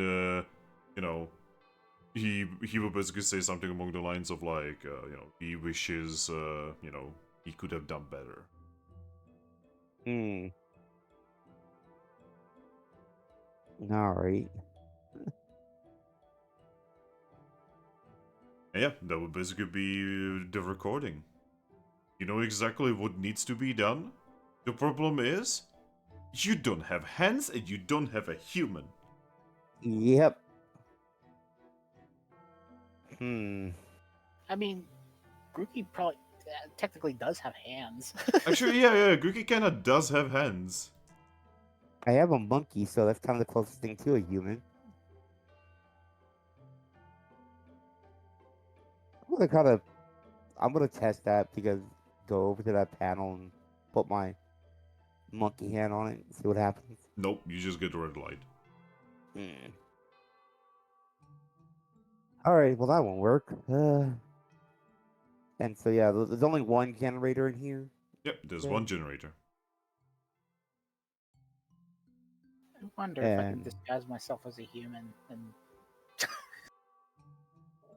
Well, you will have to have seen a human. I mean, I am from the Pokemon world, so maybe seeing this facility might jog a memory or something. Does that count though? I don't know. I mean, okay, so we have never seen a Zorua turn into a human, but we have seen a Zoroark turn into a human.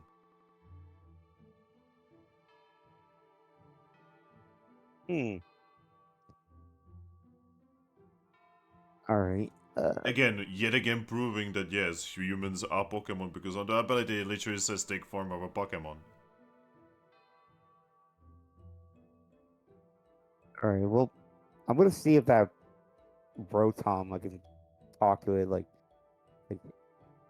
hey, you in there? After a few moments, Rotom appears. Oh shit, he is. Oh! in Oh my gosh, I'm getting so many guests today! there. Hello! Yeah, I think my guild leader just came here. Yeah, and Eevee. What Yeah. are you? I'm a Grookey. Well, right now Oh heck, I I've wasn't. never seen a Grookey before. I was a human before. Oh, you're also human. Yeah. Oh, well, welcome to the facility. Yeah. I'm just looking at the flag like again. Is this all from Hoenn? Stuff from Hoenn? Yes, obviously. I mean, we are in Hoenn. That this Grookey's face is like, no shit, it is real. um. So technically, I was from Hoenn No, you before I got don't. put in this body. No, you don't get it. You are in Hoenn. If you are from Well, here, then yes, you are from Hoenn. I guess Hoenn from the past. Well, Um. but yes. Can I help you in any way? Uh, there were those 3 other Rotoms in this facility. Yes. And we are all powering a generator. Right. And there's no other way to get to them from right here. Well, I mean, you just Okay. use the door. I tried. It didn't work for me either. Well, I mean, you just need to you just need to grab a human, which, based on what the Eevee was saying, could be a problem. Yeah, there's no humans left. I mean, aren't you a human?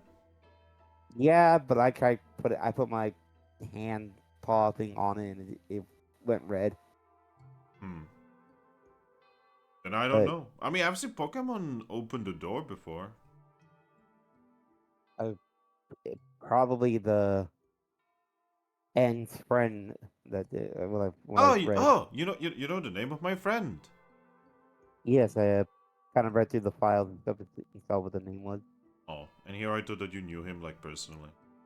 I wish, but oh, so you guys are powering a generator that's where Reshiram's sleeping. Yep, there's like this big tube, and inside is like this big light, and underneath it is a asleep like dragon. I think it was only supposed to charge for 100 years instead, but hundreds of years instead. Well, what difference is there between 100 years and whatever the time was? Yeah, that's a lot. Not really. I mean, especially after like 1,000 years, just what is a year when you are 1,000 years old? I, I guess that's true. um, I am enjoying talking to more Pokemon though. Is there gonna be another one? maybe I don't know. It looks like Hosbog is like I think this is our key into here. I mean, yeah, he can teleport here. So possibly maybe more might come show up at some time. Well, Don't heck. know when. Well, heck, I'm really looking forward to meeting them. Me and Yeah. Thrack. Oh God. Gonna try to bash down the door. At bien. Well, I guess I'm just gonna try to go back home now and see uh, that they're tell people what I learned here. All right. Well, It was nice talking to you. yeah, nice talking to you too. Grookey, was it? Yes, Grookey. All right, Grookey. I hope to see you again. Right. He just kind of waves Bye bye. and then looks at Cosmog and does like the thing that that Ariset told me in the letter. I wonder if I can magnate to another part of this facility. Awesome. Possibly, yeah. Yeah, when you do that, Cosmog, you want to see, you're kind of tricking Cosmog into, like, basically doing the teleportation motion. Huh. Yeah, you just blip. Uh, And Rotom just, alone again. poor him. So yeah, Eevee. Yes. So I was just like, kind of having like a conversation with, Zorua about like, her being self-conscious about like not being basically a woman, apparently. And suddenly, a monkey. Huh. Oh, Ah. welcome back. Hi. Oh. Did you figure out anything I didn't? Yeah. Something really big. All right. We can table our discussion for a little bit later, and we'll see what I can teach you. I need to speak with my friend here. It's pretty important. Oh, alright. I promise I will do what I can to help you as soon as the whole Articuno situation is dealt with, okay? She thinks. And then she suddenly nods to herself and says, Alright. Okay. I will see you then. Alright. I'll see you in a bit. What? No, She'll asking wave what paw. Cosmog is and trying to punch it? Nope. Yes. She has a strange look of determination as she leaves through the door. And don't go punching Articuno until he comes to town after us. Anyway, once the door closes, she turns back to Grookey and says, okay, so what have you learned? I never left my home. That gets a raised eyebrow. We're in Hoenn, Oh, okay. my home. Well, now extreme future changed Hoenn, but and good to know those. And I saw the papers, like everything in there. I was able to read. Huh.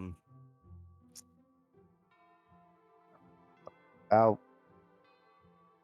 and so apparently the guy you said you do, but I think their name is N.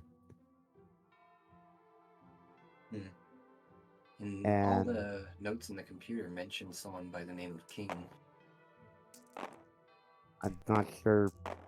Maybe I've been alias, but yeah, apparently the person that went there, their name was N, and yeah, that facility's technically Hoenn.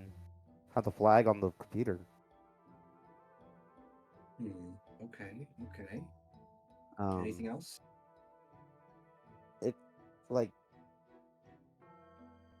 yeah, it said about what restaurant was in there for, and apparently there's 4 rodons in that facility, charging the Yeah, I caught whatever that. and apparently it was supposed to only charge for hundreds of years.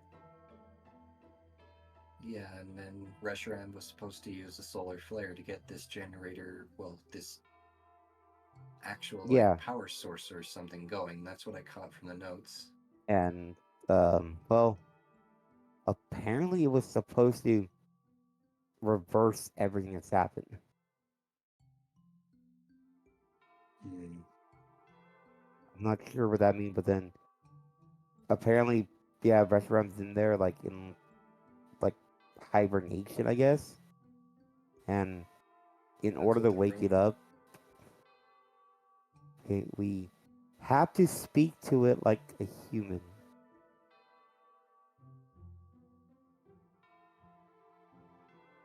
We have to speak what? We have to speak to it like a human. That's what the note said. Huh.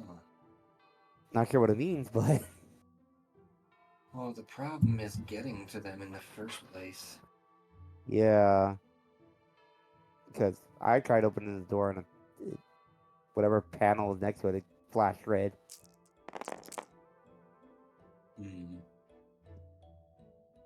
Hmm. it Scrooge just kind of looks down like it's weird. It's like I thought I was taken away from my home, but I never actually went anywhere. Just I guess through time. She's just gonna nod and say, "Well, that's good to know." But for now, we're going to have to push that off for the time being. As much as I'd like to go down and explore the facility and try to figure out what sort of secrets it holds, Mm-hmm. talk to Reshiram. Hopefully, they're not genocidal. We kind of need to figure out this whole Articuno situation first. So, just like us telling poor Riolu there, it may have to wait until this all gets settled between Latias and Articuno. Yeah, that's more of a pressing matter. Like this is interesting to learn and find out about, but I'd rather not die right now thanks to that ice chicken out there. That gets a small chuckle out of Eevee. Yes, let's not. Oh, it's kind of weird for me to say now. I guess when I say I'm defending my home, really defending my home here. Eevee's gonna nod and say, "Yeah, that's generally how things tend to go." Hmm. I just look at console again, like, well, Though, I think we have from to what put I've a. gathered, it's more so just a alternate version of your home than your home. I don't know because it has the exact same Universes flag. and Like, what alternate place would have the exact same flag as when I was home? have you ever heard of the multiverse? Oh God, that just sounds complicated. It is. So let's just say it's best not to think about it. Just know that it's technically not your home, just a identical copy of your home. Huh. All I right. originally thought Ari was going to say, "Have you heard of the metaverse?" Oh god, no, no, no. Also, I think we need to prevent people from patting Cosmog on the head. Yeah, Ghostbug said this. I mean, definitely. But we should probably get some rest. That Pokemon could wake up at any time. I'm gonna head to Aldino's to just wait this out. I'll send you guys some Wonder Mail as soon as something happens. all right. Oh. Oh, shit, this is important that I should have given to Grookey. Grookey. Yeah. Through the papers, you would actually learn where the bunker was specifically situated. Oh. It Okay. was it was situated underneath something called Morville City. Oh, it's New Marvel. New Marvel. Yeah. New Marvel City.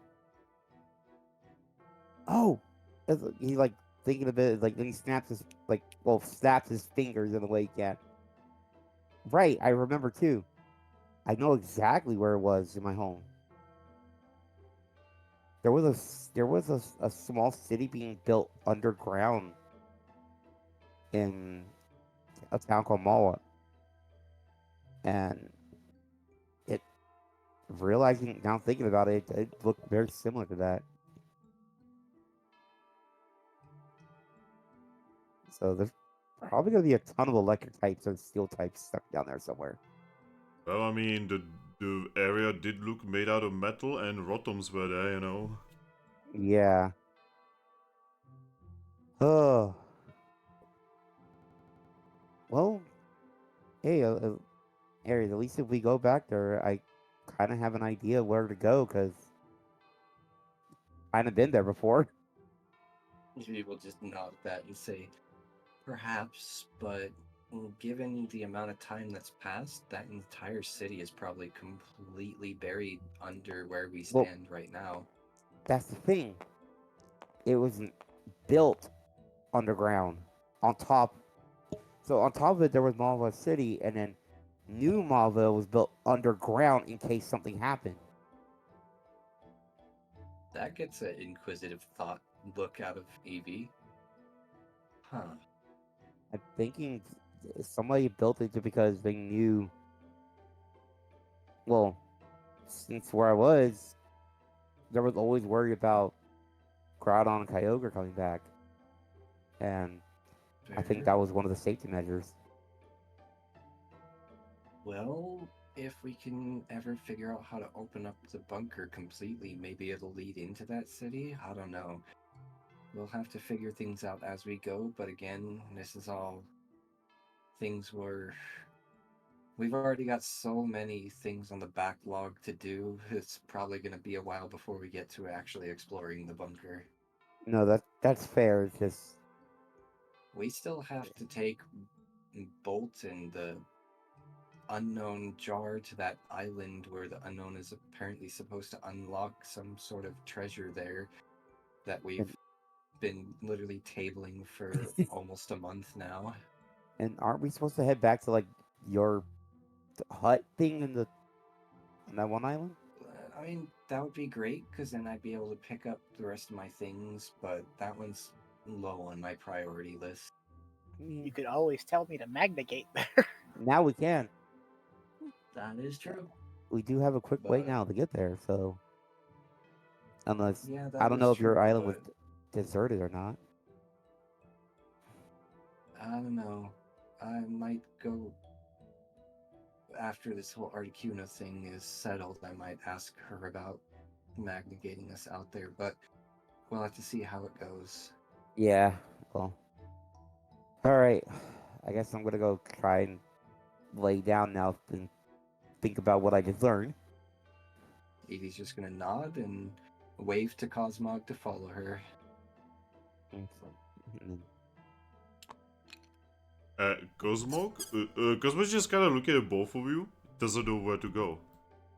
He's gonna start walking out. He's just gonna hold out her forepaws like in a hugging gesture, like, come here.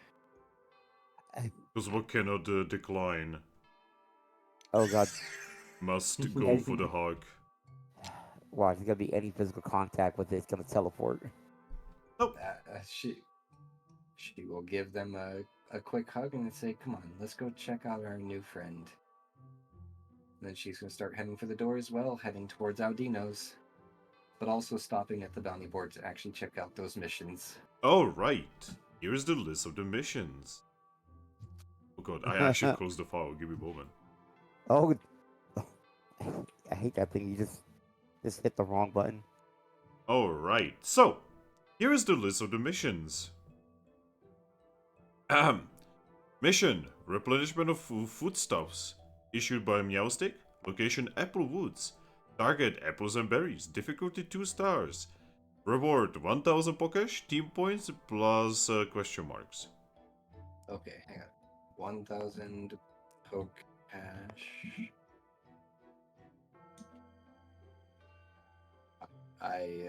Pokash is Pocash. It's interesting that you're asking me now, but here you go. Right.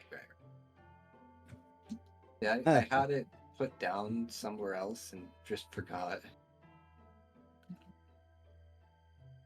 Yeah, I'm just gonna put it down as P and $sign.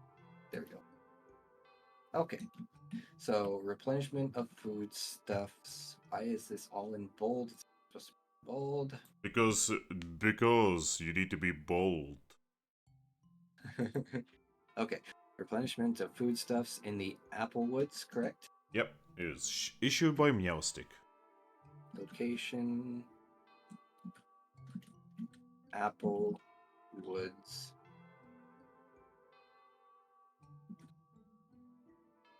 Issued by Meowstick. You know, I'm not surprised that Meowstick is offering this mission because we did buy a lot of apple from her. Of apples and berries. Alrighty, and then 1,000, it's difficulty 2 stars, 1,000 Pokash, team points, And question marks.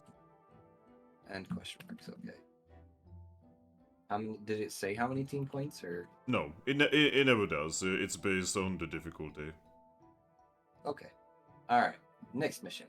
Next mission is on a paper that has a little drawing of a kiss on it. It says, deliver a lost package. A loss in quotation marks, by the way. It was issued by Salazzo. The location is Mount Bristle. The target is a lost package. The difficulty is 3 stars. The reward is 1000 Pokesh, random or plus a kiss.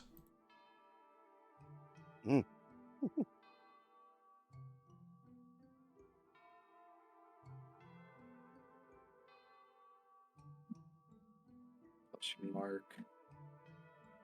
plus kiss. Okay. Deliver a lost package. Location Mount Bristol. Difficulty 3 stars. Reward 3,000 Pokash ? And kiss. No, Did I miss random anything? orb. Oh, random orb. Okay. Specifically. That's a question mark orb. Just say she pays well. Okay.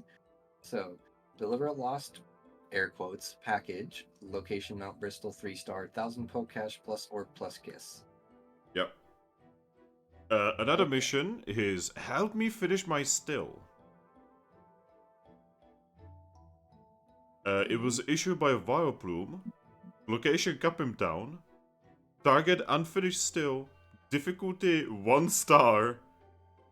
Reward 500 Pokesh. Gotta make some whiskey. Pokash. Issued by Vileplume. Location Capim Town.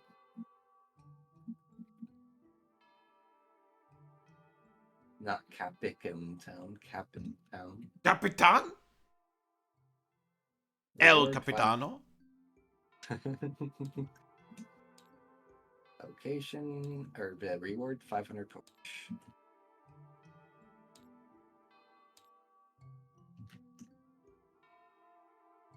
I keep reaching for my numpad. Okay. So, help you finish my still, 1 star, issued by Vileplume, location Capim Town, reward 500 Pokash. Yep. And the final Okay. one here is it has a guild association seal on it. Here we go. It says search for the Sun Temple. Issued by the Guild Association. Location completely unknown. The target Sun Temple. Difficulty question marks. Reward. Team points. Guild points. 500 Pokesh and Evolution Stone of Choice.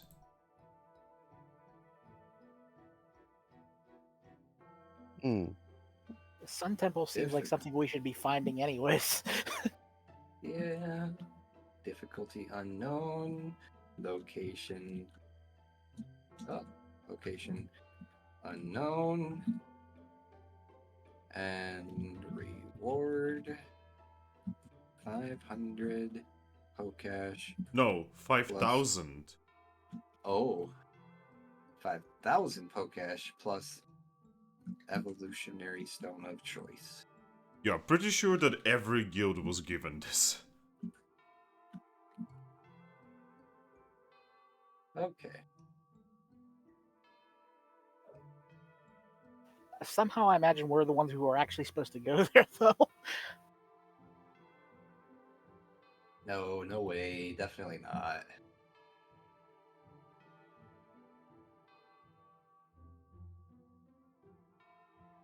And yeah, that's all of the missions.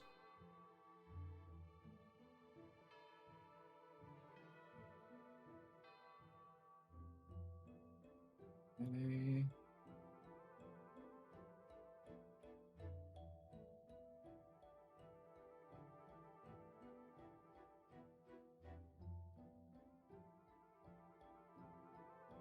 Sorry, I'm just tidying up the notes on that because they were kind of hastily typed.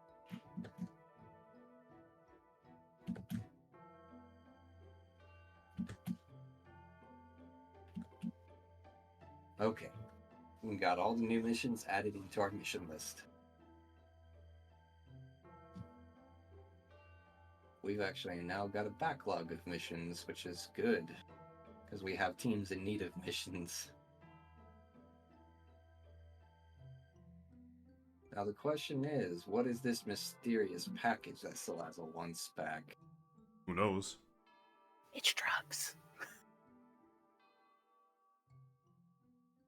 Probably, yeah. I mean, she's not telling you to like sell it or anything. She just says, deliver a Deliver it package. to her. Just don't tell Thrack. It'll be fine. We're not going to be peddling drugs, so if Eevee finds out that it is drugs, she's going to just say, pretty much, no, we're not doing it. But money. Yes, we need money, but she already feels bad enough about getting rid of that one thing of drugs.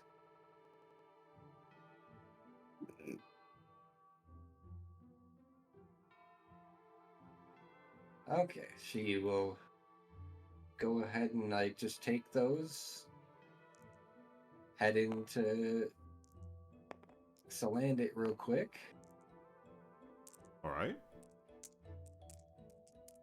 Hey, you got some missions that I want you to hand out specifically to different teams. Make sure they know that they're to wait to complete these until after the Articuno incident. But I'm feeling like this one, she's going to pull out the replenishment of foodstuffs. This one would probably be a good mission for Team Hope, because they have a full proper team of 5 Pokemon, so they'd be able to carry back lots of food. You see him writing it down? Okay, and this one, she's gonna hand over the help me finish my still mission. This might be a good starter mission for Riolu and her team member, just so we can kind of get a feel of how they deal with more social situations than punch them up. Punches the still. Hopefully she can handle it without breaking something. Especially considering she's got a broken arm right now, she can't really do much else anyway. Still, Writing it down. Oh. This one is pretty much going to be for everyone, just as they complete missions. If they ever come across anything that looks like a sun temple, to let us know, so you can bring this one up to everyone, showing him the locate the sun temple mission. Okay. Righty. And what about Star And- Chasers? And she's gonna nod and say, and as for Star Chasers, probably this one would be a great mission for them. She's gonna hand over deliver a lost package. But just tell them that if the package turns out to be drugs, tell them not to deliver it and to just bring it to me. Okay. He looks at it and says, you know, that's probably gonna be drugs, right? Yeah, I know it's probably going to be drugs, and honestly, I'm just so done with drugs at this point, I'm probably just going to find a hole and bury it if it is. That would make Mom very sad, though. I mean, yes, but at the same time, this guild has already had a history with drugs that we do not want resurged. We need money, but we don't need it that badly. He knows. I'm just saying. Well, you know, there's a lot of Pokemon that do things to make your mother happy, so I'm sure she won't be sad very long. Yep, he just nods quietly and writes it down. Okay. Other than that, anything else we'll deal with ourselves for the time being. Okay. But just make sure everyone stays on standby until the Articuno incident is done.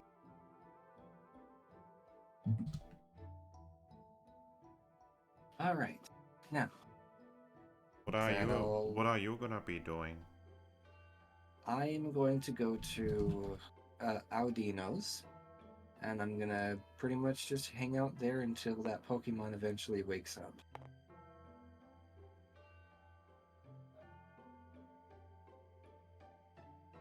He just nods and writes it down.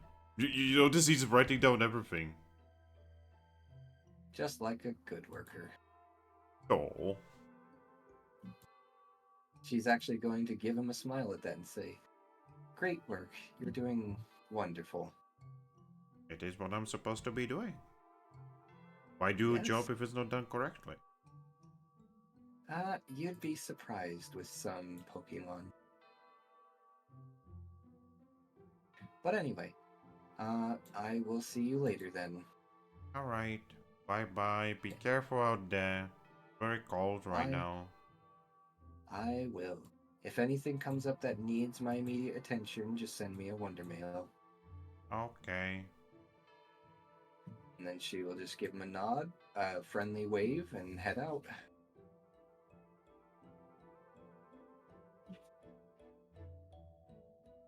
And And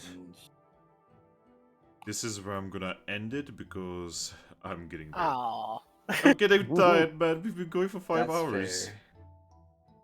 And we Yeah, started on we time have been too. going a while. It's okay. Next time, Zorua is gonna do her thing, and you are gonna be going to Odina's. So I'm gonna save the table, even though I'm not entirely sure if saving the table actually matters. You want me to do it? Actually, yes. DJ, save the table, please. Okay. So... You're gonna have to do a little bit of a funky thing, you know, where you're gonna save the table, then I will boot it up on the other computer, and So yeah, I guess I'll just change color to put myself as gray. okay, can you save the table? Let me see. I don't think I can because when I was like that. Are you able to admin him? I'm working on... Oh, wait, I can probably promote him. Yeah. Okay, DJ, tell me if you can do it now. Oh, yep, I got the games. Just promise me you are not gonna look into the DM area. No, I'd never do that. Alright. Okay, save. Alright. When you guys are done with your stuff, obviously everyone's gonna get XP for finishing the session. And Save. when everyone is done with their stuff, remove your D6 from the orange, and when I see no more... Yo, it said save is too large to transfer. Huh. Huh. I just officially hit 200 lifetime XP. Exactly. Well then. I'm That- at 185. Well, that's annoying that you cannot save the table. Yeah, because it's too large somehow. Which is weird. If I have like technically your table technically saved already from what you had us like downloaded from the first time. I have to figure it out. Yeah. I mean, do you know where the file is on? Nope! Because Tabletop Simulator is so fucking jank that it has files like all over your fucking computer. It's like under root file or something like that. Yeah, it's under so many different things, and like different things under different things. It's like it's not all in like one thing. It's like how Minecraft used to be. It had like files in 4 different places. Yeah, wherever the root file is, whatever the fuck that is. So yeah, this is gonna be something I'm gonna have to look into eventually. We may have to do a couple sessions under this still. And that's also implying there's not gonna be any problems with the new I don't wanna think about it. That's future fingusa's problem. Alright, well. Try to save it, bud. Alright, anyway, table is saved on my end, so... We'll have to deal with it for Brave New World, probably. Yes. But yes. Alright. Aries and DJ, are you guys done with your stuff? Yes. Sorry. I Yeah. Then my you guy. forgot to do the important thing. Yeah.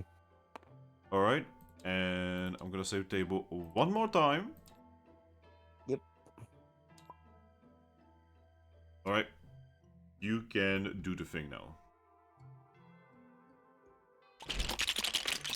Alright, goodbye everyone. Bye.